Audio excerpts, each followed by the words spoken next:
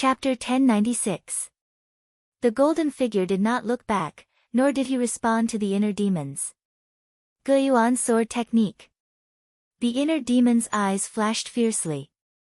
Crimson sword chi emerged, and 50 sword shadows appeared in an instant, slashing toward the golden figure.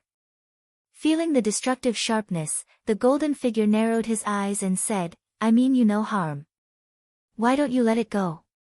This voice, the inner demons trembled, and the 50 sword shadows stopped in the void. Their eyes were full of disbelief. The golden figure took the opportunity to open the portal and left without looking back. "This sovereign, did you hear it?" The inner demons thought. "Yes.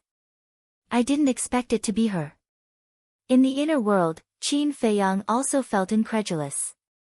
"It seems that she didn't help you purely out of kindness. She must have some other purpose." The inner demons said. "Probably." Qin Feiyang lowered his head and muttered, his eyes flickering. The inner demons also entered the castle with the divine Python tribe's leader. What happened? Seeing the heavenly spiral tribe's leader lying on the ground like a dead dog covered in blood, the inner demons looked at Lu Hong and the others suspiciously. Viper smiled and said, "This person doesn't know what's good for him. After coming to the castle, he still wanted to cause trouble, so I gave him a good beating." The inner demons suddenly understood. He looked down at the heavenly spiral tribe's leader contemptuously and sneered, "Where do you think this is? Do you think this is a place for you to be presumptuous?"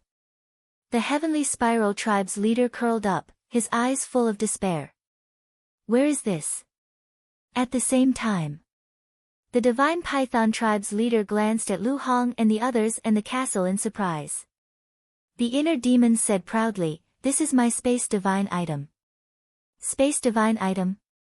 The divine Python tribe's leader was suspicious. "Can't you see it? He is Qin Feiyang, the man who terrifies everyone." The heavenly spiral tribe's leader pointed at the inner demons and shouted at the divine Python tribe's leader. "What? Qin Feiyang?" The chief of the divine Python tribe widened his eyes in disbelief. He. Wolf King couldn't stop laughing.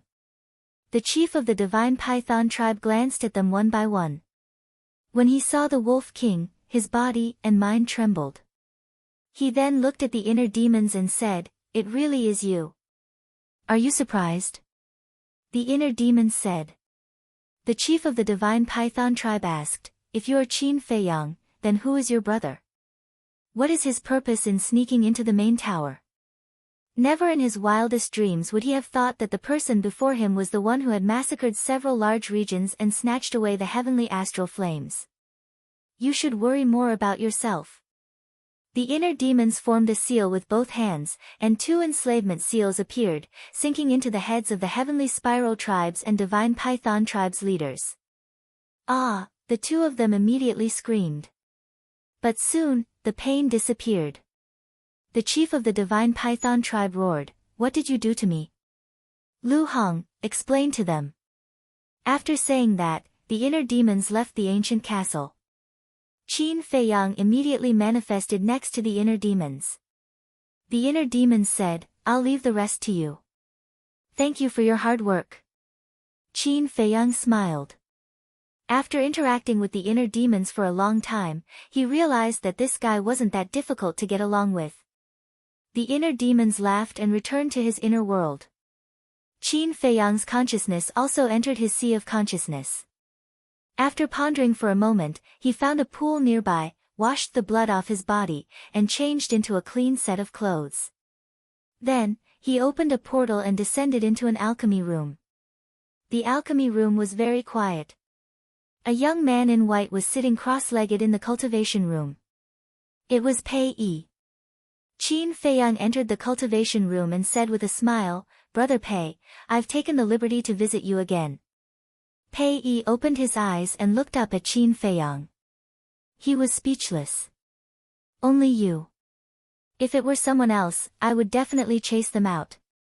Qin Feiyang shook his head and chuckled. "Do you have time? I have something to talk to you about."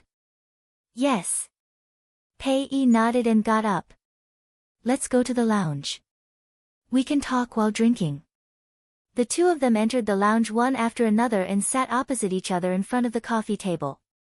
Pei washed the tea set and asked while making tea, "What's the matter?" Qin Feiyang said, "Do you remember that I told you that there was more to your father's death when we were at the Divine Python tribe previously?" Slightly stunned, Pei said apprehensively, "I remember that you didn't say that there was more to my father's death. Instead, you said that you wanted to tell me how he died." "Yes. That's what I said. However, there is indeed more to your father's death. I just didn't say it so bluntly back then," Qin Feiyang said. Pei Yi's gaze froze and he stopped what he was doing. He said in a low voice, "I hope you can tell me the truth." Qin Feiyang said, "Are you mentally prepared, then? Will this matter be a huge blow to me?" Pei Yi asked. "Very. It might even break you down." Qin Feiyang nodded. Pei Yi remained silent and began to make tea again. There was no expression on his face at all. No one knew what he was thinking. Gurgle. A few moments later. Pei Yi picked up the teapot and poured 2 cups of tea. He pushed 1 cup of tea towards Qin Feiyang while holding the other cup for himself. He then placed it beside his mouth and slowly sipped on it. Qin Feiyang was not in a hurry either. He sipped on the tea while waiting. All of a sudden, Pei Yi raised his head and downed the tea in 1 gulp. He then looked at Qin Feiyang and said smilingly, "I believe there's nothing that can affect me anymore. Tell me." Qin Feiyang took a deep breath and put down the teacup.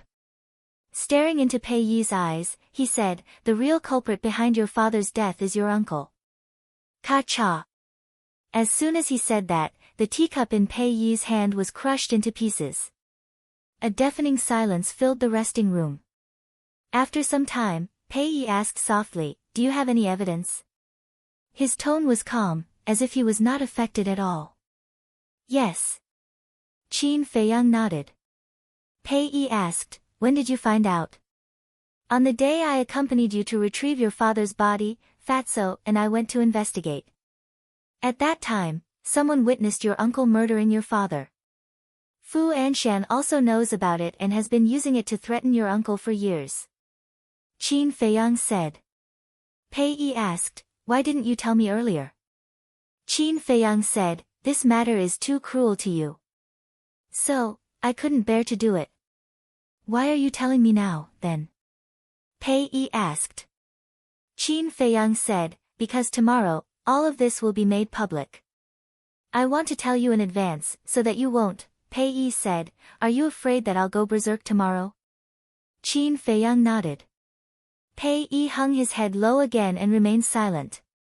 Qin Feiyang looked at him and asked with a frown, "Why don't you doubt my words at all?" "Because you don't have a motive to lie to me." Pei Yi smiled calmly and looked up at Qin Feiyang.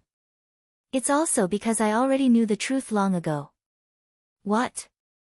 Qin Feiyang sprung up abruptly. "Are you shocked? Why am I still so indifferent after knowing the truth?" Pei Yi asked with a smile. Qin Feiyang looked at him deeply and returned to his seat. Shaking his head, he said self-deprecatingly, "Seems like I've been too nosy." "No. I want to thank you for forcing me to face the truth. Did you know? I've been avoiding it in the past because I didn't know how to face it. No matter what, he's still my second uncle and we share the same blood. He's also the one who raised me. So, I've been pretending to be a fool and refusing to think about these things." Pei Yi sighed. "When did you find out?" Qin Feiyang asked. Very, very long ago. I think it was when I was in my teens. I went to look for him one day and happened to overhear him talking to Pei Qin about it. So, you're not afraid that I'll go berserk tomorrow? Because I've already gone berserk countless times over the years and I've already become numb to it." Pei Yi shook his head and smiled. "Ah." Qin Feiyang sighed and said, "There must be another reason why you didn't expose him, right?" "Yes. Once this matter is exposed, the Divine Python tribe will definitely fall from grace and may even be squeezed out of the super tribes. Do you know? My ancestors have sacrificed a lot to make the divine python tribe what it is today. I can't let the tribe decline because of my personal affairs. Pei Yi smiled and said, full of vicissitudes and helplessness. Qin Feiyang looked at him with a complicated expression. For the sake of the tribe's honor, he was willing to put aside the blood feud and bear it alone. This person was really admirable. Qin Feiyang said, what about now? Will you stop me? No. Some things can't be avoided forever. There will be a day when you have to face it. I also believe that if it weren't for my second uncle who went too far, you wouldn't have done this. Pei Yi said. After chatting for a while, Qin Feiyang left. This conversation also gave him a comprehensive understanding of what kind of person Pei Yi was. He was responsible. He was responsible. He was magnanimous and had a great vision. He could conclude that this person would definitely become a formidable person in the future. The next day. North City. Early in the morning, the people of the transaction pavilion entered the central square, which was decorated with lanterns and colored banners. When the sun rose, Fu Anshan led a group of guards into the square with his head held high and his chest puffed out. He was in high spirits. Yan Wei followed behind him with a smile on his face. Fu Anshan walked to the center of the square and scanned the surroundings. Then, he looked at Yan Wei and instructed, go and check. Be careful and don't make any mistakes. Okay. Yan Wei nodded. Fu Anshan looked at the guards again and shouted, and you guys, keep a close eye on me. If my succession ceremony is ruined because of your negligence, I'll hold you responsible. Yes. A group of guards responded loudly and spread out in all directions, standing straight at the edge of the square, ready for battle. Today is the day this old man will soar to the top, haha. Looking at everything in front of him, Fu Anshan couldn't help but laugh in his heart. A moment later, Yan Wei returned to Fu Anshan and said with cupped fists, Lord, I've checked. There's no problem. Well done. Later, you'll be in charge of monitoring the entire place. Once there are any changes, immediately think of a way to suppress them. Fu Anshan transmitted his voice. Understood. Congratulations in advance, Lord. Yan Wei smiled obsequiously. Fu Anshan laughed and said, don't worry, when I soar, I won't shortchange you. Thank you, Lord. Chapter 1097. The sun was high in the sky. Everything was ready and waiting for the guests to enter. Soon, a tall and sturdy man appeared in the air above the square. His face was stern and serious. It was Mo Yizhen. Fu Anshan immediately went forward and cupped his fists. Brother Mo, welcome, welcome. Mo Yizhen also cupped his hands and smiled. Brother Fu, congratulations. Fu Anshan chuckled and asked, when will the pavilion master and vice pavilion master arrive? It should be soon. Old brother Fu, don't be anxious. You're already a deputy pavilion master. You won't be able to run away. Mo Yizhen smiled. Of course, of course. Fu Anshan nodded repeatedly. Suddenly, another figure descended in the sky above the square. This person looked middle-aged and was dressed in luxurious clothes. He had sword-like eyebrows that reached his temples and exuded an immense pressure. Seeing this person, Yan Wei hurriedly shouted loudly, the Qilin tribe's leader has arrived. Fu Anshan's spirit was roused, and he hurriedly raised his head to look at the Qilin tribe's leader. He cupped his hands and said with a smile, Brother Wu, long time no see. I trust you've been well since we last met. Brother Wu, nice to meet you. Mo Yizhen also cupped his hands and smiled. The leader of the Qilin tribe landed in front of the two of them and said with a smile, nice to meet you, nice to meet you. Also, congratulations to Brother Fu for being promoted to Vice Pavilion Master. In the future, I hope Brother Fu will take care of me. You're welcome. Brother Wu, please have a seat. Fu Anshan personally led the Qilin tribe's leader to a seat in the center. After the Qilin tribe's leader sat down, he smiled and said, Brother Fu, you don't have to pay attention to me. Go and busy yourself. That's good. Brother Wu, please help yourself. Fu Anshan nodded with a smile and prepared to welcome the next guest. The square had already become a sea of people, and it was extremely lively. The leader of the Adamantine tribe has arrived. Suddenly, Yan Wei's shout rang out again. A 2-meter-tall man appeared in the air above the square. Fu Anshan smiled and said, Brother Nya, we're honored by your presence. This Fu failed to welcome you from afar. I hope that you can forgive me. Today is your big day, so you don't have to be so polite. The leader of the Vajra tribe waved his hand and smiled. He glanced at the square and asked in a low voice, Why don't I see Ancestor Mu? Didn't you invite him? A cold light flashed in the depths of Fu Anshan's eyes, and he said with a smile, How can I not invite Chief Pagoda Master's personal disciple? Don't worry, Brother Nya, he'll definitely be here soon. Then I'll be waiting. The Vajra tribe's chief said meaningfully. He walked straight to the side of the Qilin tribe's chief and sat down. The two of them exchanged greetings for a while and then began to chat. Yan Wei walked to Fu Anshan's side and said in a low voice, Your Excellency, this Vajra tribe's leader seems to have some ill intentions. Of course I can tell. He's trying to target Ancestor Mu. To me, this is a good thing. But not today. If he wants to cause trouble later, remember to think of a way to stop him. Fu Anshan transmitted his voice. Before he succeeded as the deputy pavilion master, he did not want to see any accidents, not even the slightest accident. Understood. Yan Wei nodded. Soothing Lake. Sis, Brother Mu, it's time for us to go. Young Master Hao stood in the courtyard, glanced at Qin Feiyang and Wang Yu's courtyard, and urged. It's not like you're going to succeed as the deputy pavilion master of the trading pavilion. Why are you in such a hurry? Wang Yu's cold voice came out. I have something to deal with too. Wait for me. Qin Feiyang's voice also came out from the pavilion. What a dawdler. Young Master Hao glared at the two pavilions in dissatisfaction. In the pavilion, Qin Feiyang was actually ready, but there were still some things to be done. He took out the image crystal. Fatso's shadow soon appeared. Qin Feiyang asked, Have you found Li He and Shen Feiyan? Yes. I guess they've already sneaked into North City. Fatso said. Then come over. Qin Feiyang said. Okay. Fatso nodded. In less than 3 breaths, Fatso appeared in front of Qin Feiyang.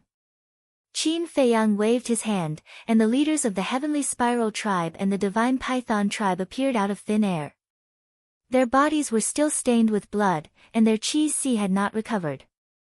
Their faces were full of fear and despair. You already know the effect of the slave seal. If you want to live, do as I say. Also, don't play tricks with me. I know what you're thinking. I can also kill all of you before you can even speak. Qin Feiyang looked at the two of them coldly. The leader of the Heavenly Spiral tribe trembled and said, After this is done, will you really let us go? I'll think about it. After Qin Feiyang finished speaking, he looked at Fatso and said, Take them to North City first and act according to the situation. Understood. Fatso nodded, opened the portal, and looked at the two coldly. Let's go. The two of them looked at each other and could only follow Fatso into the portal. The show is about to begin. Fu Anshan, are you ready? Qin Feiyang muttered with a cold smile and turned to walk out of the attic. At the same time, Wang Yuer also came out. Seeing Wang Yuer at this moment, young Master Hao and Qin Feiyang's eyes lit up. Wang Yuer was dressed in a light green silk dress. Her long black hair was tied up with an exquisite jade hairpin at the end of her hair. She walked out slowly, and her body was graceful. Whether it was the charm or the noble aura she used to have, they were all gone. She was pure and charming. Young Master Hao walked up, touched Wang Yuer's forehead, and said suspiciously, you don't have a fever. What are you doing? Wang Yue raised her eyebrows. You've never dressed like this before. Is there something wrong with your brain? Young Master Hao said. A row of black lines appeared on Wang Yue's forehead. Seeing that the situation was not good, young Master Hao hurriedly said with a smile, but it's not bad. You have the temperament of a lady and everyone loves you. Brother Mu, don't you think so? Yes. Qin Feiyang nodded. Seeing that Qin Feiyang approved of her, Wang Yue could not help but feel a trace of joy in her heart. However, her face was still as cold as frost. She opened the portal and said, "Let's go." The three of them walked in one after another. Swoosh! When the three of them arrived in the sky above the square, the leaders of the 8 super tribes had all arrived, including Lu Yuan and the other 2 stewards. As soon as Yan Wei saw the three of them, he immediately shouted, "Young Master Hao, Young Master Yu, and Young Master Mu are here." The leaders raised their heads to look at the three of them, and their eyes flickered with an inexplicable light. Fu Anshan also immediately went up to greet them, bowed, and said with a smile, "I thought the three of you wouldn't come." Wang Yue smiled faintly and said, "Steward Fu invited us so warmly. Wouldn't it be rude if we didn't come?" Young Master Hao said, "Sister, you should change the way you address him now. You should call him Pavilion Master Fu." No. I haven't succeeded the position of Deputy Pavilion Master yet. You can't call him that. Fu Anshan hurriedly waved his hands in fear. It's only a matter of time. Young Master Hao grinned. Fu Anshan chuckled and extended his hand. "Young Masters, Miss Yu, please take a seat." The three of them nodded and landed on the square, walking towards the 8 leaders. "Hello, Young Master Mu. Hello, Young Master Hao. Hello, Miss Yu, The 8 great leaders all stood up and greeted her. As for the leaders of the Vajra tribe and the Qilin tribe, although they also greeted Qin Feiyang with a smile, there was clearly a hint of coldness hidden in their smiles. Qin Feiyang didn't care and returned the greetings one by one. Following that, the three of them sat side by side. Young Master Hao swept his gaze across the people in the plaza and said in a low voice, "Brother, do you think the young miss of the Dragon Phoenix Pavilion will come for such a big matter?" Qin Feiyang's eyes flashed, and said with a sound transmission, "That will depend on whether Fu Anshan invited her or not. The young miss of the Dragon Phoenix Pavilion has arrived." Before he finished speaking, Yan Wei's voice sounded. Where? Young Master Hao's spirit was aroused, and he immediately looked forward, and saw a woman wearing a light golden dress floating over, landing on the plaza. However, just like before, her face was covered by a veil, and her true appearance could not be seen clearly. Only a pair of watery eyes could be seen. Idiot! Wang Yue rolled his eyes and glanced at Qin Feiyang. When he realized that Qin Feiyang was also staring straight at the young miss of the Dragon Phoenix Pavilion, a wave of anger immediately rose in his heart. These stinking men were indeed all the same. The young miss of the Dragon Phoenix Pavilion swept a glance at Qin Feiyang and young Master Hao, then walked in front of Fu Anshan and bowed with a smile. "Congratulations to Elder Fu for being promoted to Vice Pavilion Master." Fu Anshan hurriedly said, "You're welcome, miss, please take a seat." Here, young Master Hao immediately waved to the young miss of the Dragon Phoenix Pavilion. Wang Yue said angrily, "You're a man, can't you have some backbone?" However, young Master Hao turned a deaf ear to him, his eyes filled with anticipation. The young miss of the Dragon Phoenix Pavilion looked at young Master Hao and shook her head with a smile. Then, she slowly walked in front of the three of them and smiled at Qin Feiyang. "Young Master, we meet again. Nice to meet you." Qin Feiyang nodded.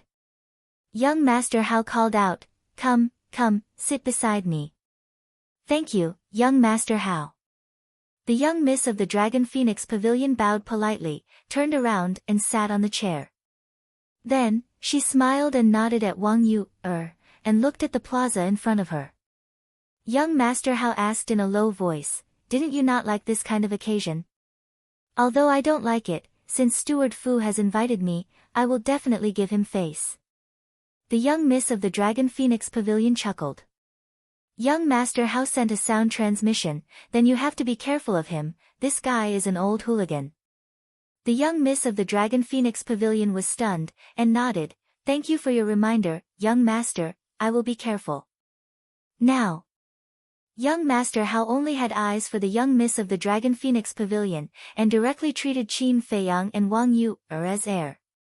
Wang Yu glanced at the young miss of the Dragon Phoenix Pavilion, and looked at Qin Feiyang. Tell me honestly, what's your relationship with her? There's nothing between me and her. Why do you ask? Qin Feiyang was suspicious. Didn't you notice? Ever since she came here, you've been watching her, and you still say that there's nothing between us? Wang Yu said angrily. Qin Feiyang stared blankly for a moment before teasing, are you jealous? Scram. Do you know her very well? And you're jealous? You think too highly of yourself. Wang Yu snorted coldly, somewhat angry from embarrassment. Then why are you asking so much? It's my freedom to look at whoever I like. It's none of your business. Qin Feiyang said indifferently. You. Chapter 1098. Could this woman have really fallen for me? Qin Feiyang glanced at Wang Yu's expression from the corner of his eye and could not help but feel uneasy. It was a happy thing to be liked by someone. Especially someone like Wang Yu, who was beautiful, talented, and had a strong family background. However, Qin Feiyang did not feel happy at all. There was only worry. What's going on? Why isn't the leader of the Divine Python tribe here yet? Suddenly, the leader of the Diamond tribe asked suspiciously. That's right. I haven't seen him. Everyone reacted with puzzlement on their faces. The leader of the Diamond tribe looked at Fu Anshan and asked, Brother Fu, didn't you invite him? I did. Fu Anshan nodded and thought for a moment before smiling. He might have been delayed by something. Let's wait a little longer. I'm late. Please forgive me, everyone. However, before he finished, an old voice sounded from above. Everyone looked up and saw a red-haired old man standing in the sky. He was wearing a bright red robe and exuded an unfathomable aura. However, upon closer inspection, one would realize that there was a hint of worry between his brows. Aren't you the Grand Elder of the Divine Python tribe? Why are you here? Where's your leader? The leader of the Diamond tribe and the others looked at him in shock. Our leader was delayed by something and couldn't come personally. That's why he sent me to attend the ceremony. I'm really sorry. The red-haired old man smiled. Fu Anshan waved it off. It's fine, it's my honor that the Grand Elder is here personally. Please take a seat. The red-haired old man smiled and landed beside Qin Feiyang. He sat on the seat beside him and sent a voice transmission, young friend, can you tell me where my leader and high priest are now? How would I know where your leader and high priest are? Qin Feiyang's eyes flashed and he turned to look at the red-haired old man in confusion. Young friend, let's not beat around the bush. Last night, your brother came to my Divine Python tribe and left with the leader and high priest. They haven't returned yet. Sending a message to them is like throwing a stone into the ocean. Little friend, I don't know what grudge you have with our leader, but please don't harm him. The red-haired old man pleaded. Qin Feiyang smiled and said, how can I hurt him with my little ability? Old man, I really don't know. Why don't I ask my big brother after the ceremony? Thank you very much. The red-haired old man said gratefully. Pavilion Master, Vice Pavilion Master has arrived. At this moment, Yan Wei's voice sounded again. The square immediately quieted down. Everyone looked up and saw two old men standing in the air. One of them was wearing a long white robe. He was in high spirits, his eyes were bright, and his temperament was outstanding. The other person was dressed in a black robe. He had white hair, a stooped body, and a weak aura. His eyes were dim and lifeless. Greetings, Pavilion Master and Vice Pavilion Master. Fu Anshan, Mo Yizhen, Lu Yuan and the other 2 stewards, as well as the staff and guards of the trading pavilion, all knelt down to greet him. Greetings, elders.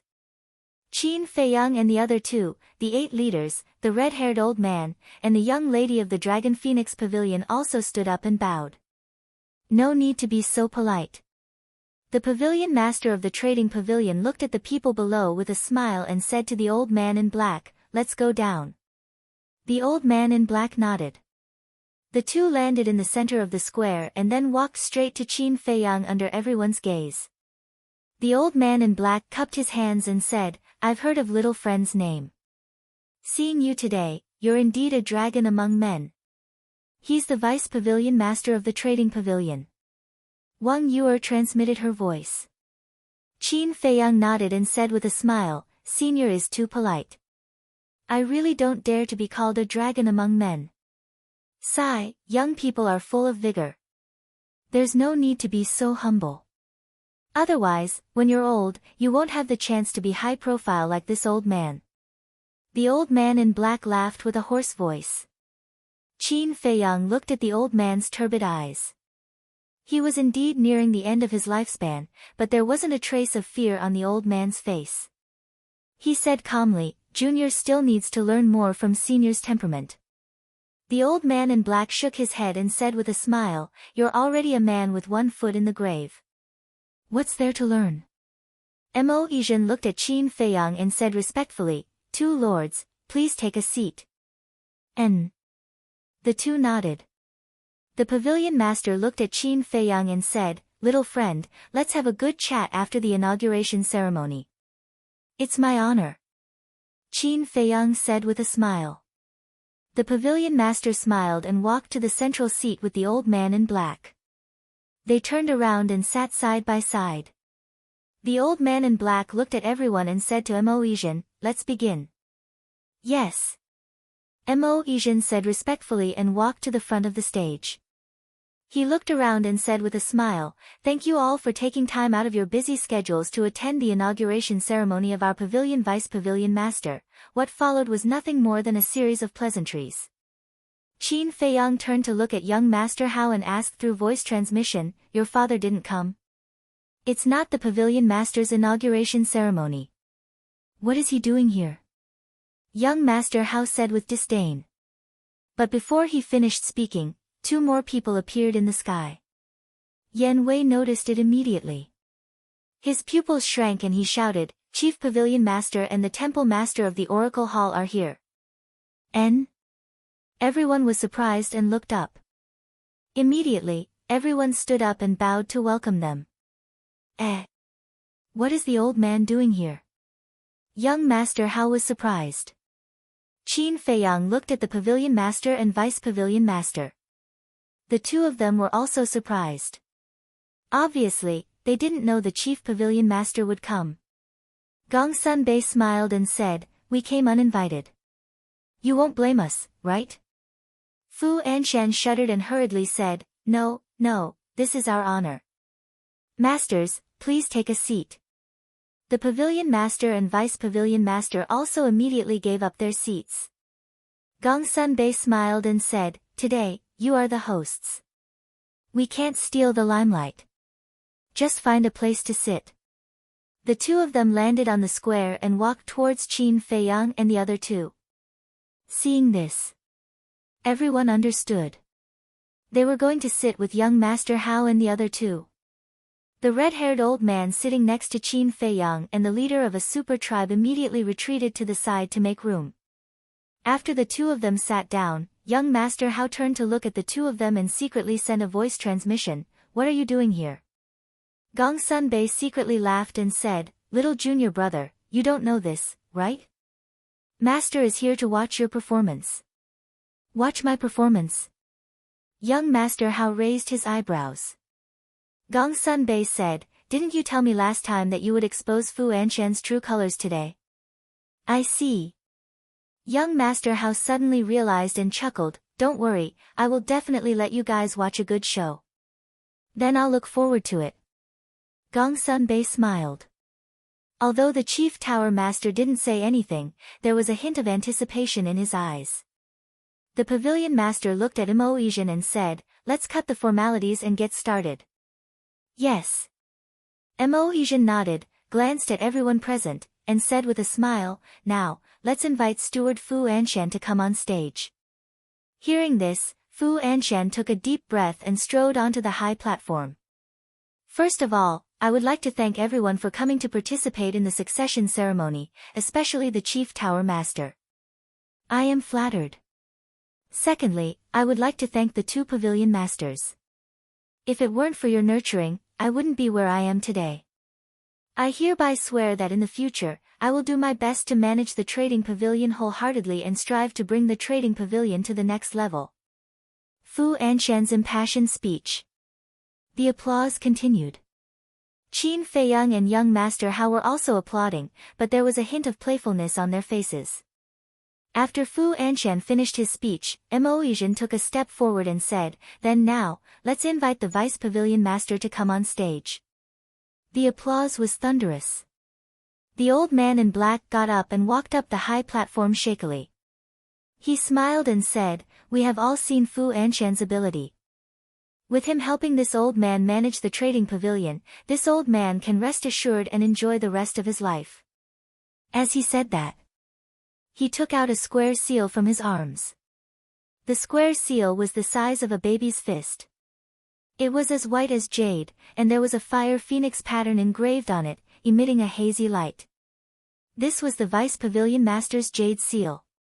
As long as the jade seal was in Fu Anshan's hands, he would officially become the Vice Pavilion Master of the Trading Pavilion. So at this moment, he looked at the jade seal with unprecedented excitement in his heart. He couldn't suppress it even if he wanted to.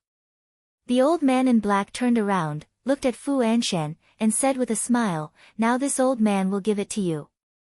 I hope you can cherish everything you have now." "I will."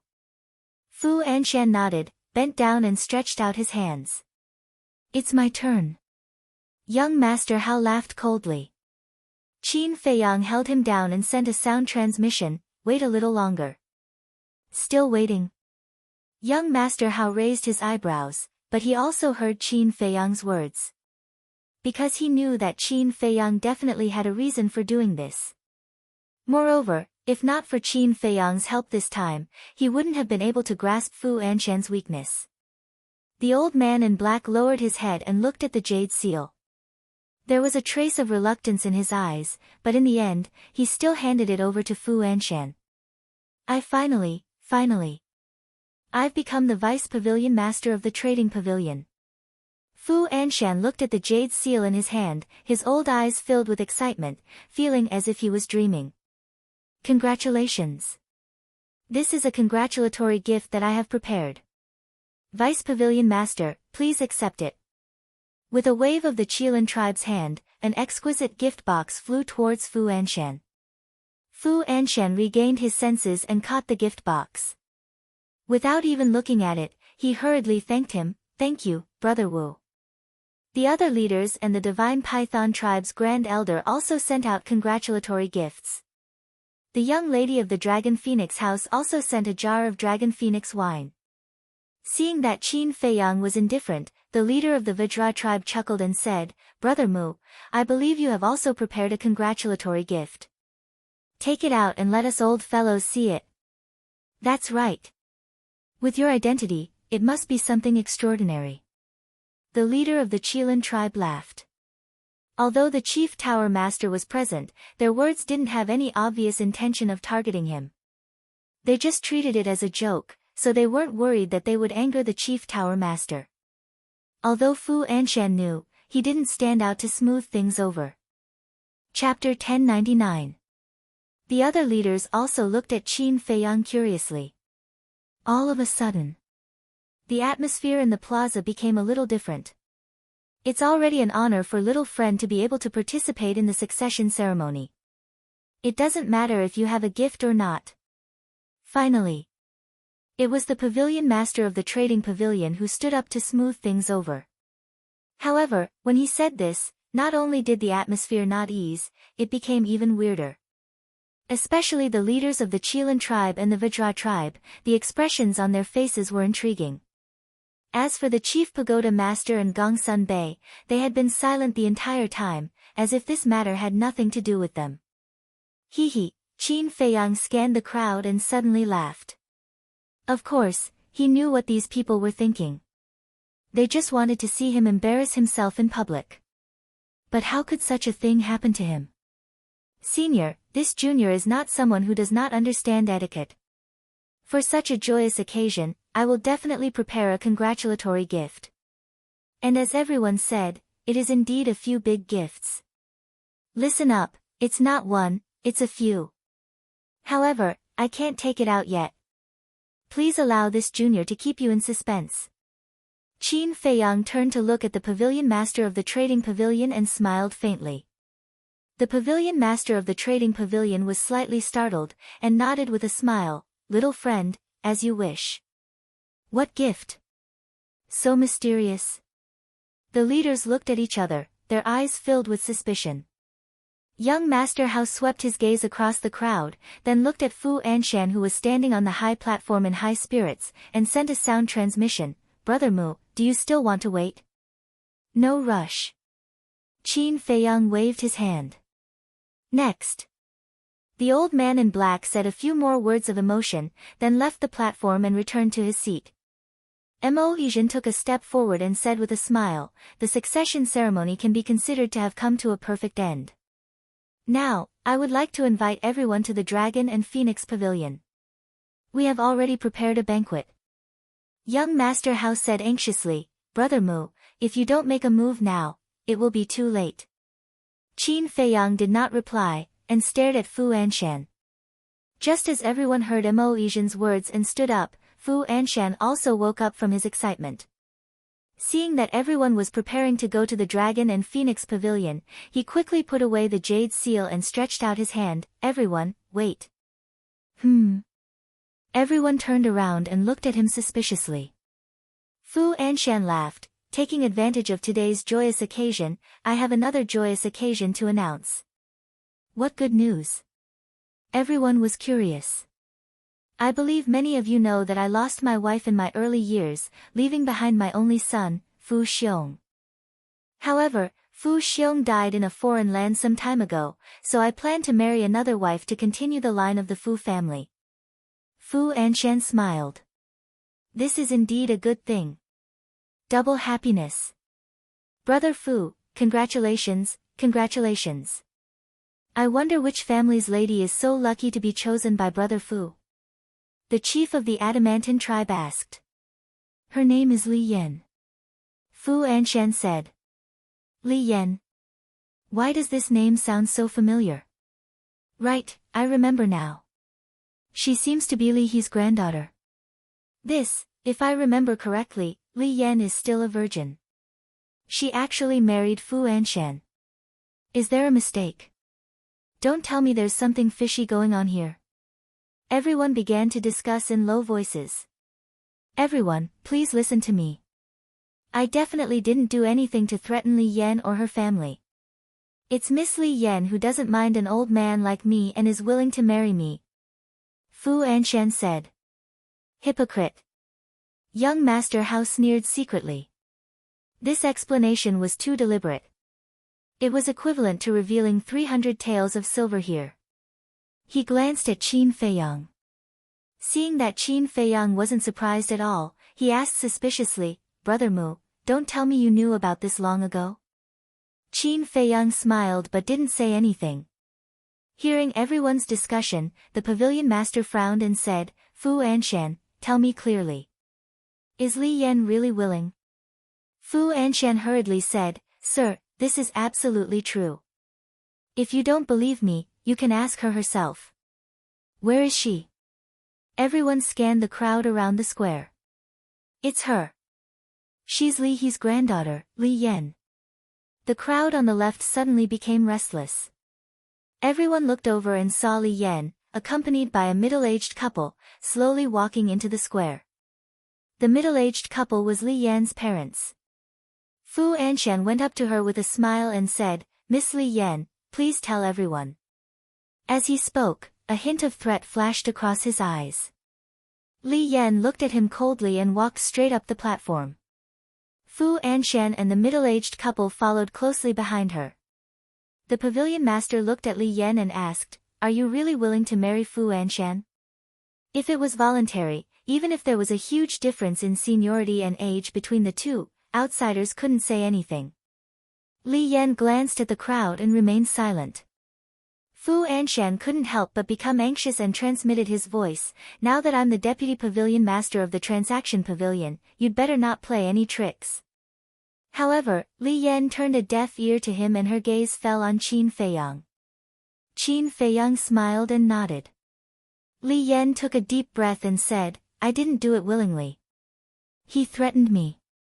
If I didn't marry him, he would deal with my Li family." "Yan, the middle-aged couple shouted.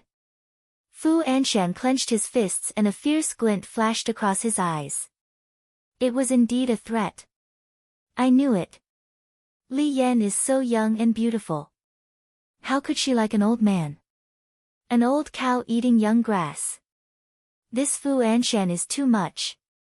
The crowd around the square was in an uproar. The pavilion master of the transaction pavilion frowned and said in a deep voice, "Fu Anshan, give me an explanation immediately." Fu Anshan panicked and turned to look at Li Yan. "Miss Li Yan, there are so many important people present. Don't joke around." As he spoke, he gave the middle-aged couple a look. "That's right. Yan, now is not the time to be willful. Quickly answer the pavilion master truthfully." The middle-aged couple was afraid that Fu Anshan would take revenge and hurriedly persuaded Li Yan in a low voice. "No. I'm not joking. It's him. He repeatedly threatened my parents.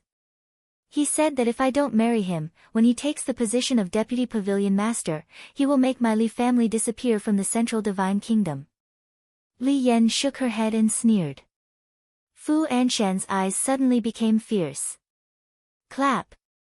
At this moment, a loud applause sounded in the square. Everyone looked in the direction of the sound and saw that the person clapping was Qin Feiyang.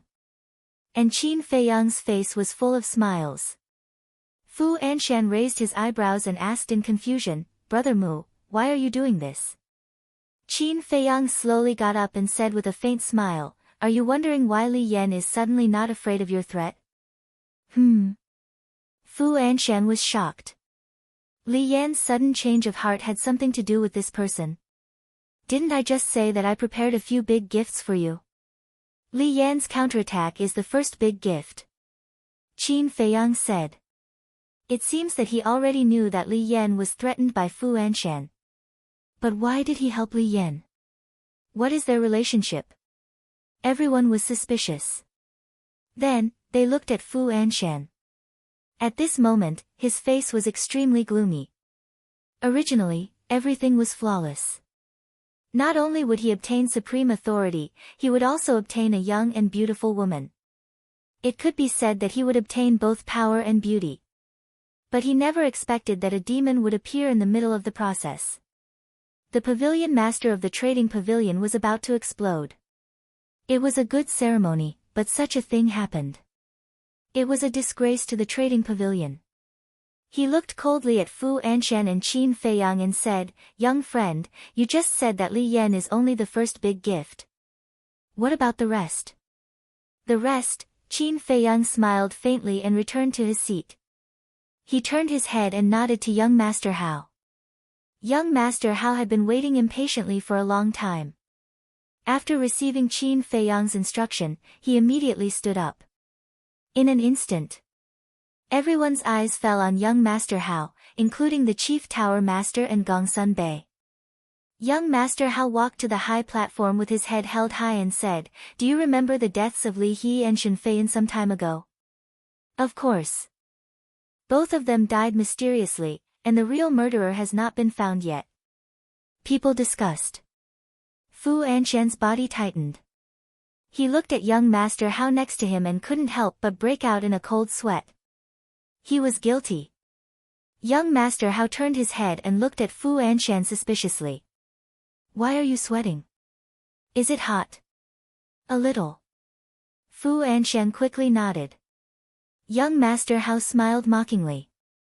He looked at the crowd and said, everyone may think that the death of Li He and Shen Feiyun will become an unsolved case. But I can tell you clearly that it will never be. Because I have already found out who the murderer is. As soon as these words came out, Li Yan and the middle-aged couple suddenly turned their heads and looked at young Master Hao. Fu Anshan's body trembled and cold sweat couldn't stop coming out. Who is the real murderer? Li He is the steward of the trading pavilion and Shen Feiyun is an old friend of Gongsun Bei. Who has the guts to kill them? People were surprised. So were the leaders. Young Master Hao, do you really know the real murderer who killed my grandfather? Li Yan ran to young Master Hao and asked tearfully. Yes. Young Master Hao nodded. Who is so heartless to murder such a good person like my grandfather? Li Yan cried sadly. Don't be sad. The wicked will be punished sooner or later. Young Master Hao comforted her, then looked at the crowd and shouted, the real murderer is the leader of the divine python tribe. What? It's him. The crowd was in an uproar. Everyone's face was full of disbelief. Even the chief tower master and Gongsun Bei were very surprised. Because the leader of the divine python tribe had always given everyone the impression that he was a law-abiding person. How could he do such a thing? How did he know? Fu Anshan, however, was extremely panicked. Impossible. An angry roar sounded. Everyone turned their heads and saw a red-haired old man staring at young Master Hao angrily. It was the Grand Elder of the Divine Python tribe. Is that so? Young Master Hao smiled playfully. The red-haired old man said in a deep voice, everyone knows the character of our leader. I dare to guarantee with my life that he would never do such a thing. Senior, don't be so sure. Do you really think you know your leader? Chapter 1100. The red-haired old man said angrily, I watched him grow up. Of course I know. Young Master Hao said, then do you know how Pei Changfeng died? Fu Anshan looked at young Master Hao in surprise. Why did he mention Pei Changfeng? Did he know the cause of Pei Changfeng's death? The red-haired old man said coldly, don't mention Pei Changfeng in front of me. Why? Young Master Hao asked. As the eldest son, he was born with the responsibility of leading our divine python tribe. However, not only did he not succeed the position of the chief, he even left and ran out alone. In the end, he died outside. Our divine python tribe doesn't have such an irresponsible person like him. The red-haired old man snorted coldly. Crack. In the crowd, a young man in white clenched his hands tightly. It was Pei Sai.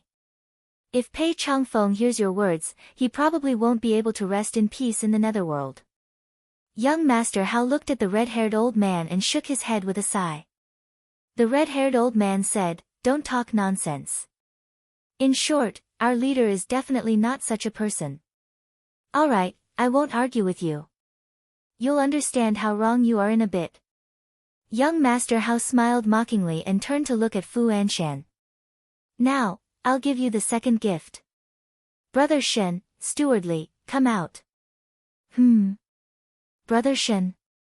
Stewardly. Is he calling for Shen Feiyun and Li He? But aren't the two of them dead? Everyone looked at young Master Hao suspiciously. Li Yan, the middle-aged woman, and Fu Anshan were also bewildered. The scene fell into dead silence. Thud. Suddenly, a series of steady footsteps sounded. Two middle-aged men walked out of the crowd and stared at Fu Anshan with killing intent in their eyes. Who are you? Suddenly, the trading pavilion guards at the edge of the square stopped them. Young Master Hao shouted, let them in. The two guards' eyes trembled and they hurriedly retreated to the side. There was no suspense. Everyone's gaze once again converged on the two middle-aged men. The two of them entered the square and walked straight up the platform. The master of the transaction pavilion asked, you are? The two of them glanced at the owner of the trading pavilion before taking out a face-restoring pill and popping it into their mouths. Immediately, their appearances changed. In the end, an old man with white hair and a skinny middle-aged man appeared in front of the world. Who else could it be but Li He and Shen Feiyun? It's really them. They didn't die. The appearance of the two immediately caused a huge uproar. Brother Shen. Gong Sunbei suddenly stood up, gazing at Shen Feiyun. His face was filled with joy and disbelief. Grandpa, father, Li Yan and the middle-aged couple looked at Li He with tears in their eyes. They clearly died in front of my eyes. How can they still be alive? Impossible. This must be a dream. Fu Anshan shook his head frantically, his old face filled with disbelief. Grandpa, looking at the familiar face, Li Yan could no longer control her emotions. She threw herself into Li He's arms and cried bitterly. Li He's heart ached as well. He patted Li Yan's back and blamed himself. I'm sorry, Yan, It's Grandpa's fault. Grandpa didn't protect you immediately and let you suffer. No. As long as Grandpa is still alive. Li Yan sobbed as she hugged the old man tightly. She was afraid that the old man would disappear in front of her in the next moment.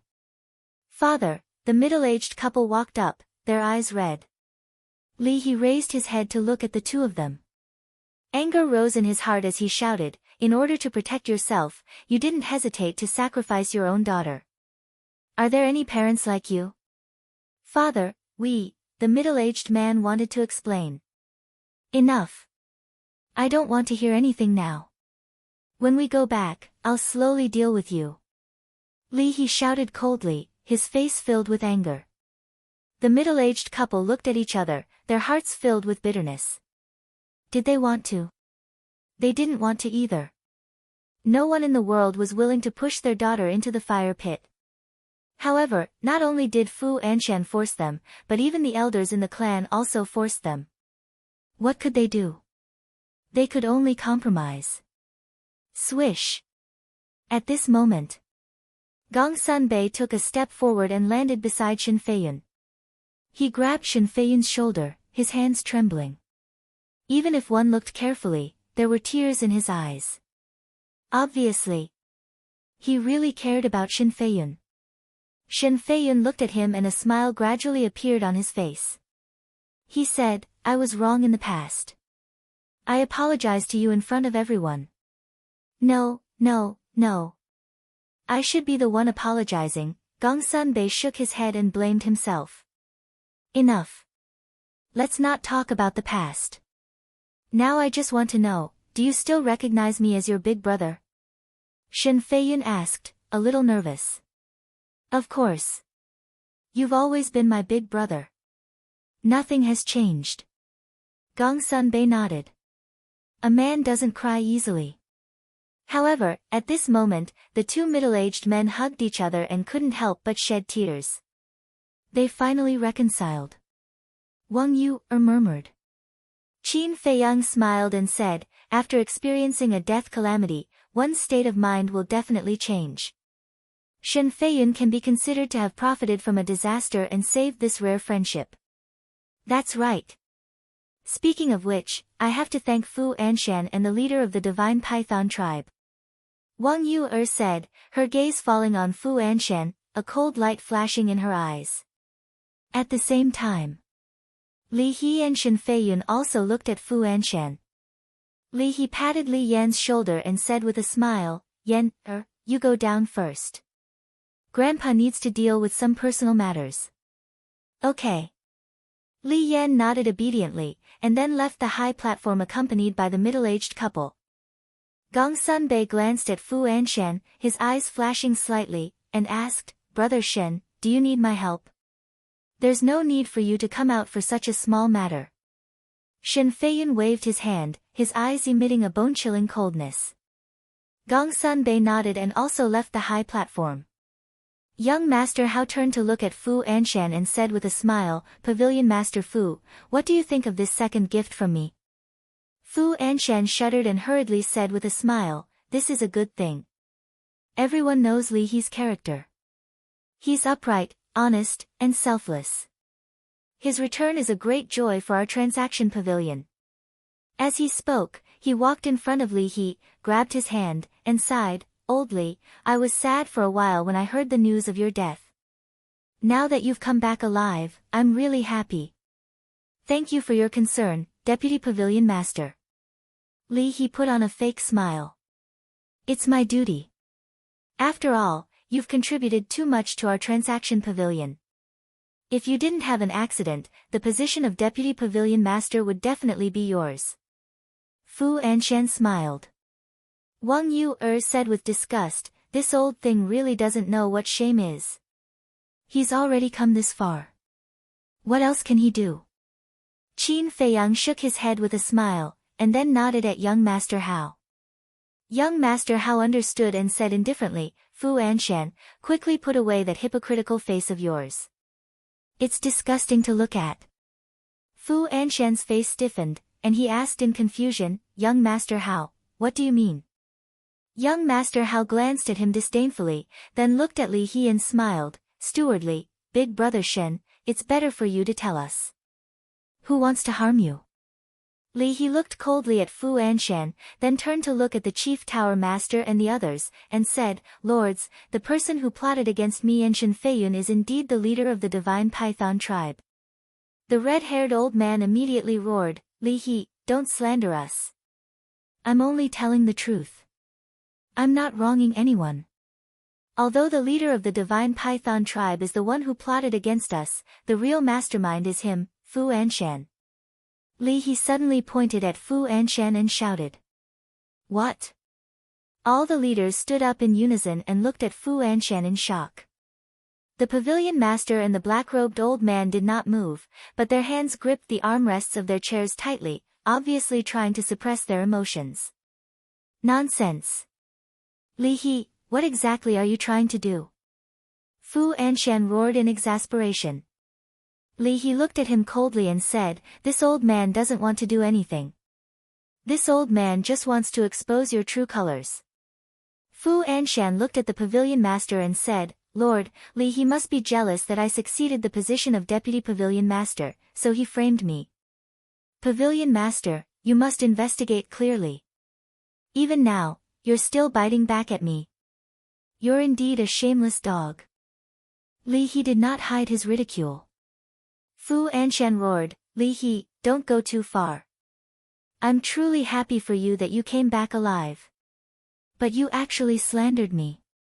What are your intentions? Happy for me? Come on, stop pretending. It makes me sick to my stomach." Li He looked down on him. Fu Anshan was furious. The pavilion master slammed his palm on the armrest and roared, "Shut up." Fu Anshan looked at Li He and sneered, "Did you hear that? I told you to shut up." Li He looked at the pavilion master and said mockingly, "Are you telling me to shut up, or are you telling me to shut up? Do you really understand?" Fu Anshan was stunned and turned to look at the pavilion master. The pavilion master stared at Fu Anshan gloomily and said word by word, "I'm telling you to shut up." Fu Anshan's body stiffened, and his expression was extremely ugly. The pavilion master looked at Li He and Shen Feiyun and asked, "Why did he order the Divine Python tribe's leader to murder you?" "Pavilion Master, Fu Anshan killed me because I hindered him from succeeding the position of Deputy Pavilion Master. And he killed Shen Feiyun because Shen Feiyun killed his son, Fu Xiong, in Qinghai City. And in order to avenge Fu Xiong, he even sent his confidant, Fu Han, to Qinghai City to assassinate Ancestor Mu, young Master Hao, and Wang Yu, Li He said. "What?" The leaders were dumbfounded. They had a tacit understanding about Qin Feiyang and had the thought of getting rid of him. But young Master Hao and Wang Yu, one was the Chief Tower Master's biological son and the other was Wang Su's biological daughter. Who dared to touch them? Chapter 1101. Everyone looked at the Chief Pagoda Master again, only to see that his expression was indifferent, as if he was not angry. But everyone knew. If this was true, then Fu Anshan would definitely die a miserable death. Bastard! The pavilion master of the trading pavilion was also fuming with rage, and his lungs were about to explode. Swoosh! Suddenly, he landed on the high platform and slapped Fu Anshan's face in front of everyone. Ah! Fu Anshan screamed in pain and flew out on the spot. His nose was bruised and his eyes were swollen. But he could no longer care about the pain and hurriedly got up. He knelt in front of the pavilion master and exclaimed, "Sir, I'm innocent. Kneel properly and shut up." The pavilion master shouted and turned to look at young Master Hao. He asked with a smile, "Is there really such a thing?" Young Master Hao nodded. The pavilion master clenched his fists, his old eyes flashing with killing intent. He lowered his head to look at Fu Anshan and said in disappointment, "I really didn't expect you to do so many stupid things." "No, absolutely not." Fu Anshan hurriedly shook his head and looked at young Master Hao. "Young Master Hao, since you said that I sent someone to assassinate you, then take out the evidence." Young Master Hao said indifferently, "I don't have evidence, but as the son of the chief pagoda master, would I lie? If you don't have evidence, what nonsense are you talking about? Even if you are the son of the chief pagoda master, you can't slander others." Fu Anshan's heart calmed down a lot. Young Master Hao said playfully, "Are you thinking that as long as I don't have evidence, you still have a chance to turn things around?" Fu Anshan's eyes flashed with mockery. He had seen the video of Fu Han's confession in young Master Hao's hands, but as long as he insisted that Fu Han was the one who carried him, then he would at most be accused of lax discipline and would not lose his life. "You're too naive." Young Master Hao shook his head and smiled, looking at Qin Feiyang. "Come out." Qin Feiyang said indifferently. "Come out? Who is he calling out?" Everyone was suspicious. Whoosh! Accompanied by the sound of the air being torn apart, Fatso grabbed the Heavenly Spiral Tribe leader and the Divine Python Tribe leader, and streaked across the sky and landed on the high platform in the square like lightning. What happened? Didn't the Grand Elder of the Divine Python Tribe just say that their chief is dealing with an important matter? But why are you in Ancestor Mu's hands now, and in such a sorry state? His cultivation seems to have been crippled. Who is the other person? Right, he seems to be the leader of the Heavenly Spiral Tribe. Yes, it's him, it's him. But wasn't he exiled to the First Zone? Why is he still in the Central Divine Kingdom? The various leaders were bewildered. Leader, meanwhile. The red-haired old man suddenly stood up and looked at the chief of the Divine Python Tribe in disbelief. He thought of many possibilities. But he didn't expect this to be the result. He abruptly turned his head to look at Qin Feiyang. His hair stood on end as he roared, "Ancestor Mu, what exactly did you and your big brother do to the leader?" Big brother? Everyone's eyes trembled slightly. The Chief Tower Master also reacted for the first time. He raised his head and looked at Qin Feiyang. Qin Feiyang's heart trembled. He stood up and said, "Disciple will tell you the truth later." "Master, please don't be anxious." The Chief Tower Master nodded and retracted his gaze. At the same time, Fu Anshan looked at the chief of the Divine Python Tribe who was covered in blood. His face was filled with disbelief. What exactly happened? A dignified 8-star combat emperor actually fell into the hands of Qin Feiyang? Don't be nervous, you will definitely find a way to turn things around.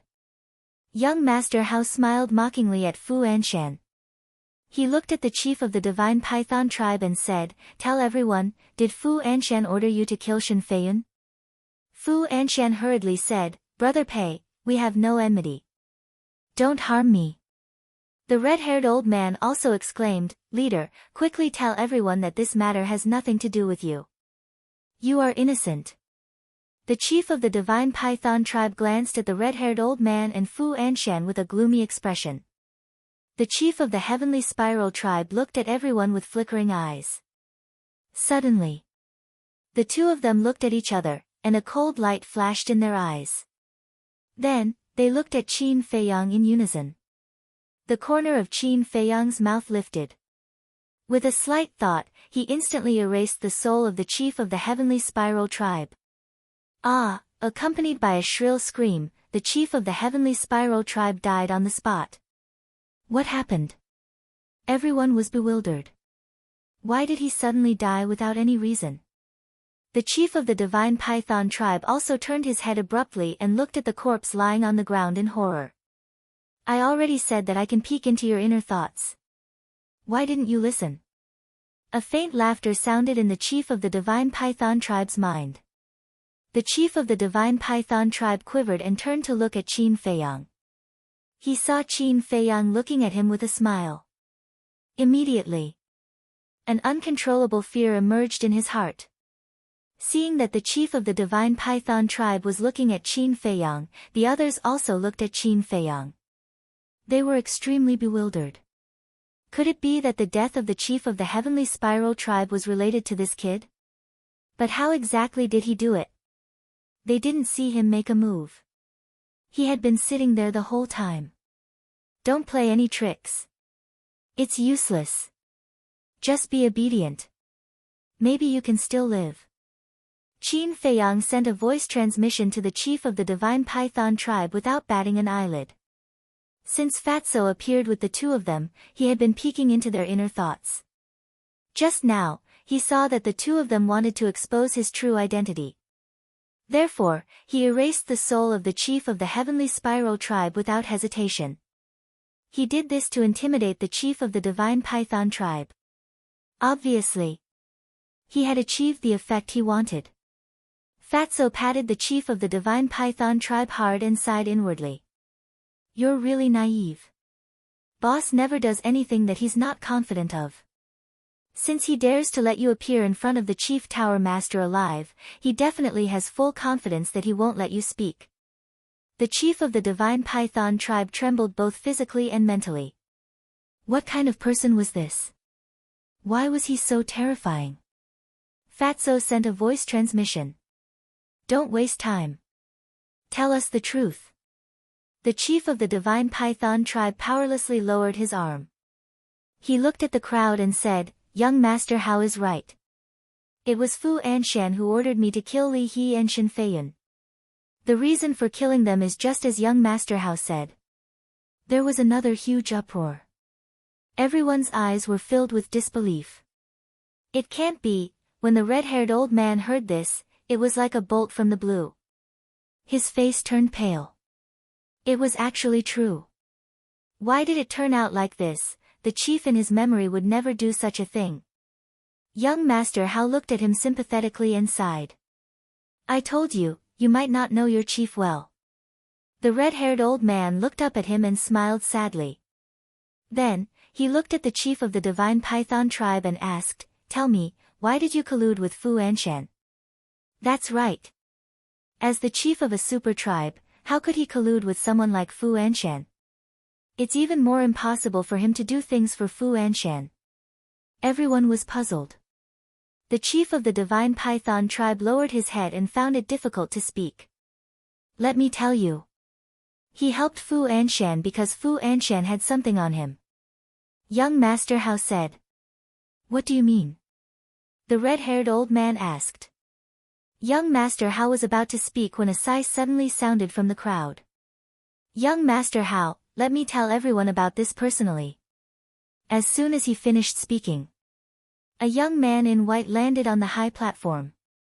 It was Pei Yi. Okay. Young Master Hao looked at Pei Yi deeply and retreated to the side. Pei Yi looked at the chief of the divine python tribe and couldn't help but sigh. He turned to look at the red-haired old man and said, Grand Elder, the evidence is that second uncle killed my father. The chief of the divine python tribe trembled violently. Everyone present was dumbfounded. Even the chief pagoda master was shocked. The red-haired old man was also dumbfounded. After recovering from the shock, he said angrily, what nonsense are you talking about? I'm not talking nonsense. I've known about this for a long time. I just didn't say it. Pei Yi shook his head. The chief of the divine python tribe immediately looked up at Pei Yi. He initially thought that Qin Feiyang was the one who told Pei Yi about it, but he didn't expect Pei Yi to say that he had known about it for a long time. Pei Yi also turned to look at the chief of the divine python tribe and said, "Second uncle, you don't know, right? When I was young, I went to look for you once and happened to hear you and Pei Qin talking about this." The chief of the divine python tribe asked, "Then why did you?" Pei Yi said, "You want to know why I didn't expose you?" The chief of the divine python tribe nodded. Pei Yi smiled and said, "Because you're my second uncle, my father's brother, and my family. You can be cold-blooded and heartless, but I can't." Hearing these words, the chief of the divine python tribe teared up. His heart melted. It was only at this moment that he realized how wrong he was in the past. "I'm sorry, I've let you and your father down." He slowly knelt on the ground and buried his head in remorse. "In this world, no one has let anyone down. You didn't do anything wrong, I didn't do anything wrong, and my father didn't do anything wrong either. It's the world that's wrong, let's put this matter behind us. From now on, you're still my second uncle and I'm still your nephew, blood is thicker than water." Pei Yi looked down at the chief of the divine python tribe and smiled. He then nodded at Qin Feiyang and stepped into the air alone.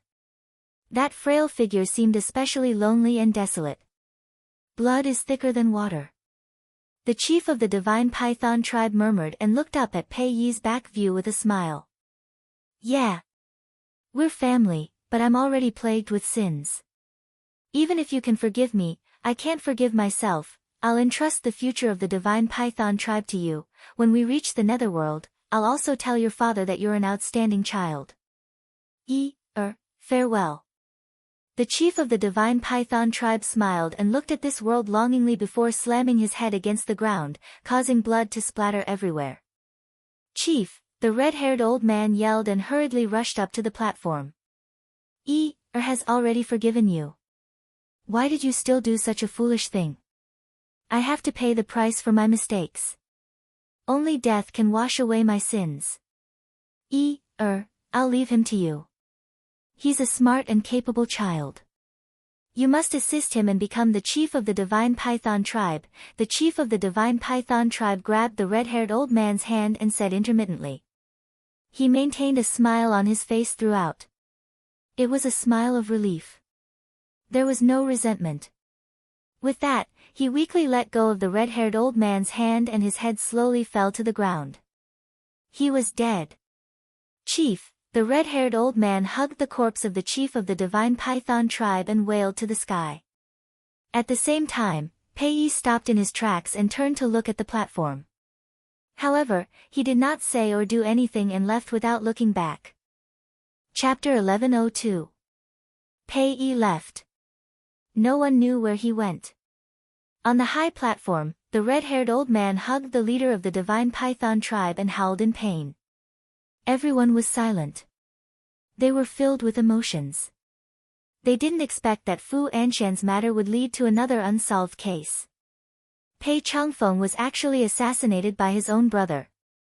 That was too shocking. Qin Feiyang also sighed. He didn't expect that the leader of the divine python tribe would repent and choose to die to atone for his sins. The leader of the divine python tribe deserved to die, but Pei Yi actually let go of this hatred. His temperament is admirable. Wang Yuer sighed. If this happened to her, she would never be able to forgive the leader of the divine python tribe. Qin Feiyang said, "That's right. His temperament is something that no one in our younger generation can compare to." Wang Yuer was stunned. She turned to look at him and asked, "Does that include you?" "Yes." Qin Feiyang nodded. If he could get over it, he wouldn't have ended up like this. Wang Yuer said, "I'm really surprised that you're inferior to him. No one is perfect. My talent may be better than Pei Yi's, but my state of mind is far inferior to his." Qin Feiyang shook his head and said with a smile. Wang Yuer looked at him deeply and didn't say anything else. She turned to look at the high platform. Mr. Hao looked down at Fu Anshan, who was kneeling on the ground, and sneered. Do you have anything to say now? It wasn't me, I was framed. Lord Pavilion Master, Lord Chief Tower Master, I beg you to investigate this matter thoroughly and clear my name. Fu Anshan shuddered and hurriedly cried out. When the leader of the divine python tribe appeared, he was indeed very scared and even desperate. But now, the leader of the divine python tribe was dead. Before his death, although the leader of the divine python tribe said that he was the one who instigated it, he didn't show any evidence. In other words, it could be taken as a one-sided statement from the leader of the divine python tribe. Ha, you old man, you're really stubborn. However, I've long expected that you would continue to quibble. Mr. Hao shook his head and sneered. Young Master Hao, I don't know what you're talking about. However, if you insist on saying that all of this was instigated by me, then please take out ironclad evidence so that I will be convinced. Otherwise, you are wrongly accusing a good person. Fu Anshan raised his head to look at young Master Hao and said fearlessly. In his opinion, now that the chief of the divine python tribe was dead, there was no evidence. Even if young Master Hao knew the truth, he couldn't do anything to him without evidence. Young Master Hao looked at him and grinned. You call yourself a good man? Do you really think I don't have any evidence? If you have evidence, then take it out. Fu Anshan started to clamor. Because young Master Hao had admitted that he didn't have any evidence. Now that he said this, he must be trying to scare him and make him give himself away. What a joke. Who was Fu Anshan? How could he be fooled so easily? Alas! You really disappoint me. When I said that I didn't have any evidence, I just wanted you to admit it. I didn't expect you to deny it. Looks like I'm still too naive. I shouldn't have the slightest bit of sympathy for someone like you. You want evidence, right? I'll take it out now and let you know why you died. Young Master Hao took a deep breath, calmed down the anger in his heart, and took out the image crystal. Fu Anshan was surprised. Could it be that he really had evidence? No, he must be bluffing. He couldn't be scared by him. Buzz! The image crystal buzzed and trembled, and a stream of light flew into the sky. Immediately, an image slowly unfolded in the sky above the square. The image showed the conversation between Fu Anshan and Yan Wei in the study.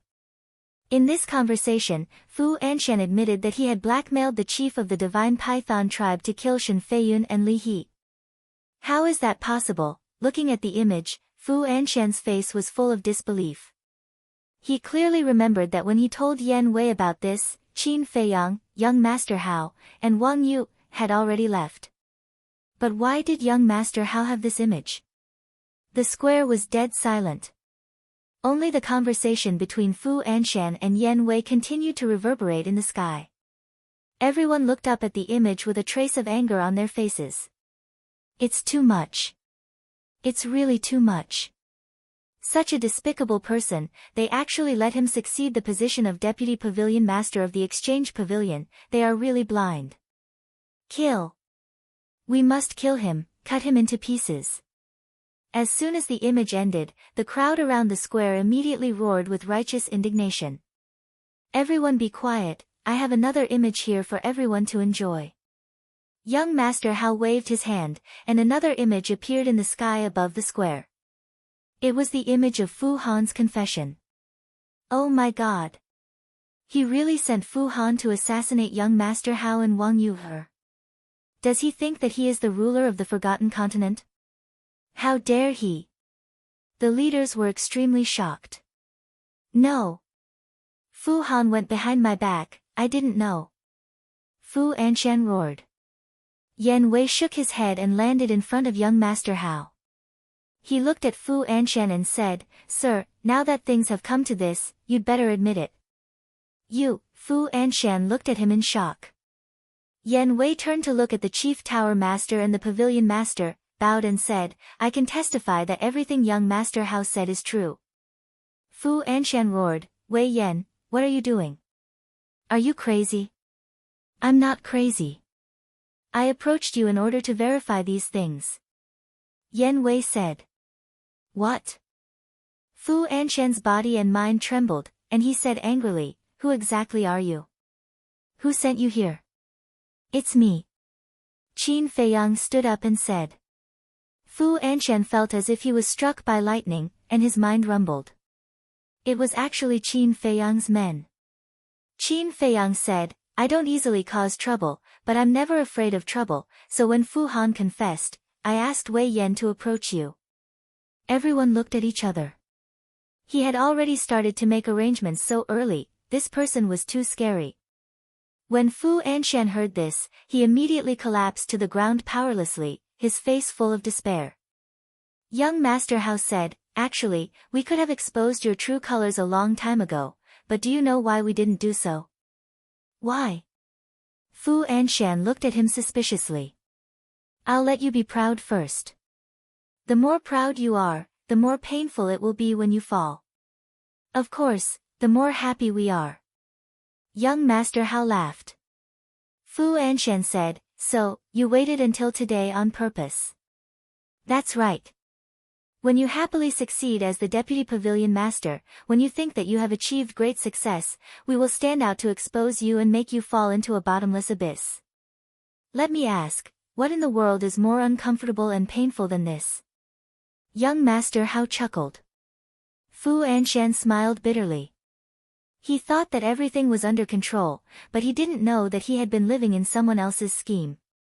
How stupid. Also, some time ago, Brother Mu made you kneel in front of the main tower gate to tease you. First, he made you despair, then he let you see hope, and finally he made you despair again. Tell everyone, how does this feel? Young Master Hao teased. Fu Anshan smiled bitterly and said, Then what's going on with Li He and Shen Feiyun? I saw them die with my own eyes. Li He said, You saw with your own eyes that it wasn't us. Then who was it? Fu Anshan was suspicious.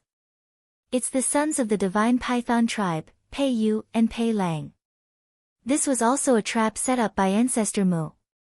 He sneaked into the divine python tribe to save Shen Feiyun and me, and then let Pei Yu and Pei Lang pretend to be us. Thus, the people you all killed back then were them. Li He said. It can't be, there are actually so many things that we don't know about. Is this Ancestor Mu the reincarnation of a monster? How could he do it so seamlessly? The leaders looked at Qin Feiyang, their eyes full of fear. The leaders of the Vajra tribe and the Qilin tribe, who had always wanted to target Qin Feiyang, couldn't help but feel afraid.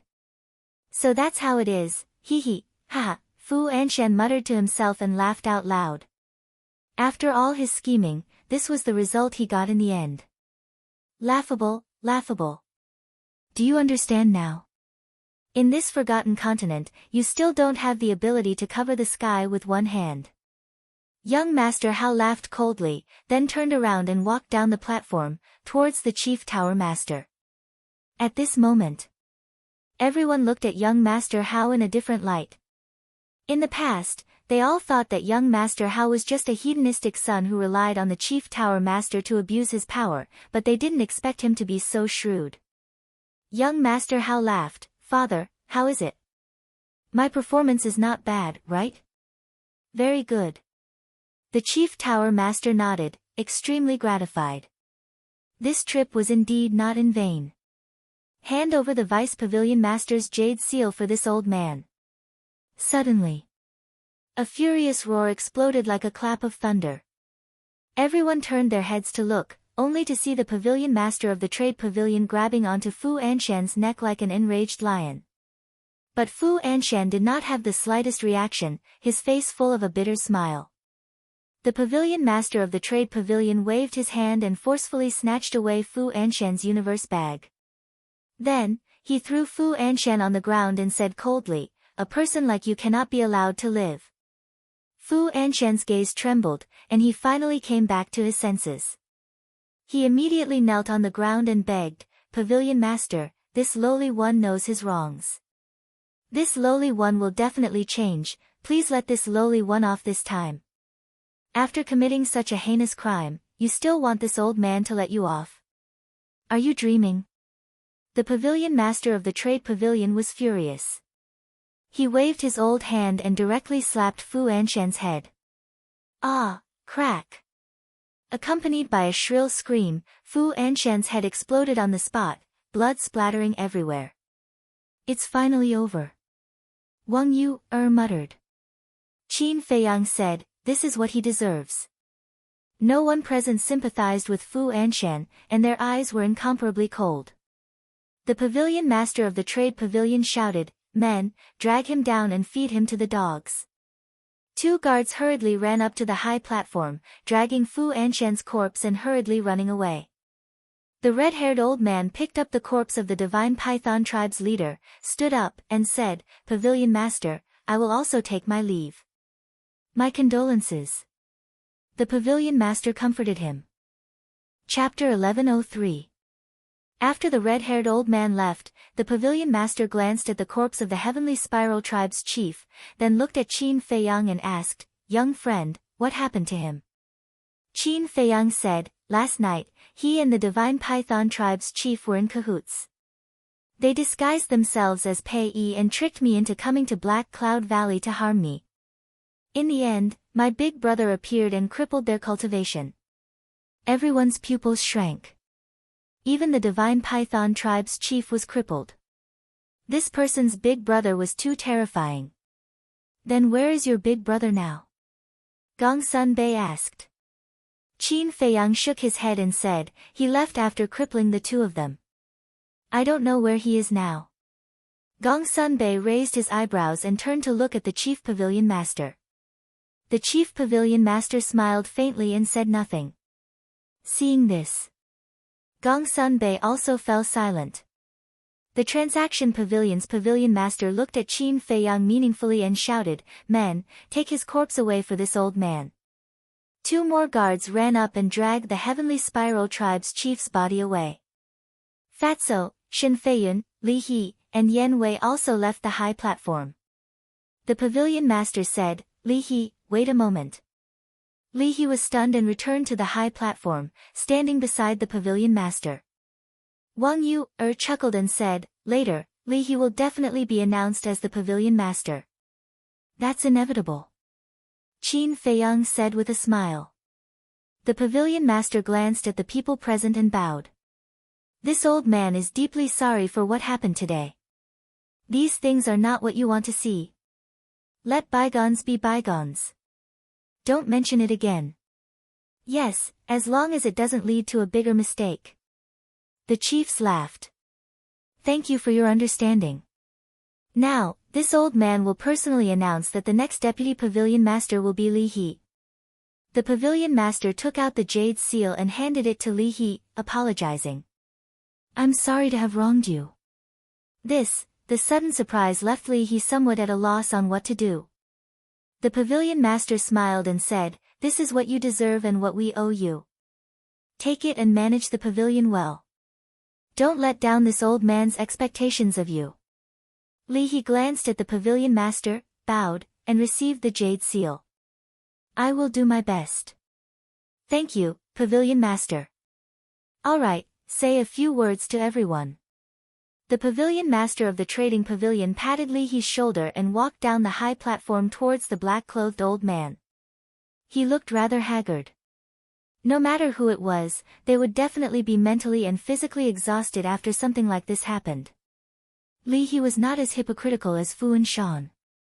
He stood on the high platform and said a few words from the bottom of his heart, then told everyone to move to the Longfeng pavilion.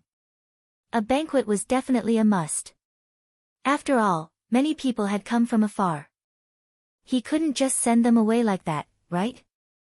For a moment, all the leaders opened the teleportation gate and headed to the Longfeng pavilion. However, the chief tower master and Gong Sun Bei did not go. They nodded to the pavilion master of the trading pavilion and left. Li He put away the jade seal and landed in front of Qin Feiyang and the others. He smiled and said, Brother Mu, young master Hao, miss you, I really have to thank you properly. What about me? Don't turn your back on us as soon as you become the deputy pavilion master.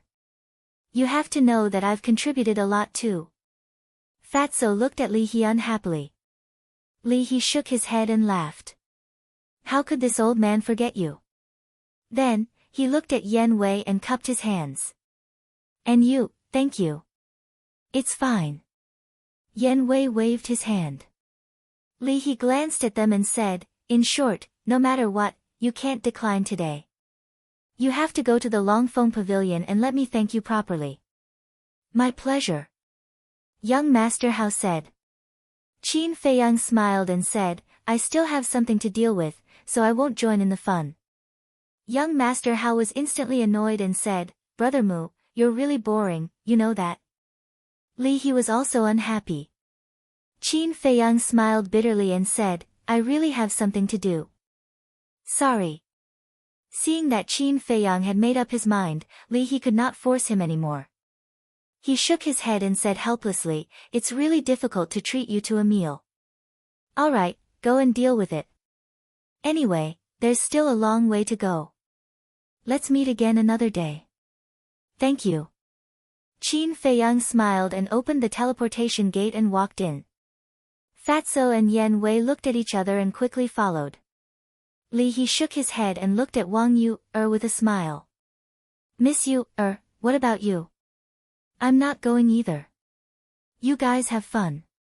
Wang Yu, looked at the dissipating teleportation gate and said to Li He with a smile.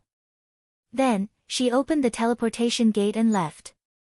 This, Li He could not keep his face any longer. Young Master Hao patted Li He on the shoulder and said with a smile, if Brother Mu doesn't go, your sister definitely won't go either. Forgive me. What do you mean? Li He looked at him suspiciously. Young Master Hao said, can't you tell? Right now, my sister's attention is all on someone. Someone? Li He was stunned for a moment before coming to a realization and smiled. Seems like we'll have a wedding banquet before long. Wedding banquet? Let's hope so. Let's not talk about it anymore. Let's go.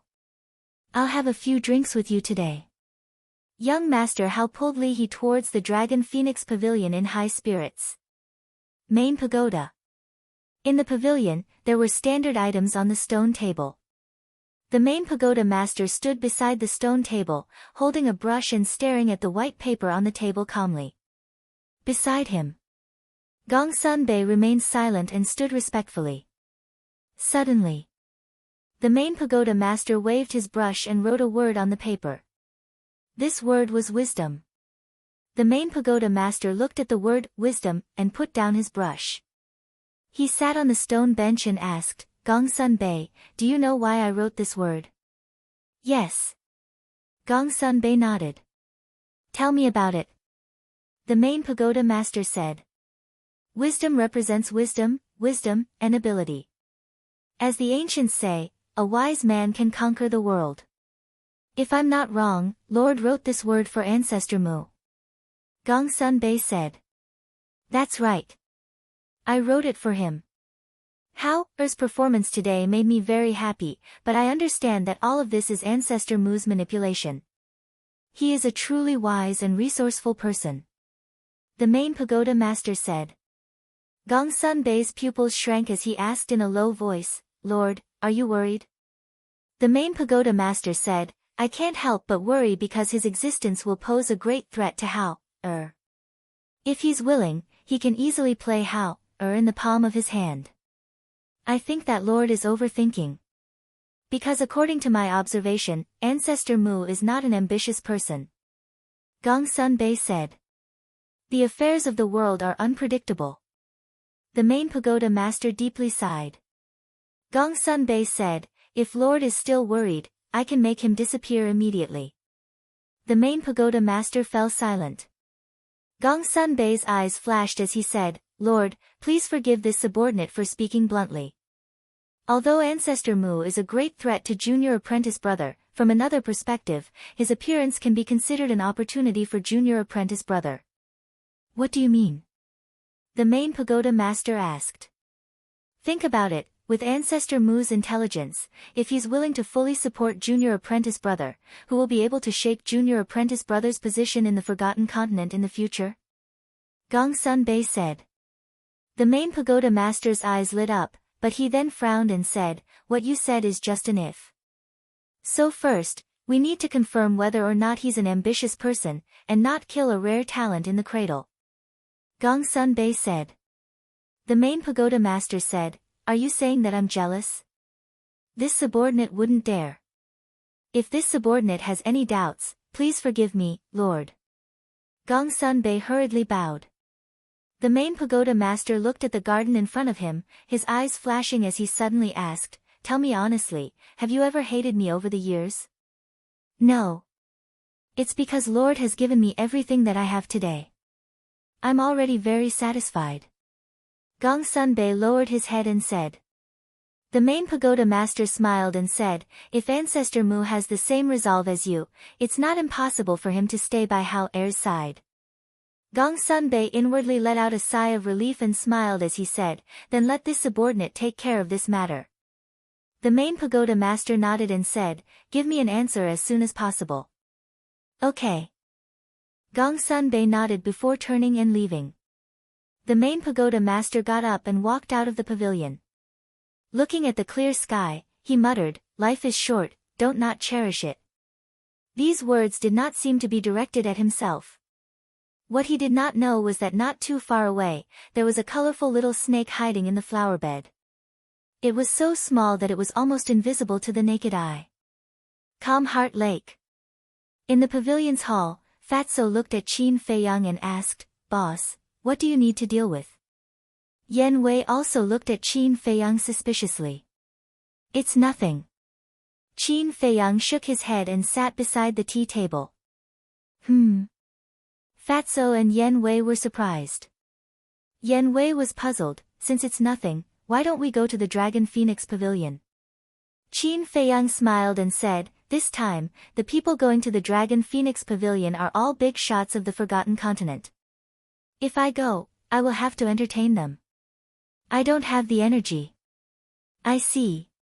You're just afraid of trouble," Yen Wei said. "That's right. The matter is basically over. You guys don't have to run around. Go to the castle and cultivate," Qin Feiyang said. Yen Wei was slightly surprised and asked, "Then the Mu clan's nest and the mysterious person who bought the herbs, are we not going to look for them?" "Not anymore." Qin Feiyang waved his hand. After searching for so long, he still hadn't found anything. It would be a waste of time to continue searching. "All right." Yen Wei nodded his head. Buzz. Suddenly, Fatso took out the image crystal. A beautiful white figure appeared. It was Li Yan. Li Yan asked without hesitation, "Damn Fatso, where are you now?" "I'm with my boss, what are you doing?" Fatso was suspicious. "Come to the Dragon Phoenix Pavilion immediately." After Li Yan finished speaking, the shadow dissipated. "What do you mean?" Fatso looked at Qin Feiyang and Yen Wei in a daze. Qin Feiyang and Yen Wei looked at each other, and a smile appeared on their faces at the same time. "What are you guys laughing at?" Fatso frowned. Qin Feiyang said, "You're not bad." Fatso said angrily, "What is it? Can you make it clear?" Yen Wei rolled his eyes, and said snappily, "Don't you understand? The girl has taken a fancy to you." "Taken a fancy to me?" Fatso pointed at his nose, his face filled with disbelief. Such a beautiful woman like Li Yan would take a fancy to him. "You must be joking. Isn't this what you want? Hurry up and go. Don't make her wait too long." Chapter 1104. Good. Fatso nodded, and opened the teleportation gate in joy. But as soon as he stepped into the teleportation gate, he retracted his foot. The smile on his face disappeared and was replaced by a hint of disappointment. "What's wrong?" Qin Feiyang and the other man looked at him suspiciously. "It's better not to go." Fatso shook his head. "Why?" The two of them were puzzled. It wasn't easy for him to get lucky in love, but he didn't go. This wasn't Fatso's style. After the incident with Chu Xian, Fat Lord has realized that Fat Lord is not suitable to fall in love at the moment. Fatso sighed. Yan Wei asked, "What do you mean?" "It means that boss's identity will be exposed sooner or later. At that time, the two of us will naturally become the public enemy of the Forgotten Continent along with boss. If something really happens between Li Yan and me now, when boss's identity is exposed, we will only be in more pain." Fatso sighed deeply and said. Yan Wei was stunned, and nodded, "That's true." Fatso said, "So, it's better not to talk about feelings now, lest she gets into trouble because of our true identity." Yan Wei shook his head and laughed, "I didn't realize that you were looking so far ahead." Indeed. If Fatso and Li Yan really became a couple now, then when their identities were exposed, Li Yan would definitely be implicated. Even if she wasn't implicated, Li Yan would still be in a dilemma. Fatso turned to look at Qin Feiyang, and laughed, "Boss, send us to the castle. Right now, cultivation is more important, let's put aside our personal affairs." "All right." Qin Feiyang nodded, and with a wave of his arm, the two of them disappeared. Then he sat in front of the coffee table, muttering to himself. To be honest, he was really surprised that Fatso could have such awareness. But from another point of view, he was not even as good as Fatso. Because Fatso had already seen the future and made a choice. And he was still living in a dream. She was always entangled with Wang Yuer and young Master Hao. If this continued, just as Fatty had said, everyone would fall into a painful situation in the end. "Looks like I have to settle this as soon as possible." Qin Feiyang mumbled. Wang. Suddenly, the image crystal recalled. Qin Feiyang took out an image crystal, and the phantom of the Phantom Serpent Emperor appeared. He smiled mischievously and said, "I have a piece of bad news and a piece of good news. Which one do you want to hear first?" Qin Feiyang rolled his eyes and said, "Tell me the bad news first." The Phantom Serpent Emperor said, "After seeing your performance during the succession ceremony, the Chief Pagoda Master thinks that you are too smart. He is afraid that you will threaten young Master Hao's position and wants to eliminate you." Qin Feiyang raised his eyebrows and said, "What's the good news?" The Phantom Snake Emperor said, "The good news is that Gongsun Bei is speaking up for you. The Chief Pagoda Master has temporarily withdrawn his killing intent towards you." "Why is Gongsun Bei helping me?" Qin Feiyang frowned. "I don't know. But just now, the Chief Pagoda Master asked Gongsun Bei a strange question." The Phantom Serpent Emperor said. "What question?" Qin Feiyang asked. "He asked Gongsun Bei if he hated him all these years." Gongsun Bei replied that he didn't hate him and said that he was already very satisfied with everything he had now. "I feel that there seems to be an unknown grudge between the two of them." The Phantom Serpent Emperor pondered. An unknown grudge. Qin Feiyang also fell into deep thought. The Phantom Serpent Emperor shook his small head and said, "You can slowly think about this matter. I will continue to monitor the Chief Pagoda Master. In addition, Gongsun Bei should be looking for you later. You should be mentally prepared." "Okay." Qin Feiyang nodded. When the phantom of the Phantom Serpent Emperor disappeared, Qin Feiyang put away the image crystal and continued to lower his head and ponder. As expected. Not long after the conversation ended, Gongsun Bei descended in the sky above Qin Feiyang's courtyard. Sensing Gongsun Bei's aura, Qin Feiyang let out a long breath, got up and walked out of the attic. He smiled and said, "Brother Gongsun, you are busy with work. How come you have time to come to Soothing Heart Lake? You are Brother Shin's savior. No matter how busy I am, I will definitely take the time to thank you properly." Gongsun Bei landed in front of Qin Feiyang and said. Qin Feiyang smiled and said, "Let's talk inside." "Okay." Gongsun Bei nodded. The two of them entered the attic. Qin Feiyang made tea and said with a smile, "Brother Gongsun and Brother Shin have a good relationship." Gongsun Bei said, "In my eyes, he is my biological brother." Qin Feiyang said, "I really envy your friendship." Gongsun Bei smiled and said, "Aren't you and young master Hao the same? What is there to envy?" Qin Feiyang shook his head and poured a cup of tea.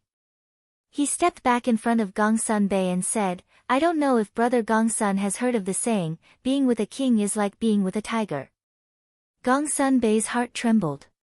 He calmly picked up the teacup and tasted it.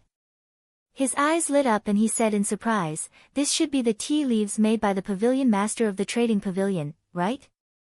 "Yes.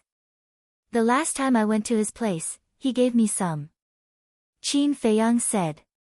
Gongsun Bei said, "Tisk, tsk, tsk. You have a lot of face." "What do you mean?" Qin Feiyang was suspicious. "To tell you the truth, I went to him more than once to ask for these tea leaves, but he was unwilling to give me even one. It really is like the old saying, the older you are, the stingier you are." Gongsun Bei shook his head helplessly. Qin Feiyang smiled and said, "If brother Gongsun likes it, I will give you some later." "That's fine." Gongsun Bei immediately beamed. Qin Feiyang smiled faintly and said, "Brother Gongsun, you didn't come here just to thank me, did you? If you have something to say, just say it." Well, Gongsun Bei found it hard to speak. Qin Feiyang said, "Actually, I know why you came to me even if you don't say it." Gongsun Bei looked at him in surprise. Qin Feiyang didn't want to talk nonsense. He smiled and said, "You can tell master not to worry. I have no interest in the position of Chief Tower Master at all. I was wondering why you would say, being with a king is like being with a tiger. It turns out that you have already seen through it." Gongsun Bei smiled bitterly. This kid's mind was getting scarier and scarier. Qin Feiyang smiled faintly and said, "Power is just a passing cloud. What I want is strength. Only with strength can I be qualified to stand above the heavens."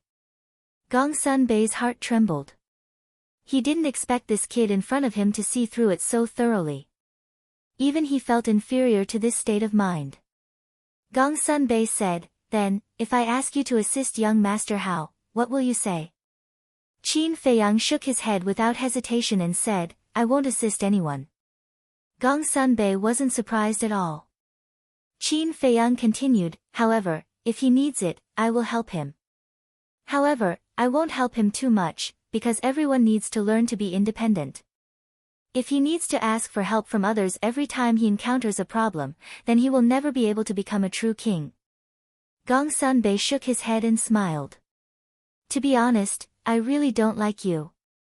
Because you are too smart, so smart that it scares people. Brother Gongsun, aren't you also a smart person?" Qin Feiyang smiled faintly. "Why do you say that?" Gongsun Bei was startled and asked curiously. "In the past, I couldn't figure out why you hinted at me, why you helped me, why you said that we were the same kind of people, and why you yearned for freedom so much. After a period of calm thinking, I finally figured it out. You are the first person to voluntarily withdraw," Qin Feiyang said. Gongsun Bei's pupils shrank. Qin Feiyang smiled. "Brother Gongsun, there is no one else here. Why don't you tell me?"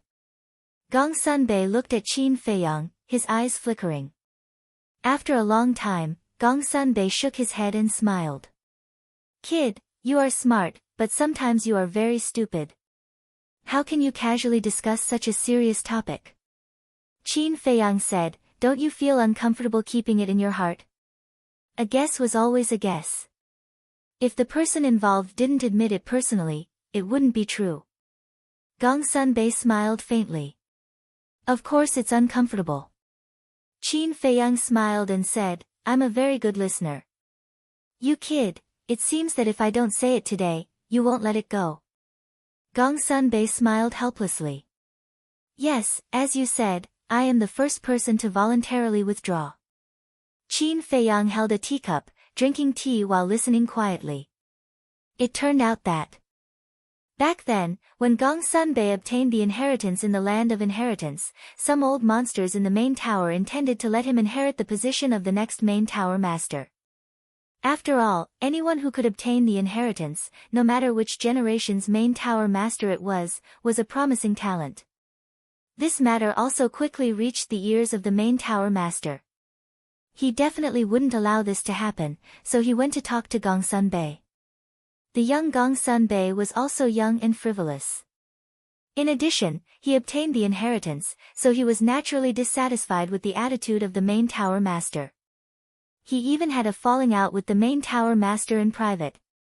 However, no matter how talented he was only a disciple at that time.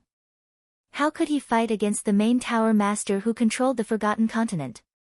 In the end, faced with the main tower master's pressure from all sides, he could only helplessly compromise and voluntarily withdraw. But he knew that even if he voluntarily withdrew, the main tower master might not let him go.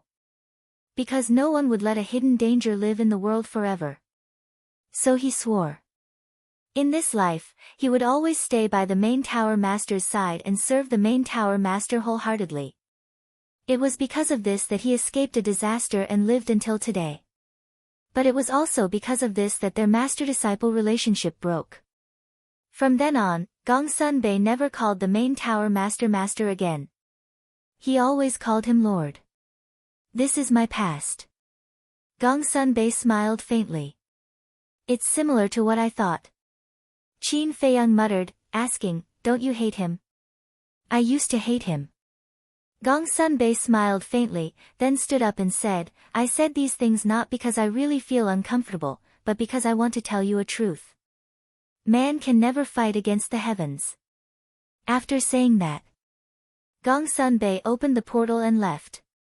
Man can never fight against the heavens, Qin Feiyang muttered. Gradually, the corners of his mouth rose into a mocking smile. He was not mocking Gongsun Bei. Because Gongsun Bei was right. Man can never fight against the heavens. But was the main tower master the heavens? Chapter 1105.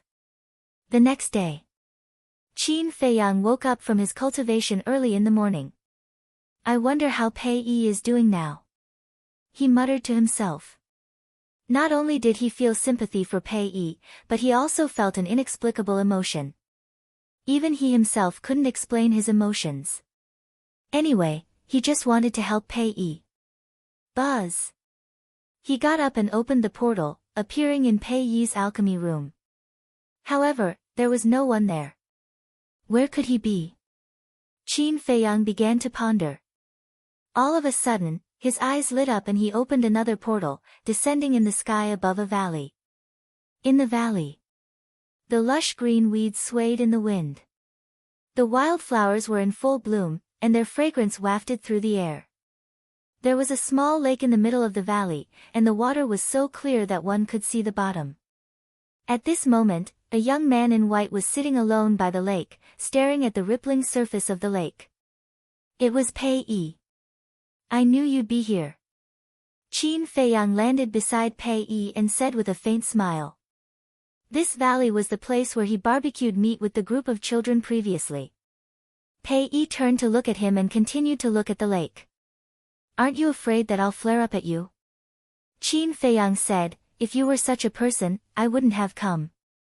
Pei Yi shook his head and smiled. How did you know I was here? It's simple. You often bring those children here for barbecued meat, which means that this is a pure land in your heart. Qin Feiyang said with a smile. Pei Yi sighed. I didn't expect that the person who knows me the best in this world would be you, someone who doesn't know me well. Yeah. I'm also very confused. We don't know each other well, but why do I want to help you so much? Qin Feiyang said softly. Help me. Pei Yi was stunned. Qin Feiyang took out 3 potential pills, 2 potential pills, and a small creation pill. He smiled and said, take them. What kind of pills are these? Pei Yi looked at the pills suspiciously. These are pills that can make you reborn. Qin Feiyang said. He then released his sacred power and helped Pei Yi unlock 6 levels of potential. The surprise came too abruptly, and Pei Yi still felt like he was in a dream even after the 6th level of the door of potential was opened. After an unknown period of time, he came back to his senses. He looked at Qin Feiyang and asked, "Why are you helping me?" "I don't know either. Maybe it's because your experience has touched the soft spot in my heart. However, no matter what the reason is, I hope that you can properly cherish everything that you have right now." Qin Feiyang smiled and took out 2 more pills. One was the 9 Revolution Dragon Blood pill, and the other was the Small Creation pill. This Small Creation pill is for you to use when you become a 9-star battle saint to open the door to the 7th level of potential. As for this pill, it has a certain probability of allowing you to break through a small realm. You can take it now or wait until you've broken through to the battle saint realm. Qin Feiyang handed the 2 pills to Pei Yi. "Thank you." Pei Yi grabbed the 2 pills. As for the origin of these pills, he had no intention to ask about them. Qin Feiyang smiled faintly and said, "You don't have to thank me. I just hope that you can show mercy to me when we become enemies in the future." "Enemies?" Pei Yi was slightly stunned. Then, he looked at the lake and wondered if there would really be such a day. "Ancestor Mu, how dare you come to the Divine Python tribe?" All of a sudden, an angry roar was heard. A red-haired old man flew through the air and landed opposite Qin Feiyang and Pei Yi. His old face was full of anger. It was the Grand Elder of the Divine Python tribe. Pei Yi looked up at the red-haired old man and said, "Grand Elder, don't be rude." The red-haired old man said angrily, What are you doing?" "He's the one who ruined the reputation of the Divine Python tribe. That's the truth. Even if he doesn't say it, people will find out sooner or later." Pei Yi said. "What about Pei Yu and Pei Lang? Do they deserve to die too?" The red-haired old man hollered. Pei Yi said, "Have you ever thought about why second uncle chose Pei Yu and Pei Lang over Pei Zhe and Pei Luo because they're all second uncle's sons?" The red-haired old man frowned. Pei Yi said, "Because they're good-for-nothings. Even if they don't die in the hands of Ancestor Mu, they'll die in the hands of others sooner or later. They're all your family. How can you say that about them?" The red-haired old man looked at Pei Yi in disbelief. "I know. But have they ever treated me as their family? I believe I don't need to tell you this. You should know it in your heart." Pei Yi said calmly. "Ah." The red-haired old man sighed deeply. In fact, he was not the only one who knew. Everyone in the Divine Python tribe knew that Pei Yu and Pei Lang had always disliked Pei Yi. They even harbored ill intentions towards him. It was no wonder that Pei Yi was so cold. The red-haired old man glanced at Qin Feiyang and humphed coldly. "No matter what, the Divine Python tribe doesn't welcome this person now. I don't plan to go to the Divine Python tribe either." Qin Feiyang said calmly. He turned to look at Pei Yi, cupped his fists, and said with a smile, "I've done what I should do. I'll take my leave first." "Okay." Pei Yi nodded. Qin Feiyang opened the portal and left. The red-haired old man walked in front of Pei Yi and said earnestly, Listen to me. Don't interact with him too much in the future." Pei Yi said, "Listen to me too. Don't provoke him in the future. He's not someone we can afford to offend." The red-haired old man looked at the disappearing portal and frowned subtly. Back to Qin Feiyang. He did not return to Calming Lake. Instead, he descended on Black Cloud Valley. There were some things that he had to put an end to. He took out the image crystal. Buzz! Soon, Mr. Hao's image appeared. "What are you doing so early in the morning?" Mr. Hao was still a little tipsy, probably because he drank too much last night. Qin Feiyang smiled and said, "Get Wang Yu, and come to Black Cloud Valley immediately." Mr. Hao was stunned and said impatiently, "If you have something to say, just say it. Why do you have to go to Black Cloud Valley? Just come. What's with the nonsense?" Qin Feiyang snorted and turned off the image crystal. He entered the ancient castle and started refining pills. Time passed by quickly. About half an hour passed. Mr. Hao and Wang Yu finally arrived at Black Cloud Valley. Qin Feiyang had already come out of the ancient castle. Looking at Qin Feiyang, Mr. Hao said unhappily, "Why did you wake me up so early in the morning? Let me tell you, if you don't have anything important to say today, I'm not done with you." Wang Yu did not say anything and just looked at him suspiciously. Qin Feiyang took out 2 jade boxes and handed them to the two of them. He smiled and said, "One for each of you." "What is it?" Mr. Hao was suspicious. "See for yourself," Qin Feiyang said. The two of them took the jade boxes and opened them. They were immediately stunned. Only to see 7 medicinal pills lying quietly inside the jade box. Mr. Hao looked at the 7 pills suspiciously and then looked up at Qin Feiyang and asked, "What kind of pills are these?" "These 3 are potential pills. They can open the door of potential from the 1st to the 3rd level. These 2 are potential pills. They can open the door of potential from the 4th to the 5th level. These 2 are small fortune pills. They can open the door of potential from the 6th to the 7th level." Qin Feiyang explained them one by one. "What? There are pills that can open the door of potential?" The two of them were dumbfounded. Qin Feiyang ignored the two of them and continued, potential pills, and small fortune pills can only be taken when one is at the 9-star realm. For example, Wang Yu, You're a 9-star battle saint now, so you can take them. But if you need the help of pressure, you can look for your parents and grandfather. As for Brother Hao, you're a 1-star battle saint now. You can only take them when you're a 9-star battle saint. These precautions must be made clear, or else someone might die. Wait. Let me digest it first. Mr. Hao stretched out his hand. It felt too unreal. Wang Yu, was the same. In the past, Qin Feiyang took out the Juku Yellow Dragon pill, which had already shocked them.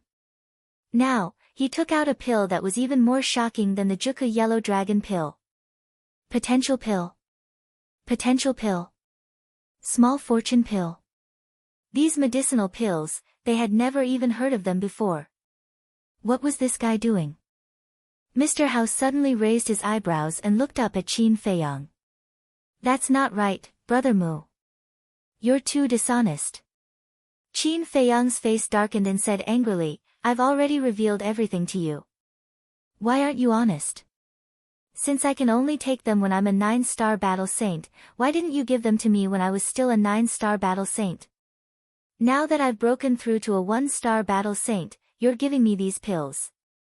Then I can only stare at you." Mr. Hao frowned. Qin Feiyang rolled his eyes and said, "Was our relationship so good at that time?" Mr. Hao was about to cry. He was only a 1-star battle saint now. He didn't know how many years it would take to cultivate to a 9-star battle saint. Wasn't this torturing? Looking at Mr. Hao's tearful expression, Wang Yu, raised her eyebrows and said, "Don't be discontent. Of course you can say that. You're a 9-star battle saint now. You can use it immediately. When you open the door of potential, you'll immediately be reborn. At that time, you'll leave me a few streets behind." Mr. Hao said unhappily. Wang Yu, suddenly became angry and said angrily, "Then don't you know how to work harder? If you don't go to the Dragon Phoenix house a few more times, your cultivation will be more than this." Hearing this, Mr. Hao felt awkward. Wang Yu, glared at him snappily, then looked at Qin Feiyang and said, "Is this the reason why your cultivation speed is so fast?" "Yes. I have already opened the 6th level of the Gate of Potential." Qin Feiyang nodded. Wang Yu, took a cold breath. He had actually opened the 6th level. Suddenly, she raised her eyebrows and said, "Why? In the past, when I asked you to tell me these things, you weren't willing. Now that you're giving us so many pills, it's impossible for there to be no reason, right?" She kept feeling that the Qin Feiyang today was different from before. "Yeah, why?" Mr. Hao also reacted and looked at Qin Feiyang in confusion. Chapter 1106. Wang Yu said, Stop talking nonsense, I want to hear the truth. Only a ghost would believe such words. Young Master Hao rolled his eyes and chuckled.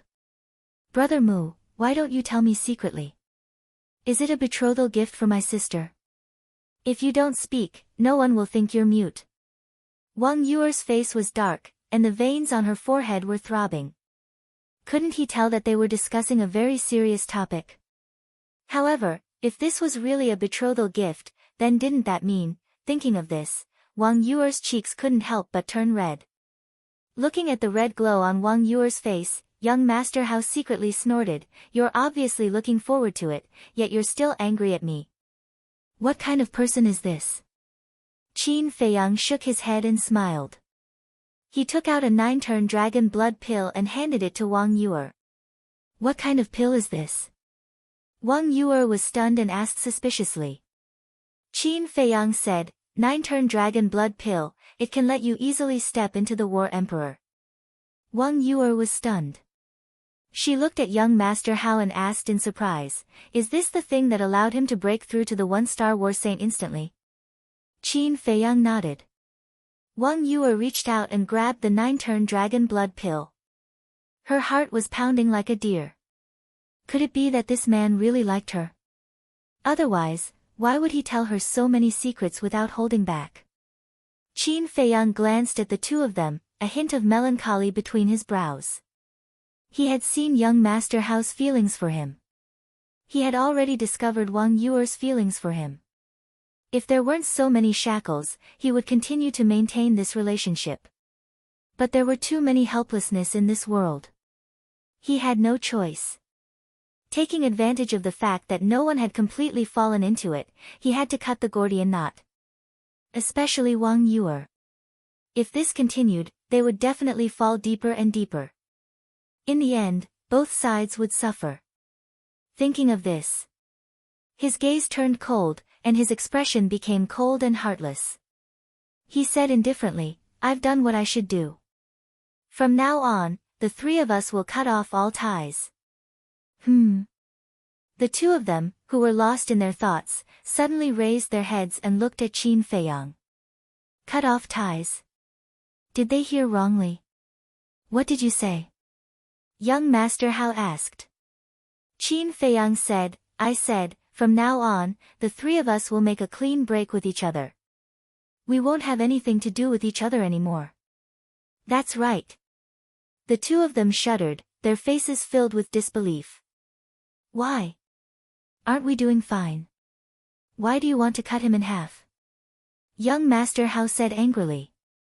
Do you know? What I hate the most are you young masters and young mistresses. You think too highly of yourself and think too highly of yourself. I've had enough. When I was with you in the past, it was just as you said. I was using you. Because I have no power or influence. I have to find connections to climb up. Now that I've climbed up, I don't need you. As for these medicinal pills, consider them as your compensation. I don't want to owe anyone anything. Qin Feiyang said lightly. Impossible, young Master Hao shook his head. Wang Yuer was so aggrieved that she burst into tears. He never thought that Qin Feiyang would say such heartless words. Use, remuneration, what did he take her for? Young Master Hao looked at Wang Yuer, who was sobbing like rain, and a monstrous anger rose in his heart. He grabbed Qin Feiyang's clothes and roared, you tell me clearly, are you telling the truth or not? Yes. Qin Feiyang coldly pulled young Master Hao's hand away, then looked at Wang Yuer and said, do you think I really like you? Let me tell you, I hate unruly, willful, and unreasonable women like you the most. Hearing these words, Wang Yuer's body and mind trembled. The jade box in her hand fell, and the medicinal pills scattered all over the ground. Bastard, have you said enough? Seeing this, young Master Hao was furious and slapped Qin Feiyang. Qin Feiyang raised his hand and grabbed young Master Hao's arm. He said indifferently, don't be like this.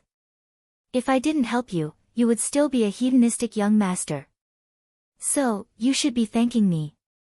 Okay, I thank you, Young Master Hao gritted his teeth, raised his other arm, and angrily punched Qin Feiyang in the chest. But this punch was neither painful nor itchy for Qin Feiyang.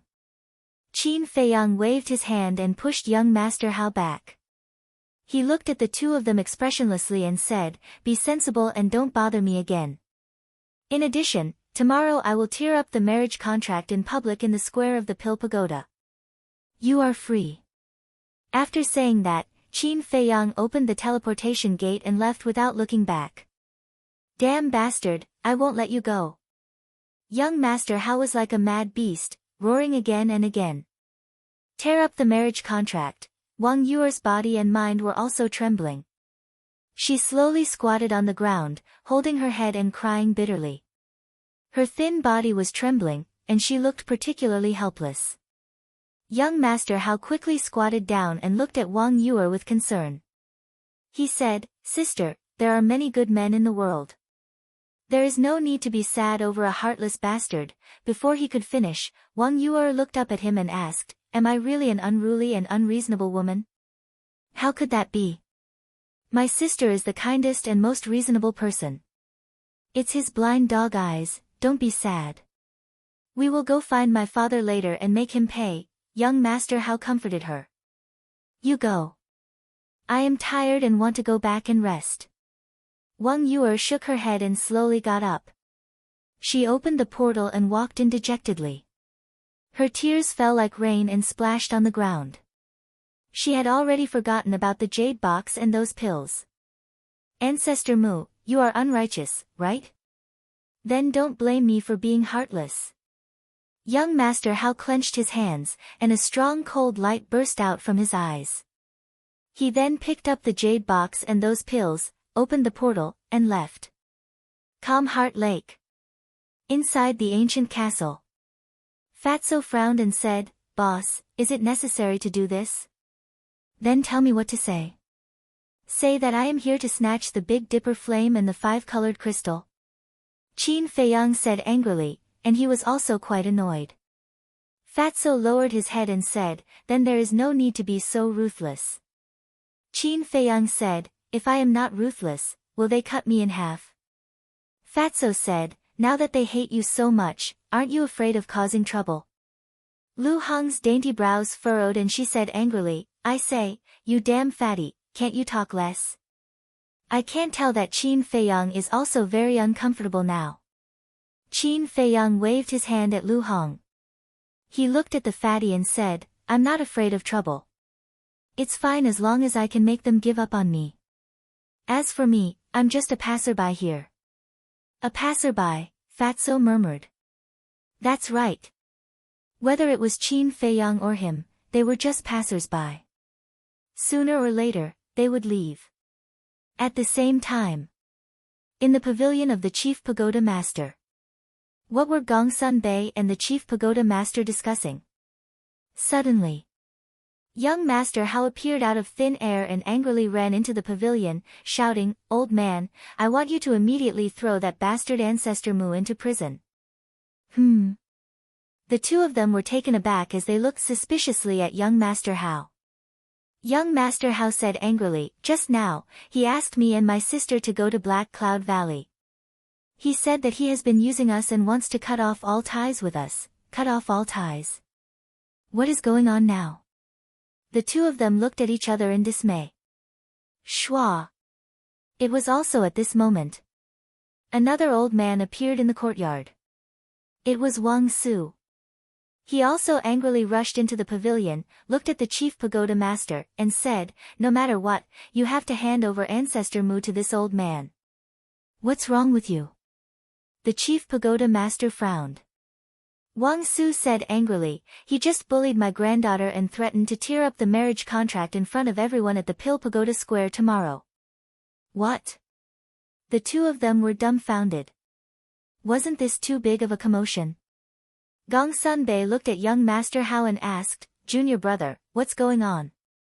Young Master Hao recounted what had happened in Black Cloud Valley in detail. Outrageous. Did he eat a leopard's guts? The Chief Pagoda Master was furious. "My lord, please calm down." Gongsun-bei's expression changed as he hurriedly comforted him. Then, he looked at young Master Hao and said, "You just said that he gave you a pill that can open the door of potential?" "Yes." Young Master Hao nodded, took out the 2 jade boxes, and placed them on the stone table. Gongsun-bei grabbed one of the jade boxes and opened the lid. A trace of shock appeared on his face as he said, "It's actually 7 pill patterns." 7 pill patterns? The chief pagoda master was shocked. He grabbed the other jade box, and when he opened the lid, he was petrified on the spot. To be able to refine 7 pill patterns, this kid is really capable. But even so, this old man won't let him go for bullying my granddaughter. Wang Mo snorted angrily. Gongsun-bei said, "Elder Wang, please calm down. Let me ask him first." "What's there to ask?"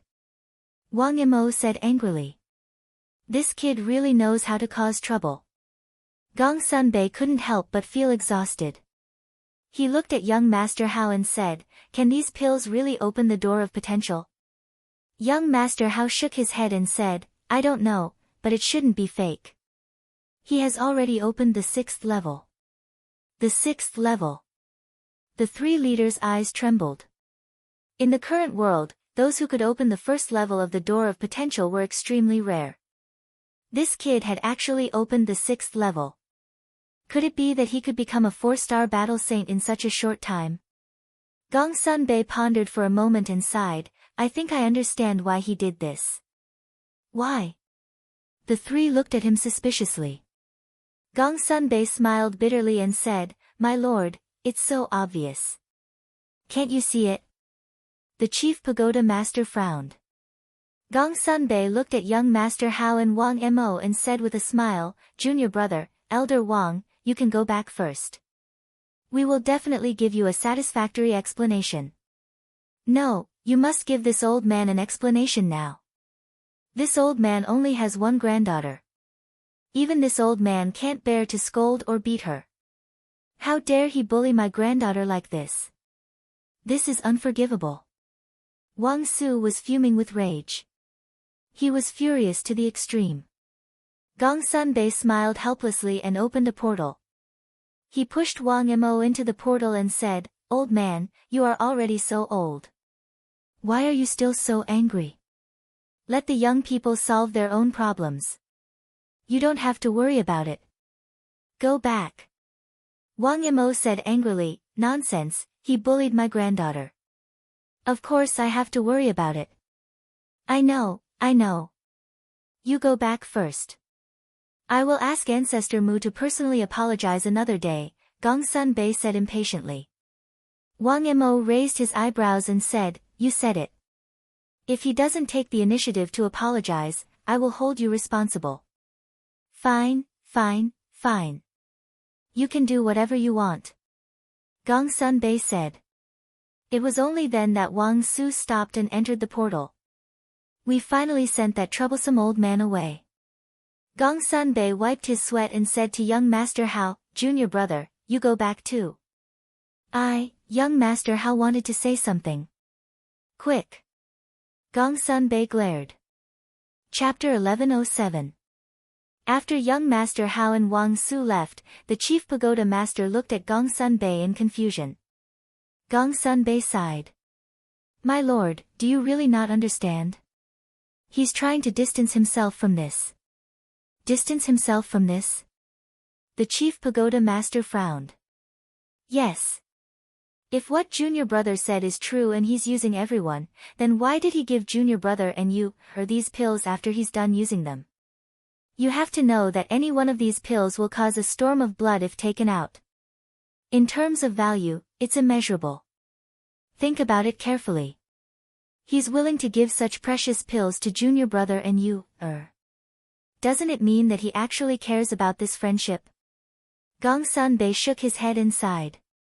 The chief pagoda master felt that it made sense and said, "So, we've all wronged him. I think when he was preparing to do this, he already expected this result, so it doesn't matter whether he's wronged or not. He just wants to eliminate this suspicion. At the same time, he's also indirectly answering you that he won't assist junior brother." Gong Sun-bei said. The chief pagoda master asked, then what kind of person do you think he is? Gong Sun-bei pondered for a moment and shook his head.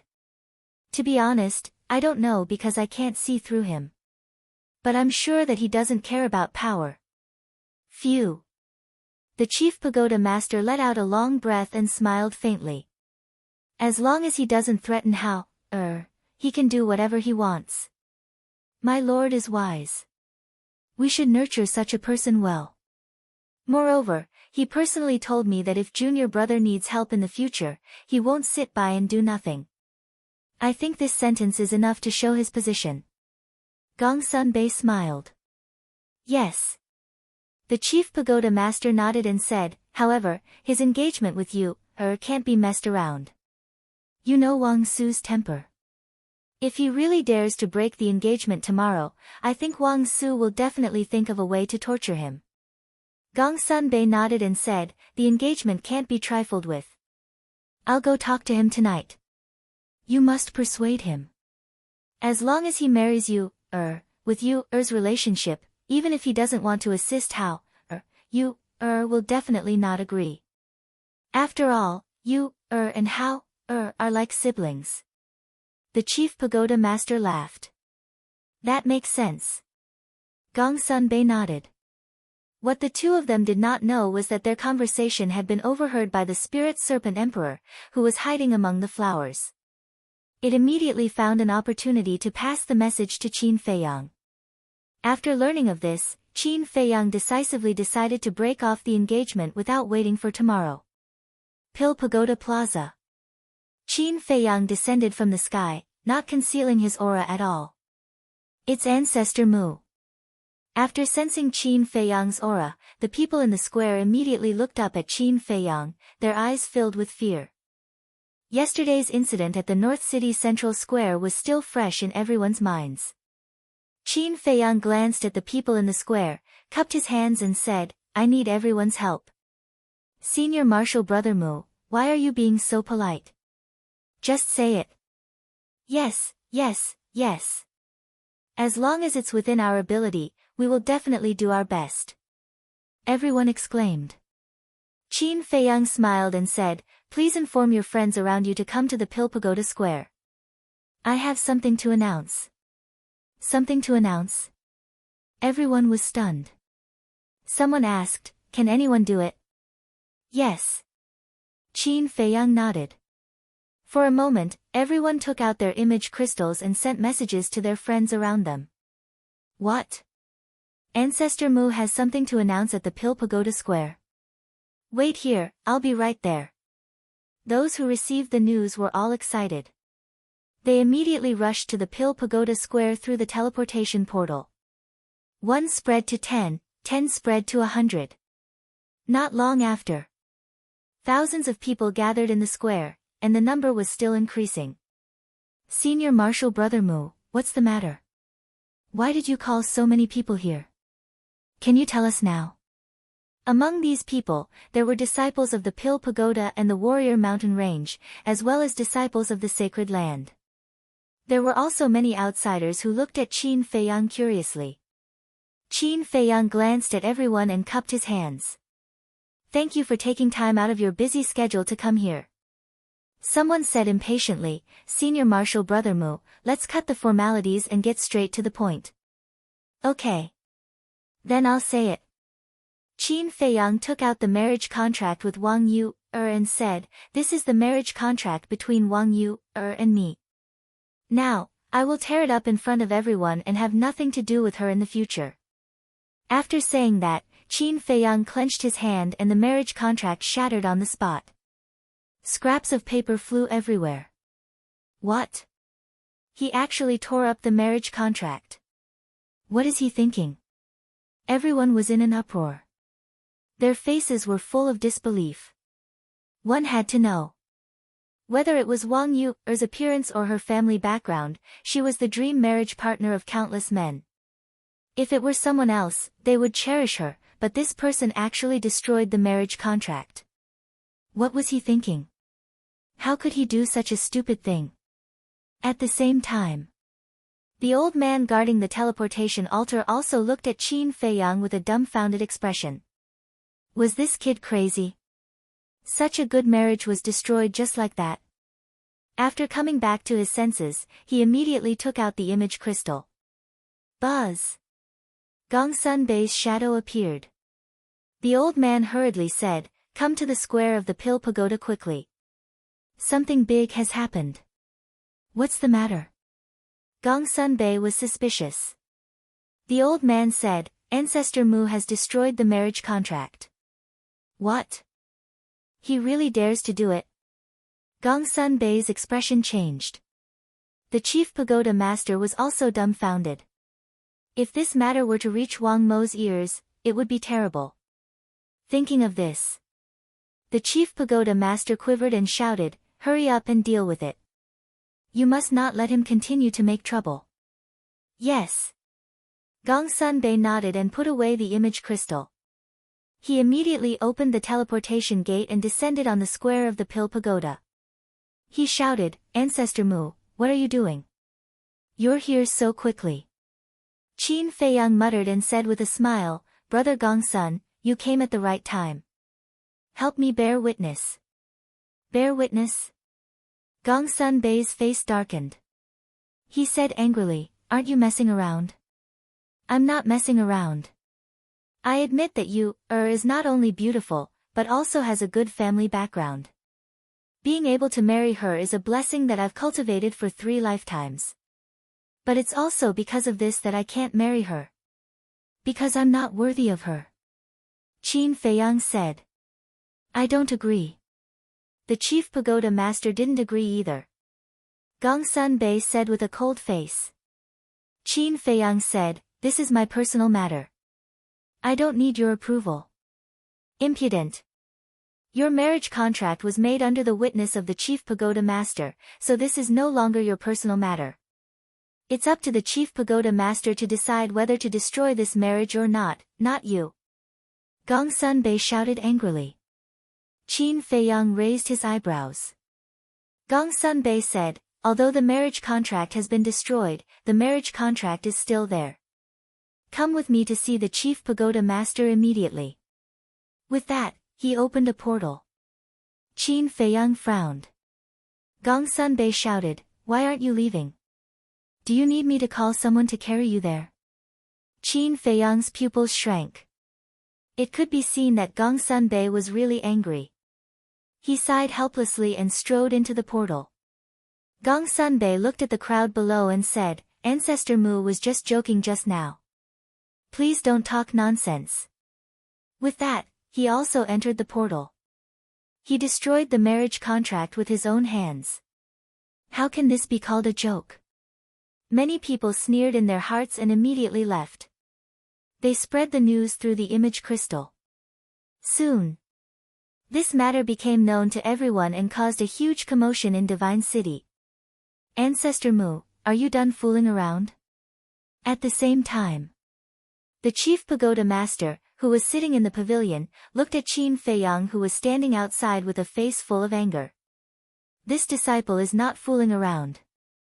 Qin Feiyang lowered his head and said. The chief pagoda master said, "If you just want to prove to me, now that I have seen your intentions, I hope this matter will end here." "Master," Qin Feiyang hurriedly said. "Enough. Don't mention this again." The chief pagoda master shouted. Qin Feiyang looked at Gongsun Bei for help. "It's no use looking at me. I originally planned to have a good talk with you tonight, but I didn't expect you to act so fast. I was wondering, you clearly said that you would tear up the marriage contract tomorrow. Why did it suddenly change to now? Are you really so impatient? Do you know what the consequences will be once Wang Su finds out about this?" Gongsun Bei was extremely angry. Boom! Before his voice faded, a terrifying aura descended above the courtyard. "It's over. Speak of the devil." Gongsun Bei and the chief pagoda master immediately rubbed their foreheads. Because the owner of this aura was Wang Su. But this time, it was not only Wang Su who came, but also the Saint Peak Master and the Sacred Pagoda Master. Kid, you dare to appear in front of this old man, see if this old man doesn't cripple you today. As soon as Wang Su saw Qin Feiyang, he rushed down angrily. Father, don't be impulsive, ask clearly first. Seeing this, the Saint Peak Master and the Sacred Pagoda Master's expression changed as they hurriedly chased down and stopped the angry Wang Su. Because they knew the old man's temper too well, if they didn't stop him, he might end up killing someone. The Chief Pagoda Master got up and said with a smile, "Yes, you are also an elder. If you have something to say, let's talk it out. Don't be so impulsive." Wang Su glanced at the three and glared fiercely at Qin Feiyang. He entered the pavilion angrily and sat on the stone bench, looking at Qin Feiyang and said, "Kid, don't say this old man didn't give you a chance. Tell me, what is wrong with my granddaughter that you hate so much?" The Saint Peak Master and the Sacred Pagoda Master also entered the pavilion, frowning and looking at Qin Feiyang. Qin Feiyang looked at the three and sighed, "She is very good, I am not worthy of her."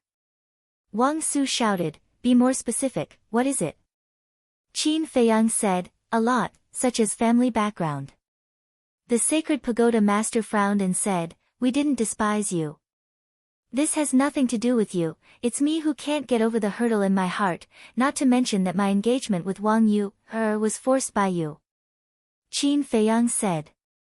Wang Su said angrily, "According to you, it's our fault." "It is." Qin Feiyang pursed his lips. If these people didn't insist on his engagement with Wang Yu, would Wang Yu, have feelings for him? Chapter 1108. Bastard. If you hadn't done that kind of thing in the Dragon Phoenix Pavilion, would we have let you get engaged? Wang Su was furious.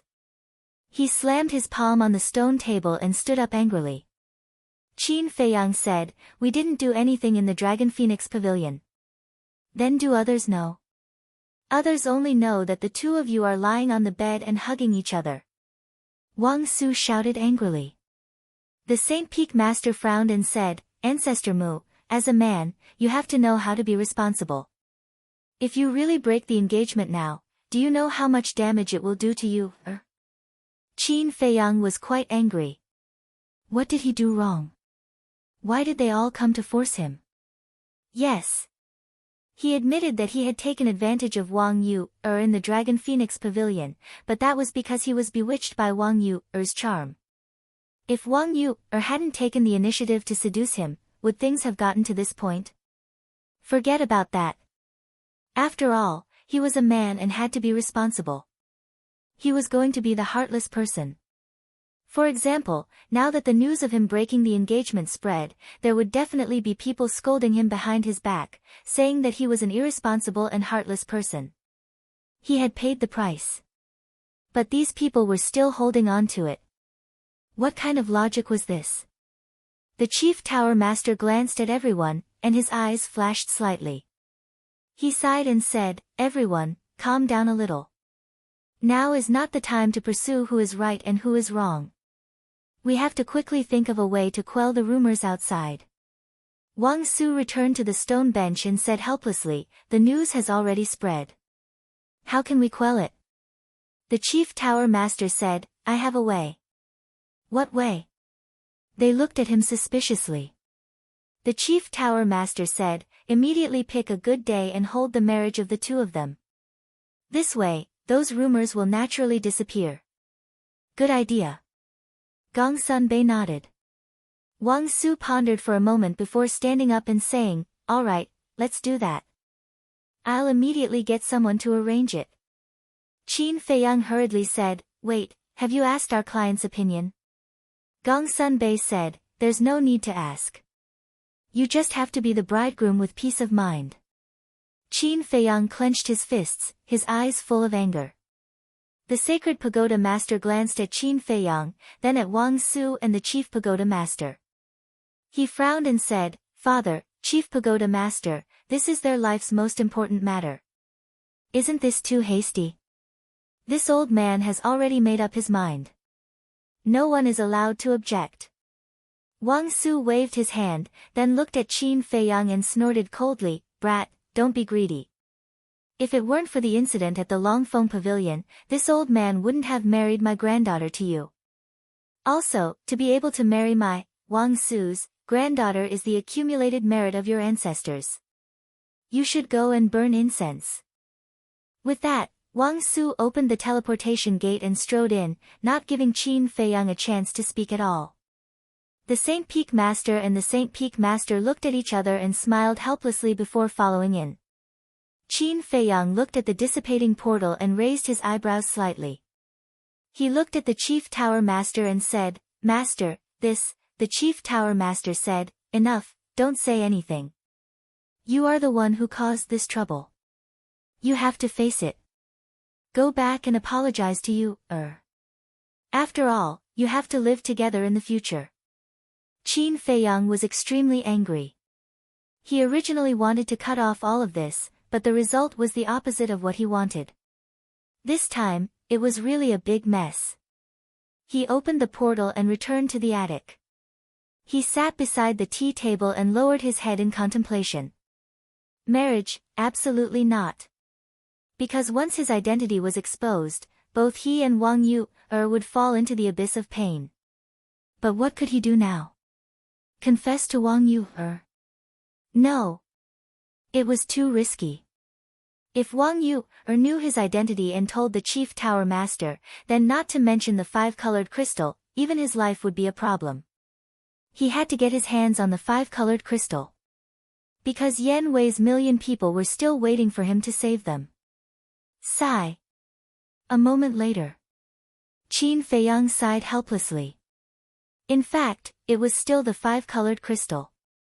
If he could get the five-colored crystal, why would he need to worry so much? Roar. Suddenly. A beast's roar sounded outside. Qin Feiyang was taken aback. He got up and opened the door, only to see a beast floating in the air above the courtyard. Qin Feiyang had seen it before. It was the beast that stopped Chu Xian by the lake.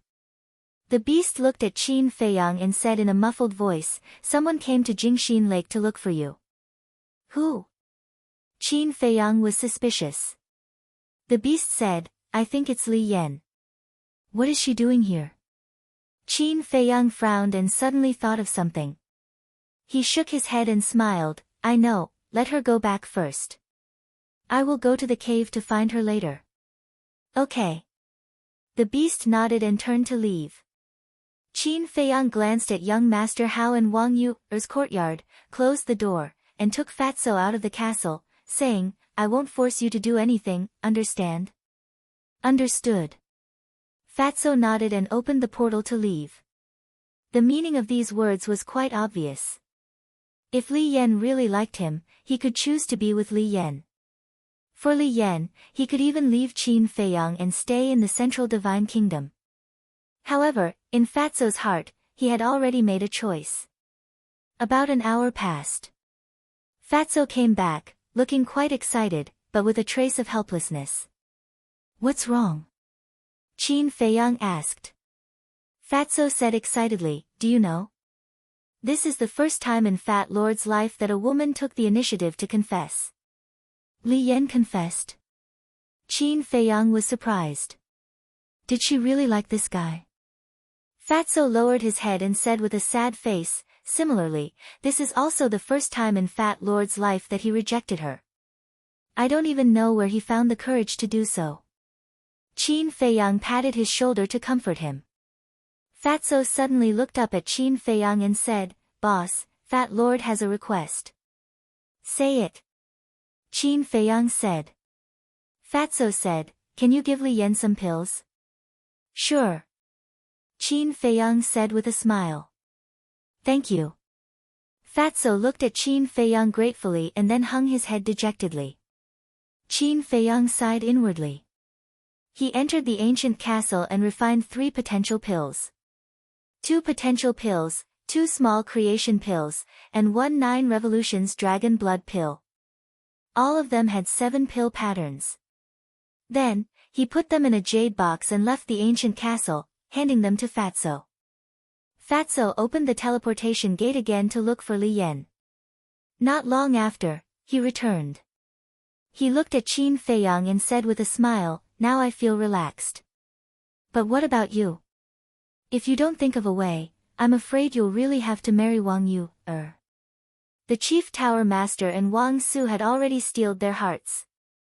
Qin Feiyang had no choice but to follow their arrangements. I'm also having a headache.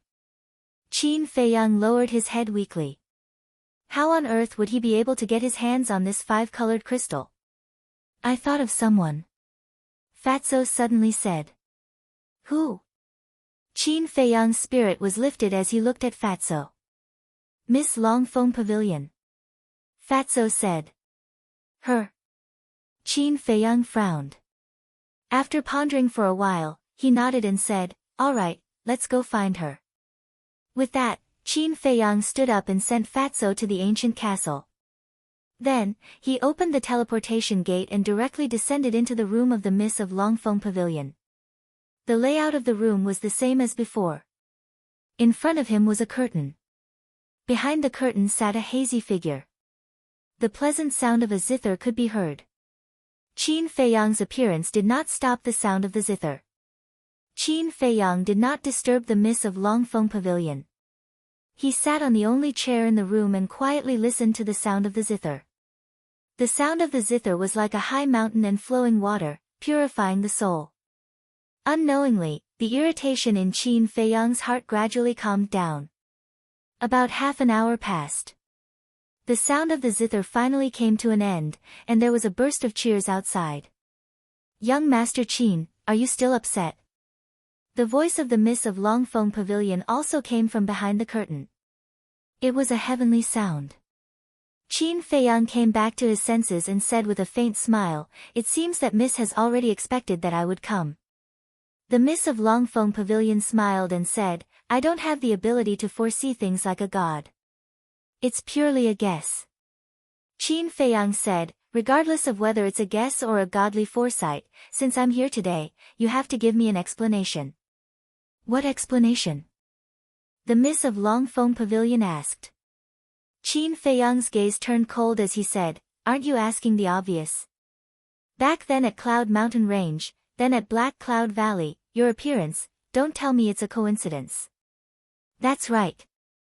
The golden figure that appeared time and time again was this mysterious woman in front of him. It's not a coincidence. The Miss of Longfeng Pavilion was silent for a moment before replying. Qin Feiyang said, since it's not a coincidence, then how can you clearly grasp my whereabouts? The Miss of Longfeng Pavilion fell silent again. Qin Feiyang raised his eyebrows. One had to know.